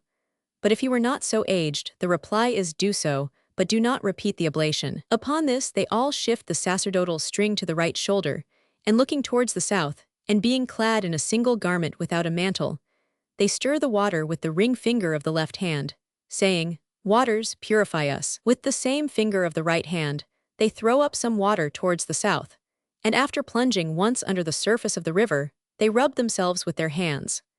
An oblation of water must be next presented from the jointed palms of the hands, naming the deceased and the family from which he sprung, and saving, "May this oblation reach thee." After finishing the usual libations of water to satisfy the manes of the deceased, they quit the river and shift their wet clothes for other apparel. They then sip water without swallowing it, and sitting down on soft turf, alleviate their sorrow by the recital of such moral sentences as the following, refraining at the same time from tears and lamentation. "Foolish is he who seeks permanence in the human state, unsolid like the stem of a plantain tree, transient like the foam of the sea." When a body, formed of fine elements to receive the rewards of deeds done in its own former person, reverts to its fine original principles, what room is there for regret? The earth is perishable. The ocean, the gods themselves PG 119 pass away. How should not that bubble, mortal man, meet destruction? All that is low must finally perish. All that is elevated must ultimately fall. All compound bodies must end in dissolution, and life is concluded with death. Unwillingly do the manes of the deceased taste the tears and rheum shed by their kinsmen. Then do not wait, but diligently perform the obsequies of the dead. All the kinsmen of the deceased, within the 6th degree of consanguinity, should fast for 3 days and nights, or one at the least.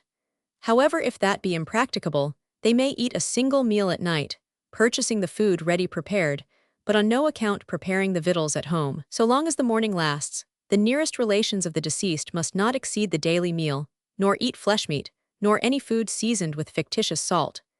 They must use a plate made of leaves of any tree but the plantain, or else take their food from the hands of some other persons. They must not handle a knife or any other implement made of iron, nor sleep upon a bedstead, nor adorn their persons, but remain squalid and refrain from perfumes and other gratifications. They must likewise omit the daily ceremonies of ablution and divine worship. On the 3rd and 5th days, as also on the 7th and 9th, the kinsmen assemble, bathe in the open air, offer tila and water to the deceased, and take a repast together. They place lamps at crossroads and in their own houses, and likewise on the way to the cemetery, and they observe vigils in honor of the deceased. On the last day of mourning, or earlier in those countries where the obsequies are expedited on the 2nd or 3rd day, the nearest kinsman of the deceased gathers his ashes after offering a sradha singly for him. Pg 120. In the first place, the kinsman smears with cow dung the spots where the oblation is to be presented, and after washing his hands and feet, sipping water and taking up kusa grass in his hand, he sits down on a cushion pointed towards the south, and placed upon a blade of kusa grass, the tip of which must also point towards the south. He then places near him a bundle of kusa grass, consecrated by pronouncing the word nama, or else prepares a fire for oblations, then lighting a lamp with clarified butter or with oil of sesamum, and arranging the food and other things intended to be offered, he must sprinkle himself with water, meditating on Vishnu, surnamed the Lodoside, or revolving in his mind this verse. Whether pure or defiled, or wherever he may have gone, he who re-enters the being whose eyes are like the lotos shall be pure externally and internally. Shifting the sacerdotal cord on his right shoulder, he takes up a brush of kusa grass and presents water together with tila and with blossoms, naming the deceased and the family from which he sprung, and saying, "May this water for ablutions be acceptable to thee." Then saying, "May this be right," he pronounces a vow or solemn declaration. "This day I will offer on a bundle of kusa grass, or, if such be the custom, on fire, a sradha for a single person, with unboiled food, together with clarified butter, and with water, preparatory to the gathering of the bones of such a one deceased." The priests answering do so, he says Namo, Nama, while the priests meditate the Gayatri and thrice repeat, "Salutation to the gods, to the manes of ancestors, and to mighty saints, to Swaha goddess of fire, to Swadha the food of the manes, salutation unto them for ever and ever." He then presents a cushion made of kusa grass, naming the deceased and saying, "May this be acceptable to thee," and afterwards distributes meal of sesamum, while the priests recite, "May the demons and fierce giants that sit on this consecrated spot be Pg 121 dispersed, and the bloodthirsty savages that inhabit the earth, may they go to any other place to which their inclinations may lead them." Placing an oval vessel with its narrowest end towards the south, he takes up 2 blades of grass, and breaking off a span's length, throws them into the vessel, and after sprinkling them with water, makes a libation while the priests say, "May divine waters be auspicious to us for accumulation, for gain, and for refreshing draughts. May they listen to us, and grant that we may be associated with good auspices." He then throws tila while the priests say, "Thou art tila, sacred to Soma. Framed by the divinity, thou dost produce celestial bliss for him that makes oblations. Mixed with water may thou long satisfy our ancestors with the food of the manes, be this oblation efficacious." He afterwards silently casts into the vessel perfumes, flowers, and durva grass. Then taking up the vessel with his left hand, putting 2 blades of grass on the cushion, with their tips pointed to the north, he must pour the water from the arga thereon. The priests meantime recite, "The waters in heaven, in the atmosphere, and on the earth have been united by their sweetness with milk. May those silver waters, worthy of oblation, be auspicious, salutary, and exhilarating to us, and be happily offered.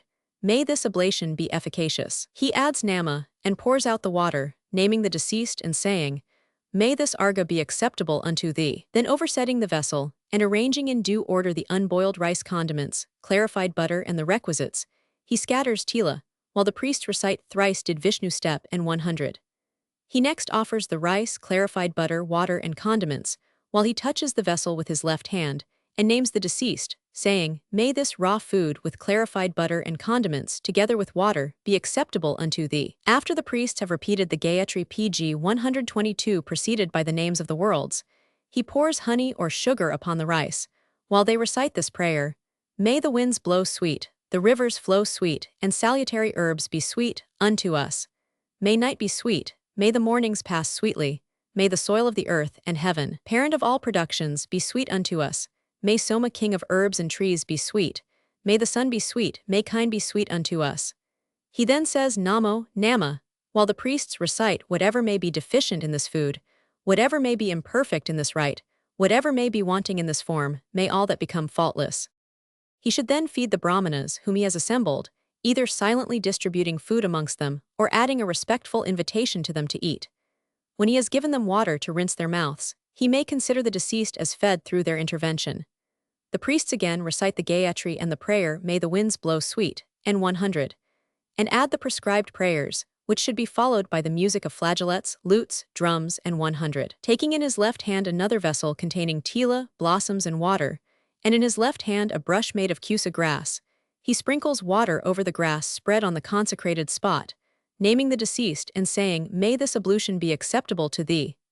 He afterwards takes a cake or ball or food mixed with clarified butter, and presents it saying, "May this cake be acceptable to thee," and deals out the food with this prayer. "Ancestors, rejoice, take your respective shares and be strong as bulls."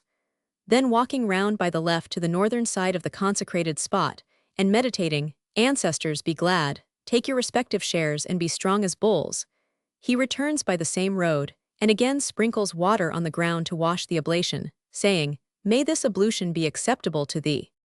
Next, touching his hip with his elbow, or else his right side, PG 123, and having sipped water, he must make 6 libations of water with the hollow palms of his hands, saying, "Salvation unto thee, O deceased, and unto the saddening hot season.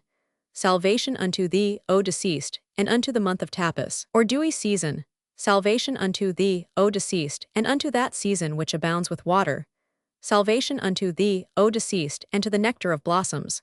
Salvation unto thee, O deceased, and to the terrible and angry season. Salvation unto thee, O deceased, and to female fire or the sultry season." He next offers a thread on the funeral cake, holding the wet brush in his hand, naming the deceased, and saying, "May this raiment be acceptable to thee." The priests add, "Fathers, this apparel is offered unto you." He then silently strews perfumes, blossoms, resin, and betel leaves as the funeral cake and places a lighted lamp on it.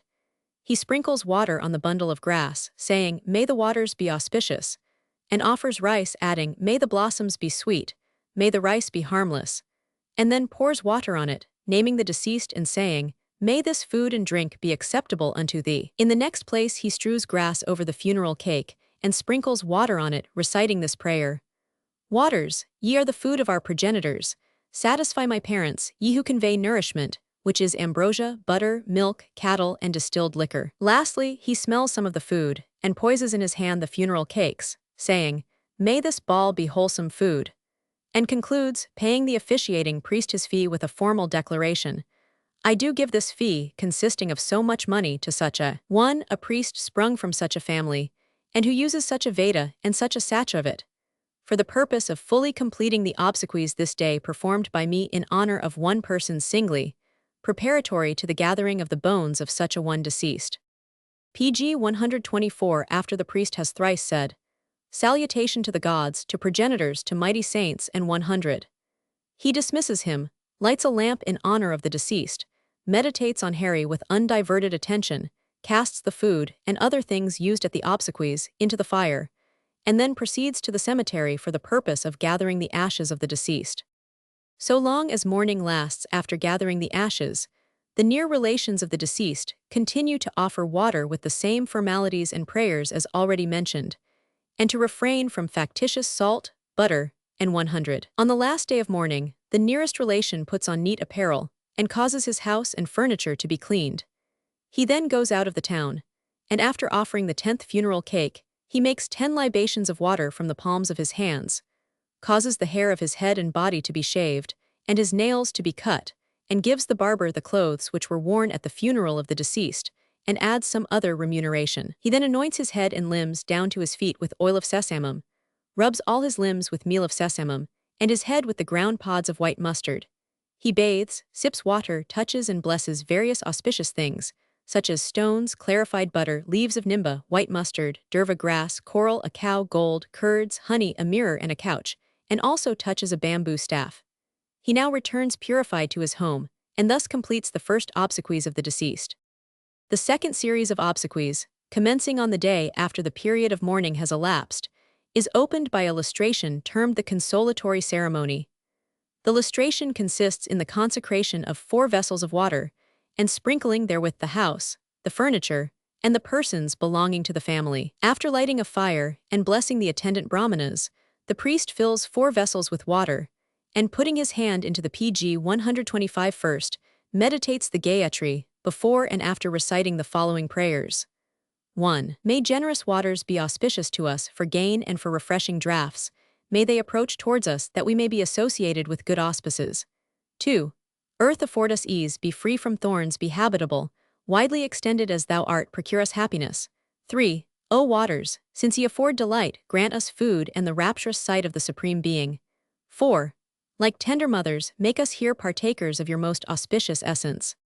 Putting his hand into the second vessel, the priest meditates the Gayatri and the 4 prayers above quoted, adding some others, and concluding this second consecration of water by once more meditating the Gayatri. Then taking a lump of sugar and a copper vessel in his left hand, biting the sugar and spitting it out again, the priest sips water. Afterwards, putting his hand into the third vessel, he meditates the Gayatri and the 4 prayers above cited, interposing this: May Indra and Varuna, the regents of the sky and of the ocean, accept our oblations, and grant us happiness.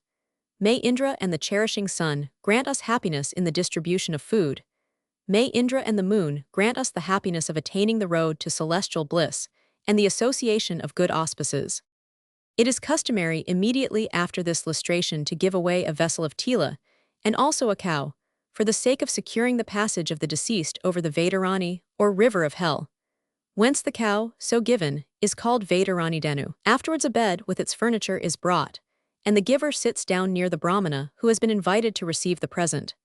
After saying, Salutation to this bed with its furniture, salutation to this priest, to whom it is given, he pays due honor to the Brahmana in the usual form of hospitality. He then pours water into his hand, saying, I give thee this bed with its furniture. PG 126. The priest replies, Give it. Upon this he sprinkles it with water, and taking up the kusa grass, tila and water, delivers them to the priest, pouring the water into his hand, with a formal declaration of the gift and its purpose, and again delivers a bit of gold with kusa grass and 100. Making a similar formal declaration. 1. This day I, being desirous of obtaining celestial bliss for such a one defunct, do give unto thee, such a one, a Brahmana descended from such a family, to whom due honor has been shown, this bed and furniture which has been duly honored, and which is sacred to Vishnu. 2. This day I give unto thee so and so this gold, sacred to fire, as a sacerdotal fee, for the sake of confirming the donation I have made of this bed and furniture. The Brahmana both times replies, Be it well. Then lying upon the bed, and touching it with the upper part of his middle finger, he meditates the Gayatri with suitable prayers, adding, This bed is sacred to Vishnu. With similar ceremonies and declarations, he next gives away to a Brahmana a golden image of the deceased, or else a golden idol, or both. Afterwards he distributes other presents among Brahmanas for the greater honor of the deceased. Of course, all this can only be done by rich people. Principal remaining ceremonies consist chiefly of the obsequies called sradhas. The first set of funeral ceremonies is adopted to effect, by means of oblations, the re-embodying of the soul of the deceased after burning his corpse. The apparent scope of the second is to raise his shade from this world, where it would else, according to the notions of the Hindus, continue to roam among demons and evil spirits, up to heaven, and there deify him, as it were, among the manes of departed ancestors. For this end, a sradha should regularly be offered to the deceased on the day after mourning expires, 12 other sradhas singly to the deceased in 12 successive months. Similar PG 127 obsequies at the end of the 3rd fortnight, and also in the 6th month, and in the 12th, and the oblation called sapandana, on the 1st anniversary of his decease. In most provinces the periods for these 16 ceremonies, and for the concluding obsequies entitled sapandana, are anticipated, and the whole is completed on the second or third day, after which they are again performed at the proper times, but in honor of the whole set of progenitors, instead of the deceased singly. The obsequies intended to raise the shade of the deceased to heaven are thus completed. Afterwards, a sradha is annually offered to him on the anniversary of his decease. What we have just described, elaborate as it looks, is simply an abridgment of the long and complicated ceremonies attendant upon the funeral and after obsequies of a rich man among the Hindus, but it is enough for our purpose. It shows the vast importance attached to those obsequies, and enables us to understand the desire on the part of these Hindus to have children who will in a proper and acceptable manner carry out these proceedings. We have already quoted from the sacred books to show that a son was regarded as better able to perform those duties than any other relation, and that failing such offspring in the ordinary course of nature, it was obligatory upon the would-be father to adopt one. Dulora and some other writers describe a variety of ceremonies which were taken part in by the women in order to procure the children who would satisfy the cravings of their husbands. It is probable that a good deal of what took place at the shrines of heathen goddesses in other lands arose from this anxiety, and not altogether from a merely licentious habit of character and disposition. It has been said, as we may have already suggested perhaps, that the priests connected with some of the temples resorted to by childless women for the cure of pg 128 their misfortune, were cunning enough to provide for what was wanted in a more practical way than by the simple performance of certain ceremonies, and that where the failure to produce children was due to some fault on the part of the husband, means were at hand by which the woman soon found herself in the desired condition. It is rather singular that something very similar was found among the Jewish women in the time of Ezekiel, as we have found in India.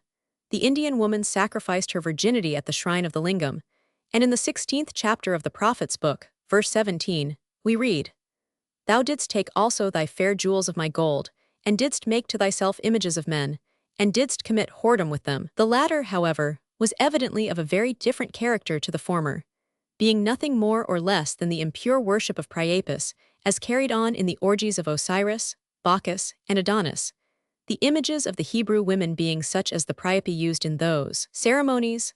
On no account must those foolish and filthy practices be confounded with that act of worship, which men in primitively simple condition rendered to the agents employed in the act of generation, which was innocently regarded as only one of the operations of nature. The moral of this part of the subject, and with which for the present we take leave of it, is this, that the Eastern, from his views of the future life, deems it absolutely necessary that he should leave offspring, either real or adopted, behind him to carry out the obligations imposed by his religion, and that in order to attain in the possession of what is to him such a blessing, he is called upon to propitiate in every possible manner the physical agents and powers employed in the process. Hence the rise and practice of phallic worship. The end.